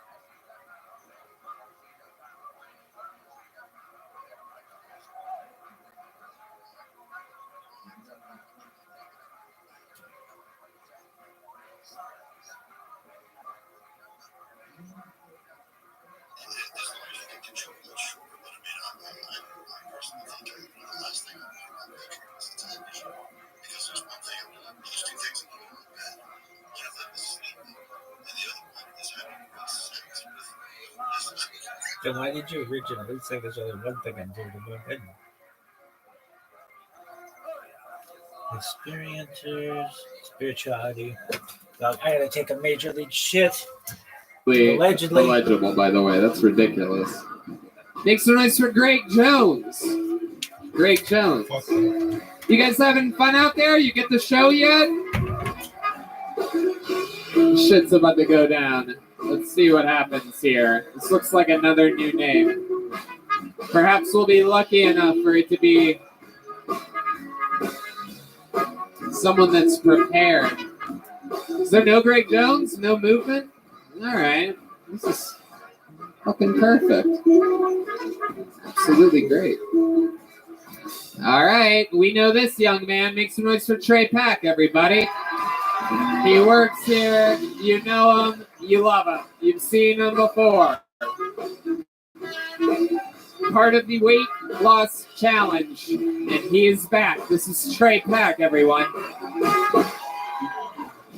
How we doing? Good to see you, everybody. Hell yeah. Guys, there are too many homeless people in Austin. All right? I'll say it, dude. I'm not starting the purge. Everyone can calm down. It's fine, dude. There are too many of them, though, right? I just moved here from Tennessee, and in the town I moved from, there are no homeless people in my entire hometown, right? Since moving to Austin, I've had to learn the plural for homeless. Is anybody familiar? You know the plural for homeless? No? Homa? That's cute. It's actually veterans, believe it or not. It's veterans. Oh. Boo.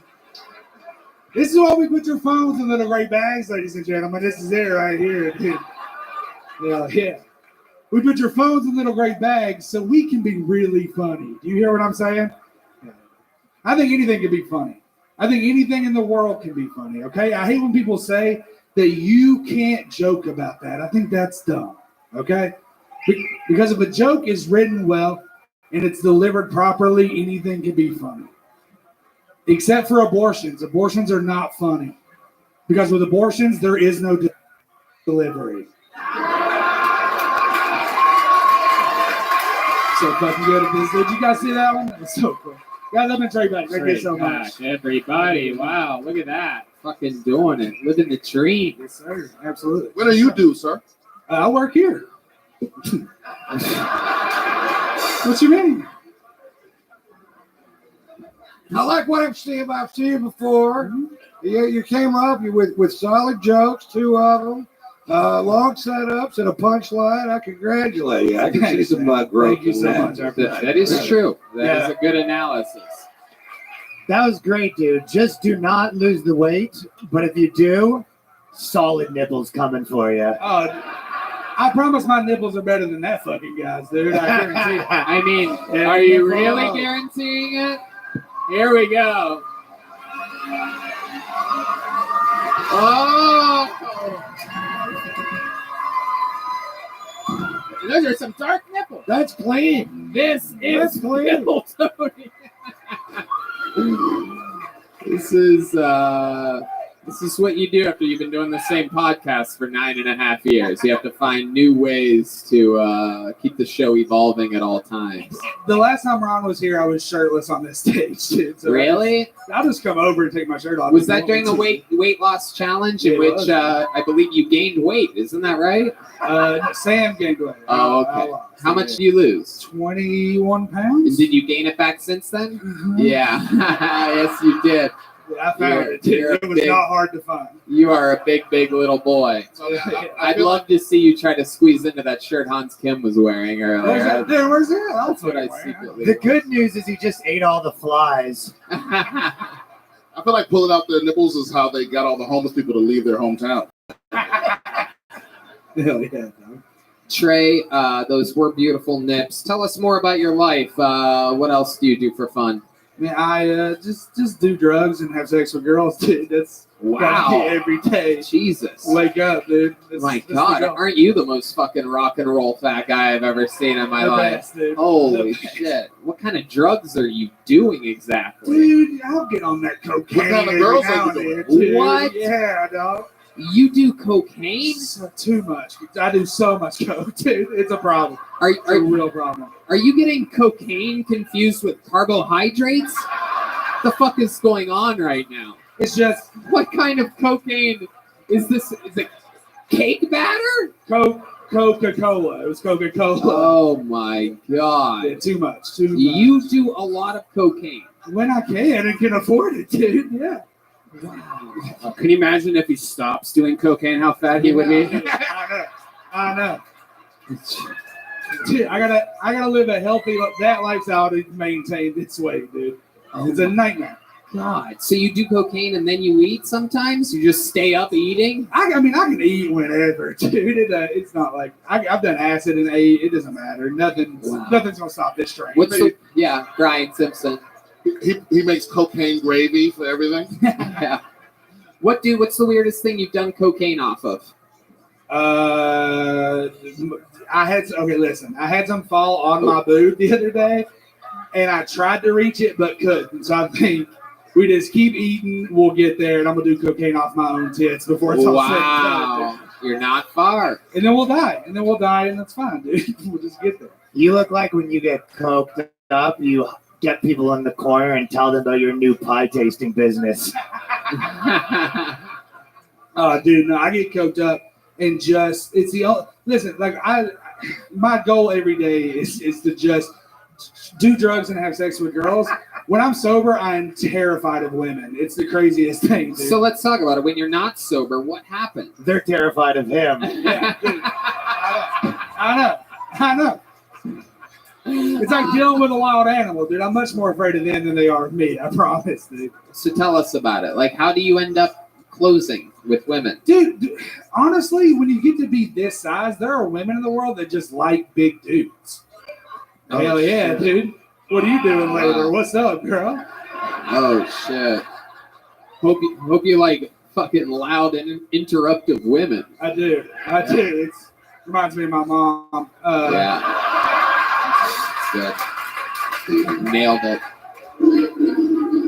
Oh my god. Red Band, come on. Is your mom a bigger lady? She's so big. Oh my god. Are you serious? She's lost some weight, but my mom's built like one of those popsicles, you know what I mean? That's got like the two sticks and they're big at the top. 2 sticks. That's where I got this shape from. Like a water tower? My mom's legs look like this, dude. This is what my mom's legs look like. So she's got skinny legs and big as hell, dog. Big as hell? She's so big. Oh my god. Yeah, dude, it's something, man. Damn. What popsicle is this though? Like upside down popsicle. You're talking about a 2-stick. Like I always ate them together, but like the shareable popsicles that you like pop apart. You know what I'm talking about. I always ate. You've always ate the one, yeah. You've always. No, exactly. I just nibbled on the stick. I mean, look at me. All right, train. But no, dude, like when people are built like you, like women, when they have sex with me, they have to get over my worst flaw immediately. Right. Right. It's just that they're okay with fucking me. The rest of it's fine. You know what I mean? Yeah, that'd be a shame if they got over that and then your dick was your second worst flaw. I mean, it's not second to worst, but it's like we're making the list, dude. It's not good. It's fine. It's fine. Trey, I'd love to have you back on the Secret Show Thursday. There you go. And you already have one of these, right? There you go. Straight pack, everybody. Another young, rising Austin talent. A lot of these guys that work here, they sacrifice a lot. They see a lot. They get to learn a lot. A lot goes on here. It's crazy. All right. That guy ruled. What? That guy ruled. It was hilarious. Yeah, he's fun. We have a good crew here. Thanks so much for your next comedian. It's Bo Scott, everyone. Bo Scott. Live on Kill Tony in Austin, Texas.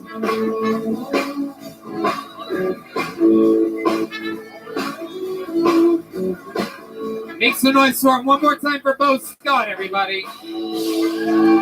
Hey, what's up, party people? My name is Bo. Everybody say hi, Bo. So I got a redneck grandma, and she's got a black lab named Mandy, and Mandy's a piece of shit.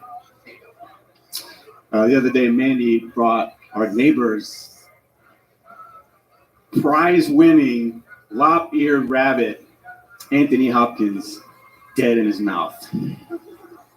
My grandma, she was freaking out. She didn't want him to know. So she washed it, dried him, and put him back in his cage. I was like, fucking Grandma, Anthony looks like he's got a fucking Brazilian blowout. They're definitely going to know it was you. Sure enough, they came over the next day like, do you guys know what happened to Anthony? She's like, Last night, we buried him in the backyard, and this morning, he was right there in his cage.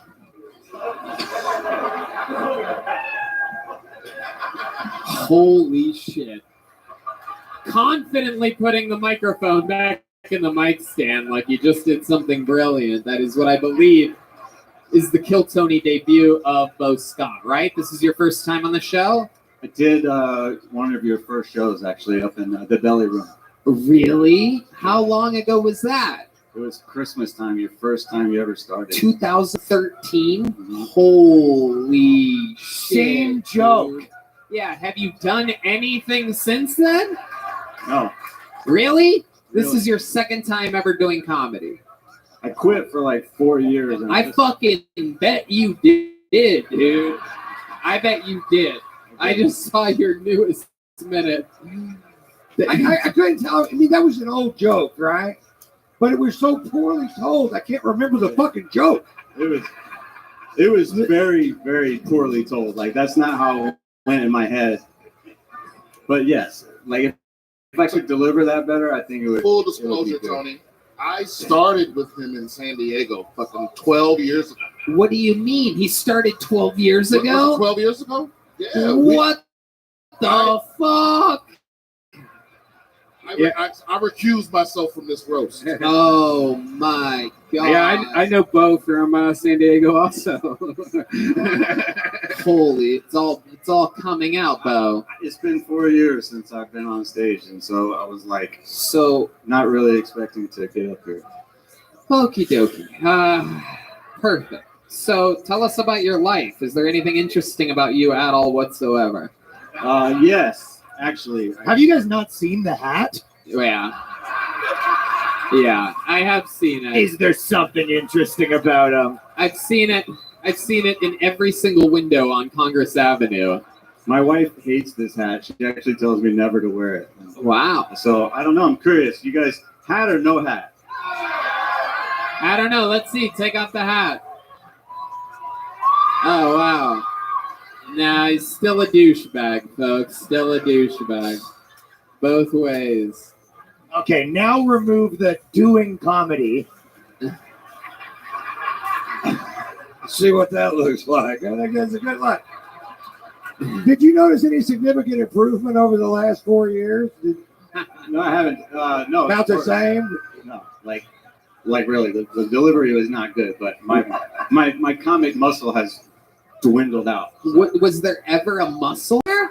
I was all right for a little bit. I did some shows. Really? I booked Brian for free one time. Well, yeah. I mean, yeah. No, motherfucker. You booked me for $20 that you never gave me. That's not the same thing as booking me for free. Oh shit. Oh, Same shit. $20 you used to buy that hat.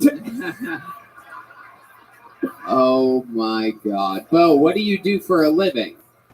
Funny you asked that. Funny, you should ask, Tony. Well, let's see how fucking funny it really is, Bo. What's the answer to the question? Let's see how fucking hilarious this is gonna be. I'd imagine it's going to be hysterical. I do sound, actually, so I flew here from Atlanta, actually, just to pass out. Wow, well, you must have loved how quiet it was during your set. That's incredible. I know you sound guys like a good, clean palette to start with. What kind of sounds are you making? What are they, boos? I produce events and I make music. Okay. All right. Okay. How do you feel right now? Do you feel comfortable in this? I feel like I've been hiding over there with no water for like an hour, and I can't. I made a joke earlier about a guy making excuses up here. In the joke, I mentioned being dehydrated, not having enough water. This guy came up and literally did that. You're like, what is happening? Eating these. Oh, perhaps a Listerine breath strip is going to make him hilarious all of a sudden, everybody. Oh, shit. Brian Simpson getting some of the debt that he's owed from years ago. He's like, now it's 1990 you owe me.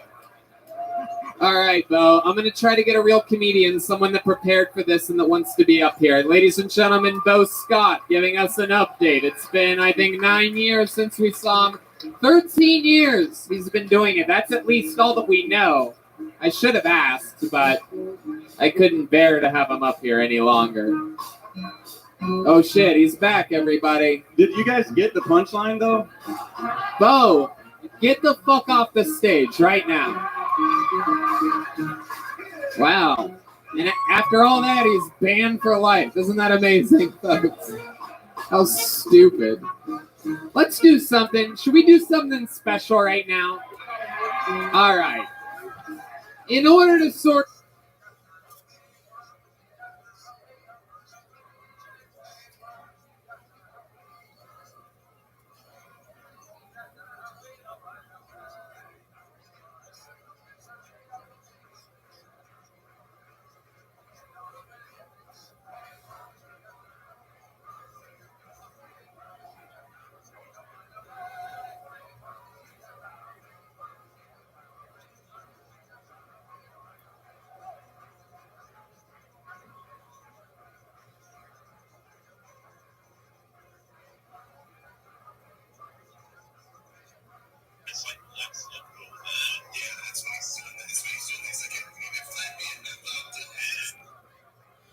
Dude, I need to time my fucking thing.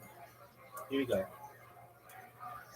Thank you for the opportunity. I'm Rabbi Rothschild. I stream live 24 hours a day, 7 days a week, 365 days a year for World Peace. I've been live streaming for more than 3.5 years. My stream goes back to the pandemic. We've seen the death of a queen, the birth of AI, the coronation of a king, and everything in between. This is essentially a real-life Truman Show, a real-life Big Brother. Some of the things that we talk about on the stream that I feel are important to society are things like agricultural drones, floating greenhouses, saltwater greenhouses, vertical farming, hydroponics, and cloud seeding. I want to help with world thirst through digging up wells and developing plans, through life straws, and through desalination plants. I feel this is important for the world. Other things that we discuss are things like antimatter, anti-gravity, faster than light travel, things like ufology, alien disclosure, things like cryptocurrency, and things like de-extinction. People don't know this, but the first successful de-extinction took place in 2003 with the pioneer IPEX. This was a gold that was located in Norwich. Fast forward to the year 2021, a company in Dallas, Texas, known as Colossus Scientific, was founded. They've made it their goal within 3 years, or before the year 2028, to reintroduce the woolly mammoth into the Arctic Circle using a African elephant surrogate. Following the reintroduction of the woolly mammoth, they want to reintroduce the Tasmanian tiger, some shit like that, and the doe bird. Other things that we discuss are things like life extension technology. I don't know about anybody in here, but it seems as if we all want to live past the age 100, 120, perhaps. One of the ways in which we can do this is possibly through the use of stem cells, human growth hormone, nootropics, what the fuck is neurogenics? It's just something I fucking say. Oxygen therapy, cryonics, I guess I already said. Ambrosia therapy, nootropics, cold shock therapies. All of this is really great, but you may say, hey, Rabbi, it's been too fucking long, and this is way too long anyway. What can be done for me later? That's where the next type of technology comes into play. It's known as mind-uploading technology. You scan your brain into a computer like CAT scanner and MRI for later download. As a cyborg, a cybernetic being, a clone of yourself, an android, an avatar, a robot, a theater being, whatever you want to be. But I want everybody to know that there's a possibility and a digital immortality. Thank you so much for allowing me to share my project. And go fuck yourselves. All right, so I can do it in like, it's pretty close to 2 minutes. I don't get into everything. All right, do it within 10 minutes or 2 minutes. Try it. Thank you for the opportunity. My name is Rabbi Rothschild. I stream live 24 hours a day, 7 days a week, 365 days a year for World Peace. I've been live streaming my life for more than 3.5 years. This is the most amount of data of any single individual in global history. Content is king. Data is Earth's #1 resource, more valuable than food, water, gold, air, petroleum. And I have more data online than any person ever. And when I go viral and help everybody, who's helped me along the way. Other things that we talk about are things like the helping. Welcome. How are you, Left? Left, are you Malibu Banks? Left, can you hear me? Yeah, now I can hear you. Are you Malibu Banks? Yeah. Big dog, you're 16 years old. You gotta be 18 to be in here, my man. It's okay. I'll send him a message. The guy who's been coming in here, 16. Yeah.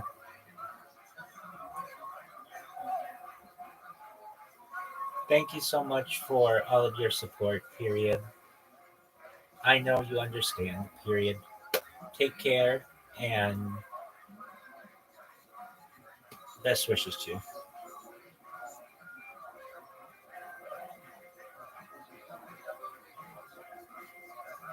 You can't tell anything about these days.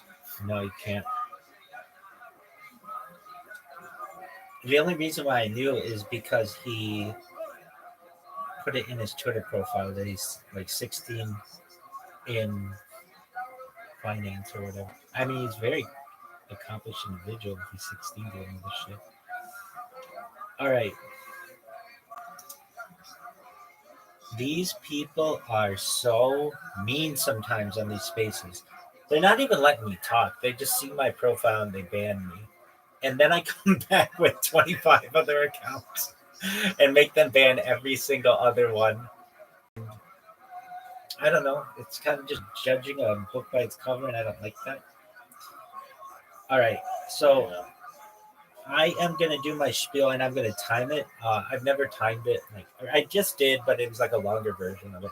So here we go. Just 1 minute. My name is Rabbi Rothschild. I stream my life 24 hours a day, 7 days a week, 365 days a year for world peace. I have more data archived on the internet than any person ever. I essentially live a real-life Truman Show, a real-life Big Brother. This stream goes back to the pandemic. We've seen the death of the Queen, the birth of AI, the coronation of the King, and everything in between. Some of the things that we talk about in this stream that aren't normally discussed in the mainstreams are things like ending world hunger through the use of agricultural drones, floating greenhouses, saltwater greenhouses, things like hydroponics and vertical farming and cloud seeding, to name a few. Other things that we talk about are desalination. I feel is an important project for the world. Other things that we discuss are things like anti-gravity, antimatter, faster than light travel, things like de-extinction. People don't know this, but the first successful de-extinction took place in the year 2003 with the Pyrenean ibex, which was a goat that was located in northern Spain, southern France. Fast forward to the year 2021, a company out of Dallas, Texas, known as Colossal Bioscientific, is founded. They've made it their goal within the next 3 years to reintroduce the woolly mammoth into the Arctic Circle using African elephant surrogates. Following the reintroduction of the woolly mammoth, they want to reintroduce the Tasmanian tiger, followed by the dodo bird, which I think is really interesting.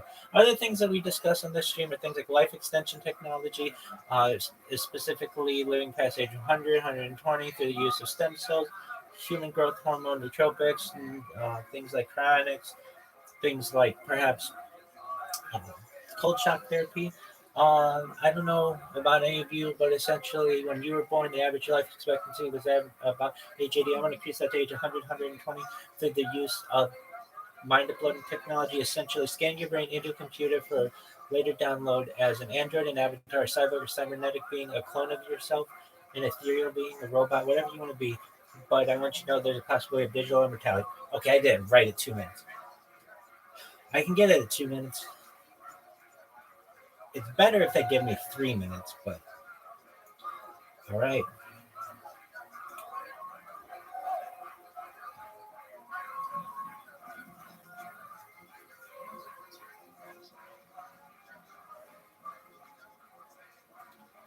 Who's up next? What spaces?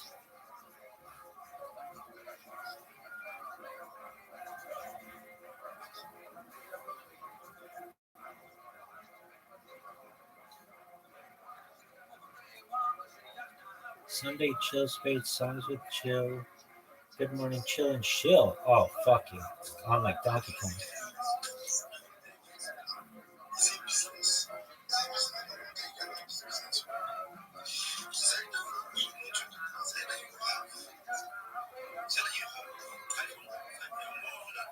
Let me in on this bitch. Let me talk.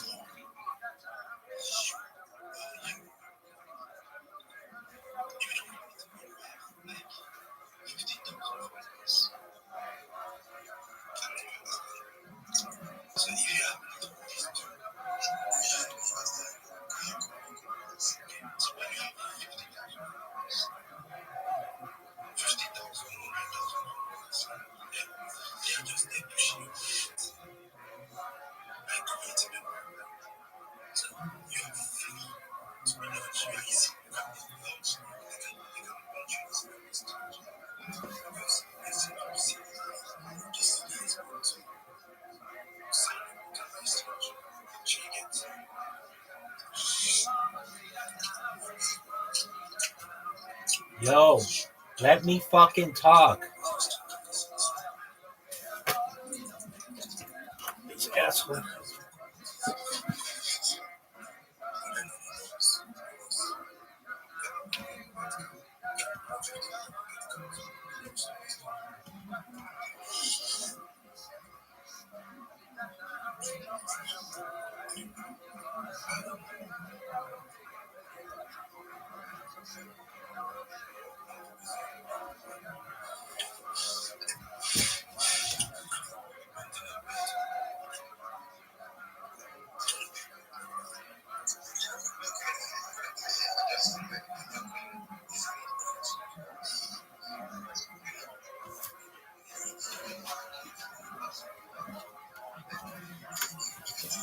Dog, you guys have one. You have 10 people in this fucking thing. Literally, you can let us all talk.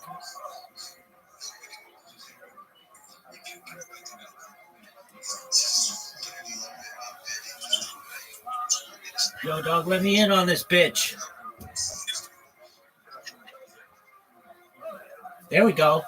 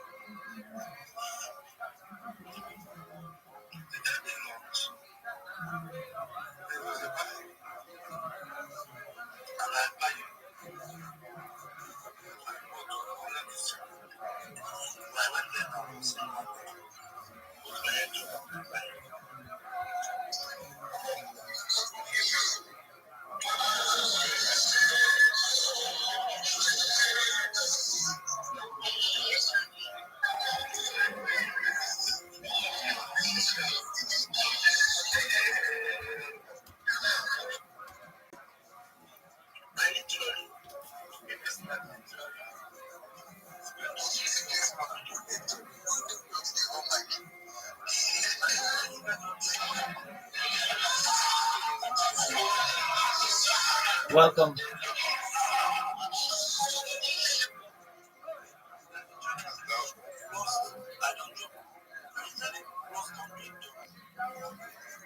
Let me in on this bitch.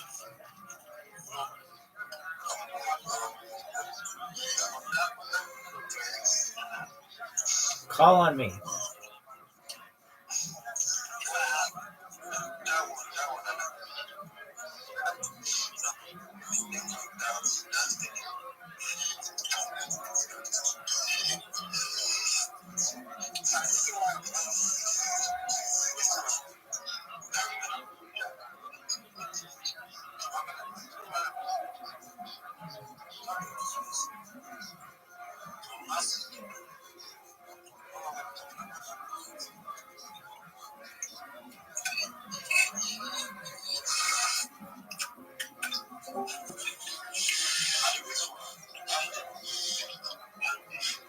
Welcome, Akai. How are you?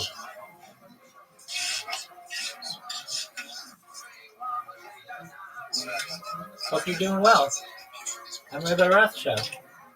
Let me know if you need to know anything about me. Because boy, will I tell you, and I can tell you in about 2.5 minutes.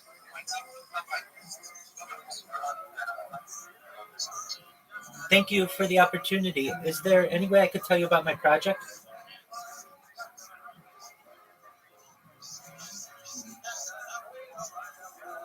Would that be okay?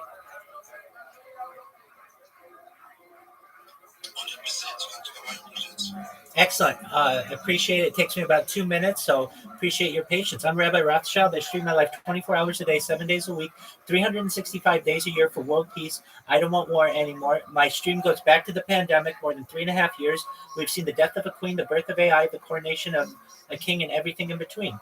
I want to help with the developing world, particularly ending world hunger through the use of technology, things like agricultural drones, floating greenhouses, saltwater greenhouses, things like vertical farming, hydroponics, and cloud seeding are really important. I want to help with world thirst, with the use of desalination technology, essentially where we pump Earth's seawater under land to make it drinkable for those in need. We talked about some things that are additionally really important. I feel to society, things like anti-gravity, antimatter, faster than light travel, things like de-extinction. Many people don't know what de-extinction is, but it's essentially the reversal of an extinct species. So in 2003, the first successful extinction took place, the Pyrenean ibex, which was like a goat in northern Spain, southern France. Fast forward to the year 2021, a company out of Dallas, Texas, known as Colossal Bioscientific is founded. They've made it their goal by the year 2028, or within the next 3 years, to reintroduce the woolly mammoth into society, which I think is a really exciting project. They want to reintroduce the woolly mammoth into the Arctic Circle using an African elephant hybrid, or surrogate, I should say. Additionally, following that introduction, they want to reintroduce the Tasmanian tiger and then the dodo bird. I think these are fascinating topics that aren't currently being discussed. I also want to help you all in here. Data is Earth's #1 resource, more valuable than food, water, gold, air, everything. And when I go viral, which I think I will, as I have more data than any person ever, I'm going to help all of you. I want to help you to live past age 80, past age 100, 120 through the use of technology like perhaps cryonics, cryogenics, stem cells, human growth hormone, things like ambrosia therapy and nootropics. And if I'm in my conclusion, if this is of interest to you, you should know that there's also an opportunity, perhaps in the future, with your consent, to scan your brain into a computer, a process known as mind uploading, for later download as an android, an avatar, a cyborg, a cybernetic being, a clone of yourself, a robot, an ethereal being, whatever you want to be. But what I want you all to know is that there may be an opportunity in the future at digital immortality. And if there is, I want you to be aware of it. Thank you so much for allowing me to share my project.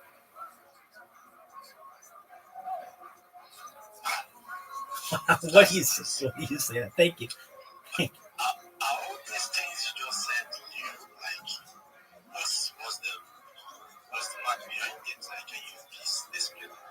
Oh, most certainly. So essentially, The Economist magazine stated in 2018 that data was Earth's most valuable resource, more valuable than petroleum, and overtook.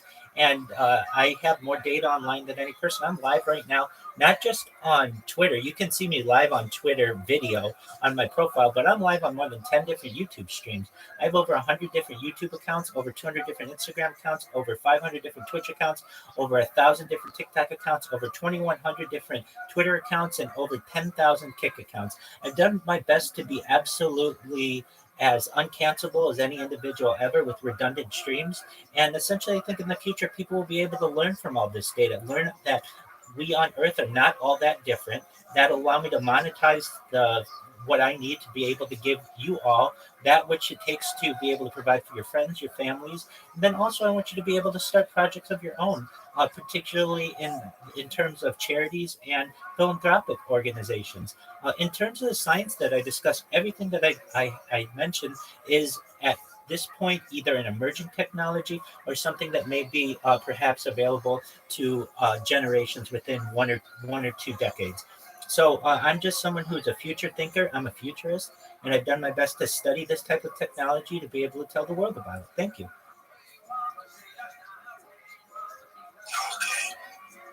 That's nice. So, I don't know what to say anymore, but then, yeah, that's nice. That's nice. Great. I say, downtrend or something.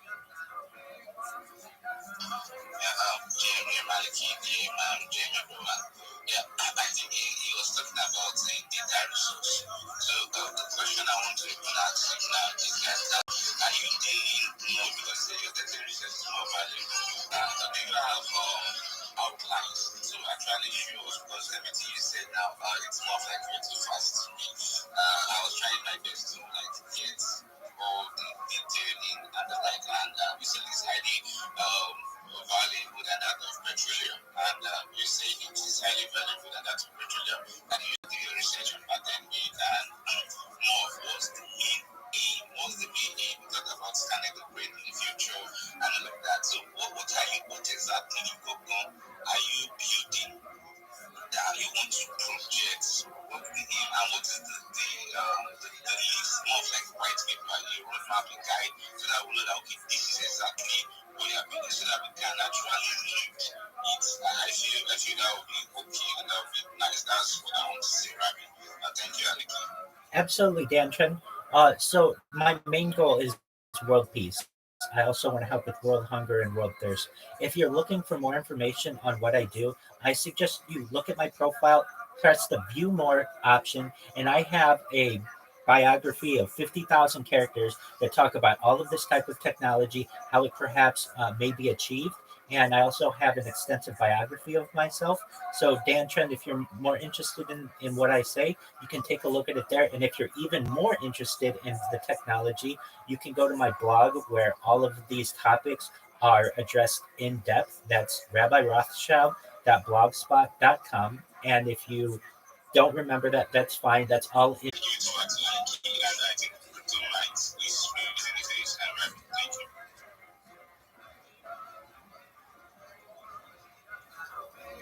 Go ahead, Kryptonite. Oh, well, thank you. So you should know that I'm sponsored by a cryptocurrency. It's known as Harry Potter Obama Sonic 10 Inu. I've been live in their Telegram for more than a year. Essentially, it is worth, it's a coin that's worth over $100 million. In fact, I'm wearing their merchandise right now. They've donated their betting to me so that I do my best to be able to promote Web3 every moment of every single day that I'm on camera. But you're right, certainly being as integrated within Web3 is very important. And I'm always looking to network with more people. So no, if you send me a follow, I will follow back right away so that we can continue the conversation perhaps. And just really want Dan Trend to know how respectful I think your comments were. And I appreciate the time that you've taken to be able to look over my project. Thank you.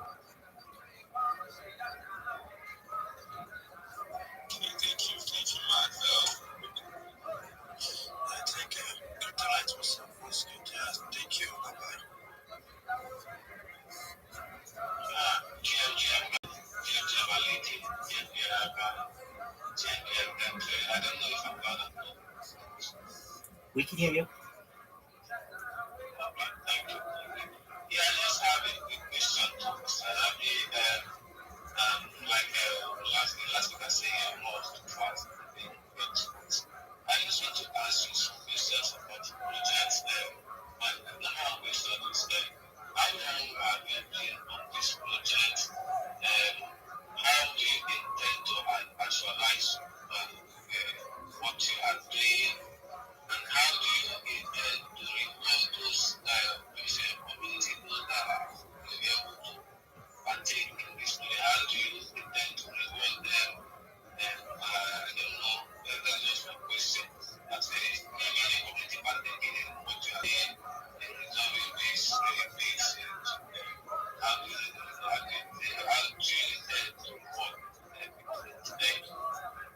Excellent questions.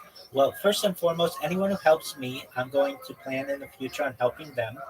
The way that I intend on doing so is everything that I do is recorded. Everybody who follows me, that's recorded on this stream. Everyone who sends me a message, that's recorded on this stream. And eventually, and it may not be that long from now, the world may take great interest in the fact that they can watch someone whenever they want at any given notice and be able to essentially observe a human who has more data online than any person ever. So what I intend to do is take all of the people who ended up following me over the course of the last 3.5 years, everybody who sent me a message over the last 3.5 years, and really I also take people who say they were helping to promote my project in one way or another. We'll make a list of it, and then we will reward those people. Essentially, I will be probably one of the biggest endorsers perhaps in the future. I'll be able to make a lot of money doing that, be able to make a lot of money in Web3 and cryptocurrency sponsoring those projects. But most of all, the data that I rate your friends and your family, and then eventually start your own charity.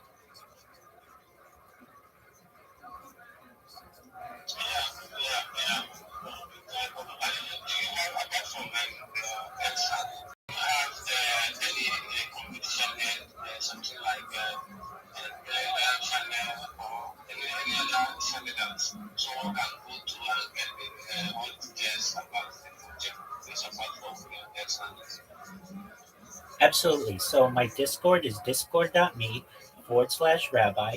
I'm live in there 24 hours a day, 7 days a week, 365 days a year. You can always ask me any question that you want in there. If I'm asleep, I have an area where you can ask me questions as well.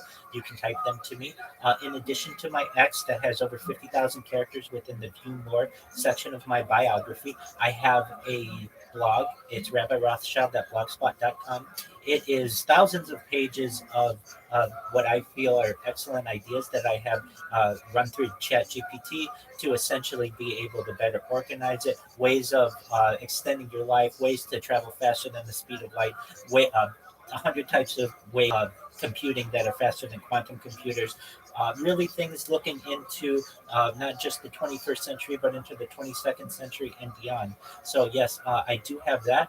Additionally, if you just type my name, Rabbi Rothschild, in YouTube at any given time and filter by live, you'll see that I'm live on more than 10 different simultaneous streams. So you can always connect with me that way. And then really from a Telegram standpoint, I've been live in the Harry Potter Abomasonic 10 emu Telegram for nearly 2 years now. And that Telegram is t.me/HPOS10I.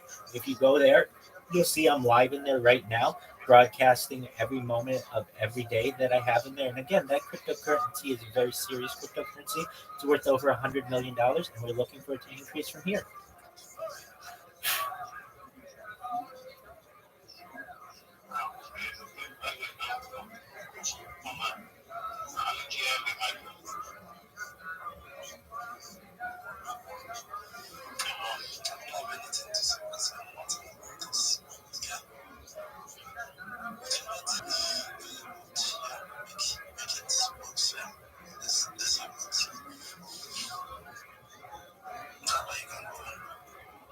Well, I just want to thank you. I do want you to know that I followed everyone in this space.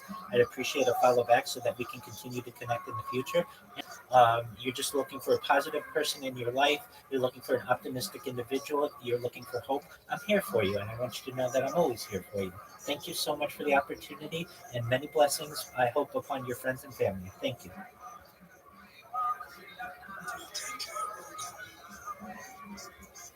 Bingo. Yo, dog. Can you hear me, Caspian C?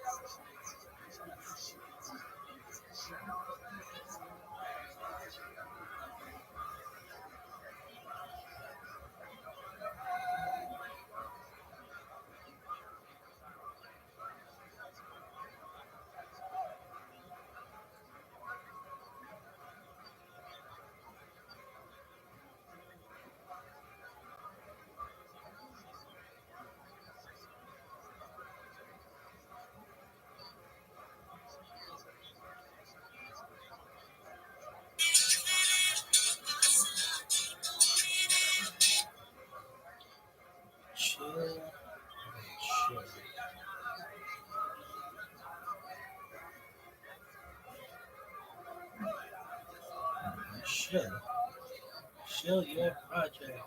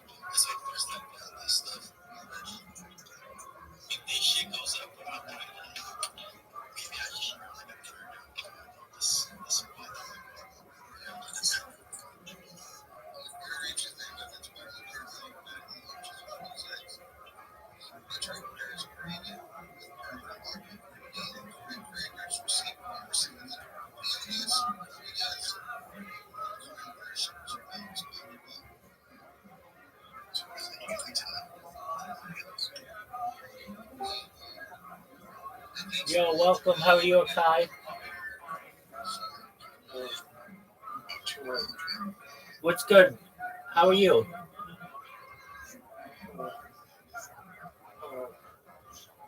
Okay, it's hard to hear. It's hard to hear you. What's good with you?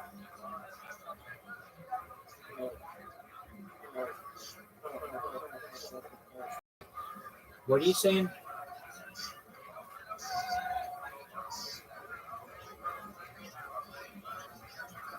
Okay, do you speak English?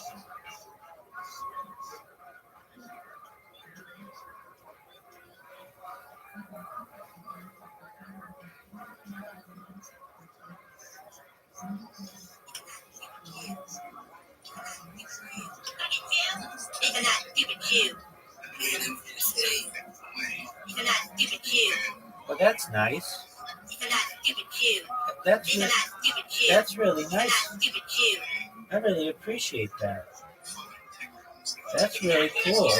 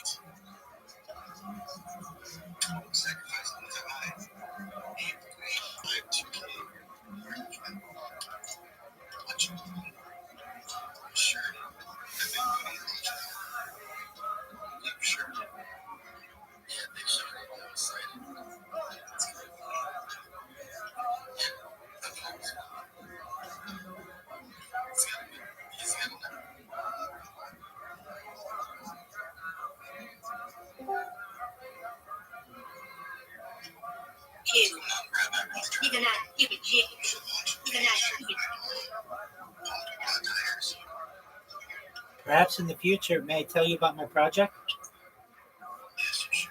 Excellent. It takes me about 2 minutes, so appreciate everyone's patience. I'm Rabbi Rothschild. I stream my life 24 hours a day, 7 days a week, 365 days a year for world peace. I don't want war anymore. Essentially, I have the world's longest stream going back to the pandemic. We've seen the death of a queen, the birth of AI, the coronation of a king, and everything in between. I want to help end world hunger through the use of some technologies, such as agricultural drones, floating greenhouses, saltwater greenhouses, things like hydroponics, things like perhaps vertical farming and cloud seeding. I want to help end world thirst through the use of desalination plants, essentially pumping Earth's seawater onto land to make it drinkable. We talk about some things on my stream that aren't normally discussed in society, things like anti-gravity, antimatter, faster than light travel, things like perhaps alien disclosure, ufology. We talk about some other things like de-extinction. If you're not familiar with what de-extinction is, it's essentially the technique of reversing an extinct species. The first successful de-extinction took place in the year 2003 with the Pyrenean ibex, which was a goat that was located in northern Spain, southern France.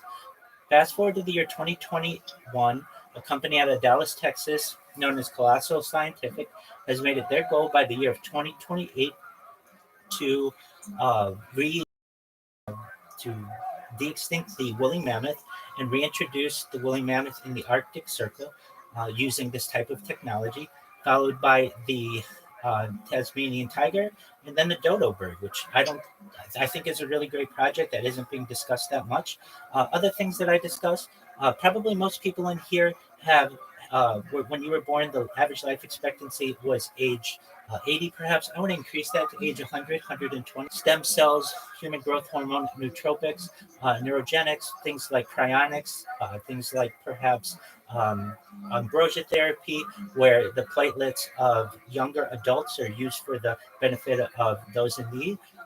even getting into another type of technology with which I'll close, known as mind uploading technology, which, if you want, this is with your consent, you'd be able to scan your brain into a computer like a CAT scan or an MRI for later download as an android, an avatar, a cyborg, a cybernetic being, a clone of yourself, a robot, an ethereal being, giving yourself the opportunity perhaps at a digital immortality.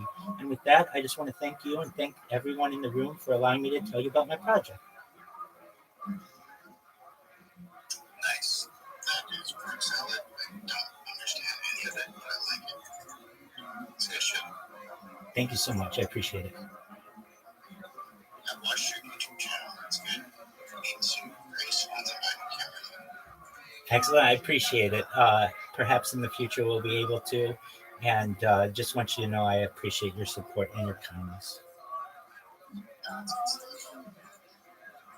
If I may say, if you're interested in that which anything that I've said, feel free to send me a follow. I'll make sure to follow you back so that we can stay connected.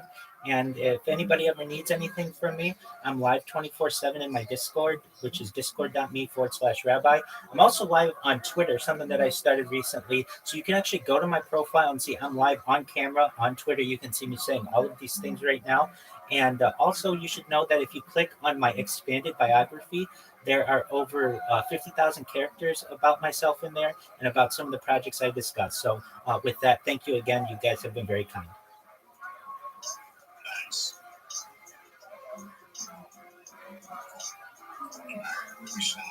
How's Thirsty doing? We need an update, Mark. Are you the drill leader yet?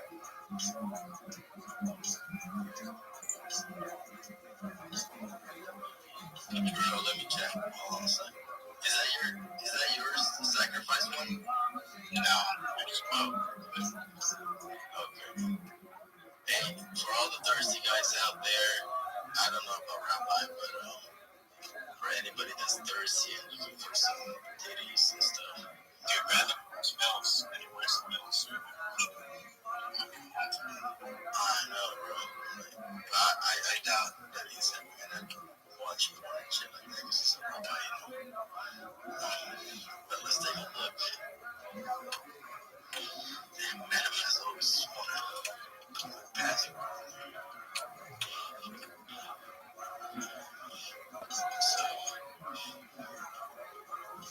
So Thursday. Okay, we got a couple buyers since I talked about it. So we got $1 million buy, 50K, a couple of 100Ks, and 200K buy. That's not bad, man. For a small space like this, imagine being in a bigger space like this. Execute. Not bad, man. I appreciate it. Hey, I would never run it though. I just did this for fun. I got enough BLS lifetime. But rugged, nah, dude. I never rugged. Remember Cut Token? Execute.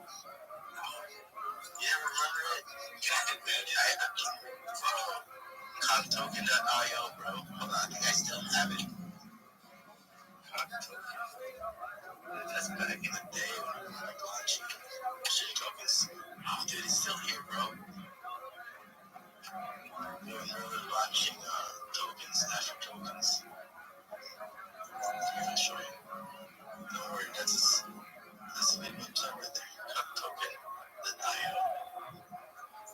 So we launched it and then we put Leo's face on it.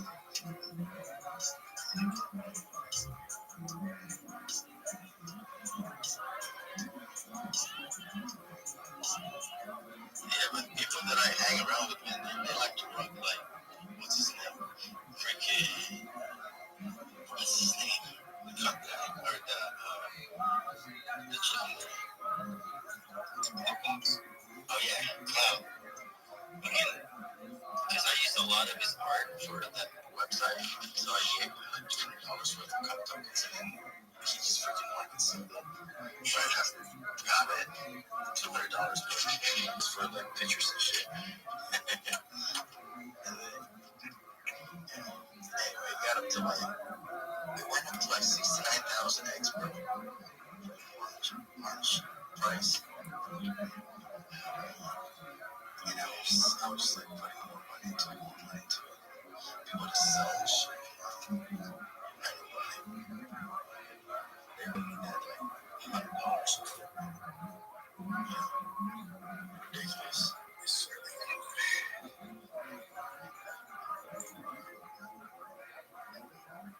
I thought this is fun. Something fun, you know, like what Salonis is doing. Even though I know a lot of people are losing money, but it is what it is. We're just having fun. So what happens, man, we got like money laying around, just want to play with it. Missing stuff. Missing stuff. Who's Jenna? Who's that? Jenna? She's my sister. She's my sister. Oh, that's what's up. You got any NFTs to Jenna? She's got all the details. Alright, so the Jenna is a fine artist on chain, catalyst for change, a breaker of chains, and a voice for the uncensored. Truth, I am real with a voice. Outgoing to Jenna. We speak now, you know. Nobody's true.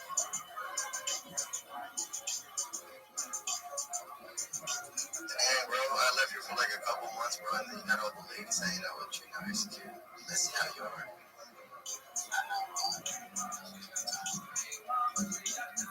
Before you're like surrounded by a bunch of dicks.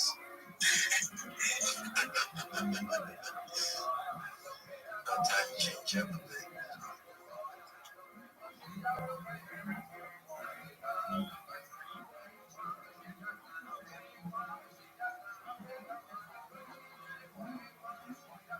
Oh shit. Fairness active.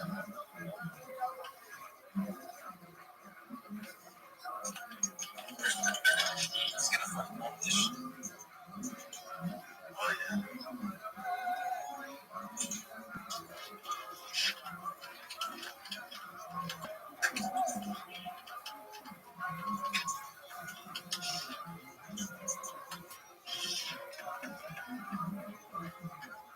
That dude, man, he's like the fucking expert on all the fucking blockchains, bro.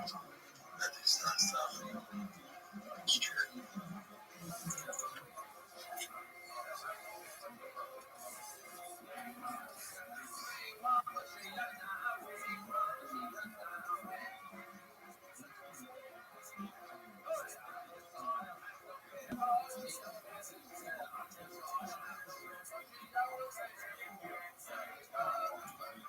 Caspian C, can you hear me?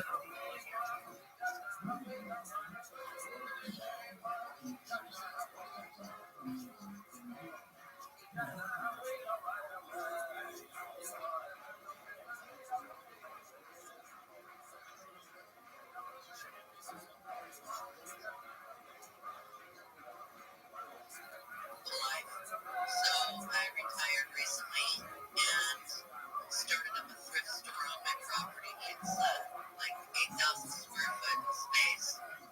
So I'm gonna do some photography and I'm doing my house up like the whole inside's just gonna look like an artist. Got a hold of it. So yeah, I'm pretty excited right now about my life. And also, what I'm most excited about is that I feel like I've leveled up my spirit. So I'm completely on board with that. Just really doing a lot of self-reflection and things like that. So I've been done with real estate now for 2 years, and I took 2 years off just to get to that point. And I'm very happy about it. I'm so happy that it's like, oh God, I needed it so bad. Being in real estate is so hectic all the time. Oh my goodness. So, thank you. Yeah. Glad to be here. Can I ask just a really quick question?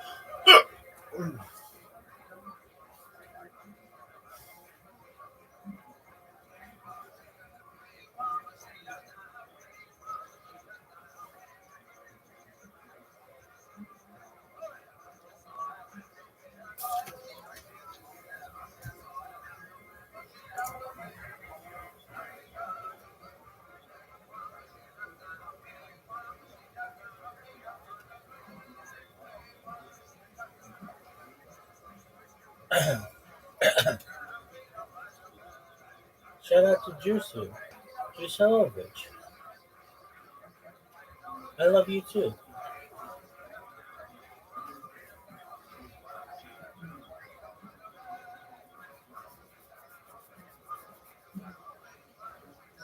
Five fucking people, kids.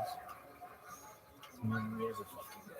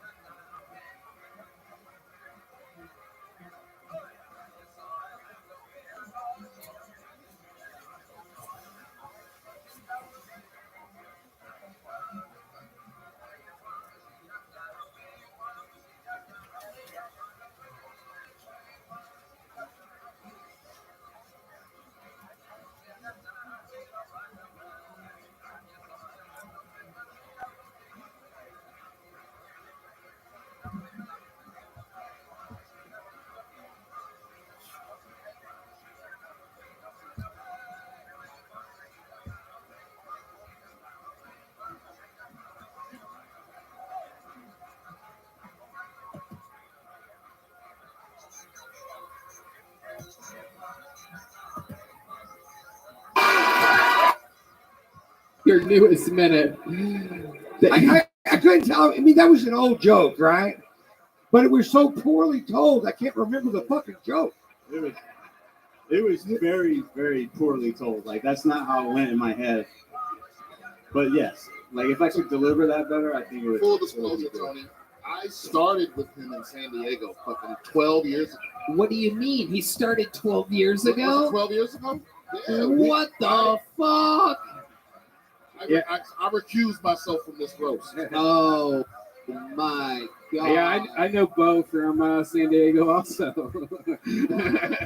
Holy, it's all coming out, Bo. It's been 4 years since I've been on stage, and so I was like, not really expecting to go up here. Okie dokie. Perfect. So tell us about your life. Is there anything interesting about you at all whatsoever? Yes, actually. Have you guys not seen the hat? Yeah. Yeah, I have seen it. Is there something interesting about him? I've seen it in every single window on Congress Avenue, and I finally found out who's buying this piece of shit. My wife hates this hat. She actually tells me never to wear it. Wow. So I don't know. I'm curious. You guys, hat or no hat? I don't know. Let's see. Take out the hat. Oh, wow. Nah, he's still a douchebag, folks. Still a douchebag. Both ways. Okay, now remove the doing comedy. See what that looks like. I think that's a good one. Did you notice any significant improvement over the last 4 years? No, I haven't. No. About the same? No, like really, the delivery was not good, but my comic muscle has dwindled out. Was there ever a muscle there? I was all right for a little bit. I did some shows. Really? I booked Brian for free one time. Well, yeah. I mean, yeah. No, motherfucker. You booked me for $20 that you never gave me. That's not the same thing as booking me for free. Oh, shit. Oh, Same $20 he used to buy that hat. Oh, my God. Bo, what do you do for a living? Funny you asked that. Funny, you should ask, Tony. Well, let's see how fucking funny it really is, Bo. What's the answer to the question? Let's see how fucking hilarious this is going to be. I'd imagine it's going to be hysterical. I do sound, actually, so I flew here from Atlanta, actually, just to pass out. Wow, well, you must have loved how quiet it was during your set. That's incredible. I know you sound guys like a good, clean palette to start with. What kind of sounds are you making? What are they, goos? I produce events and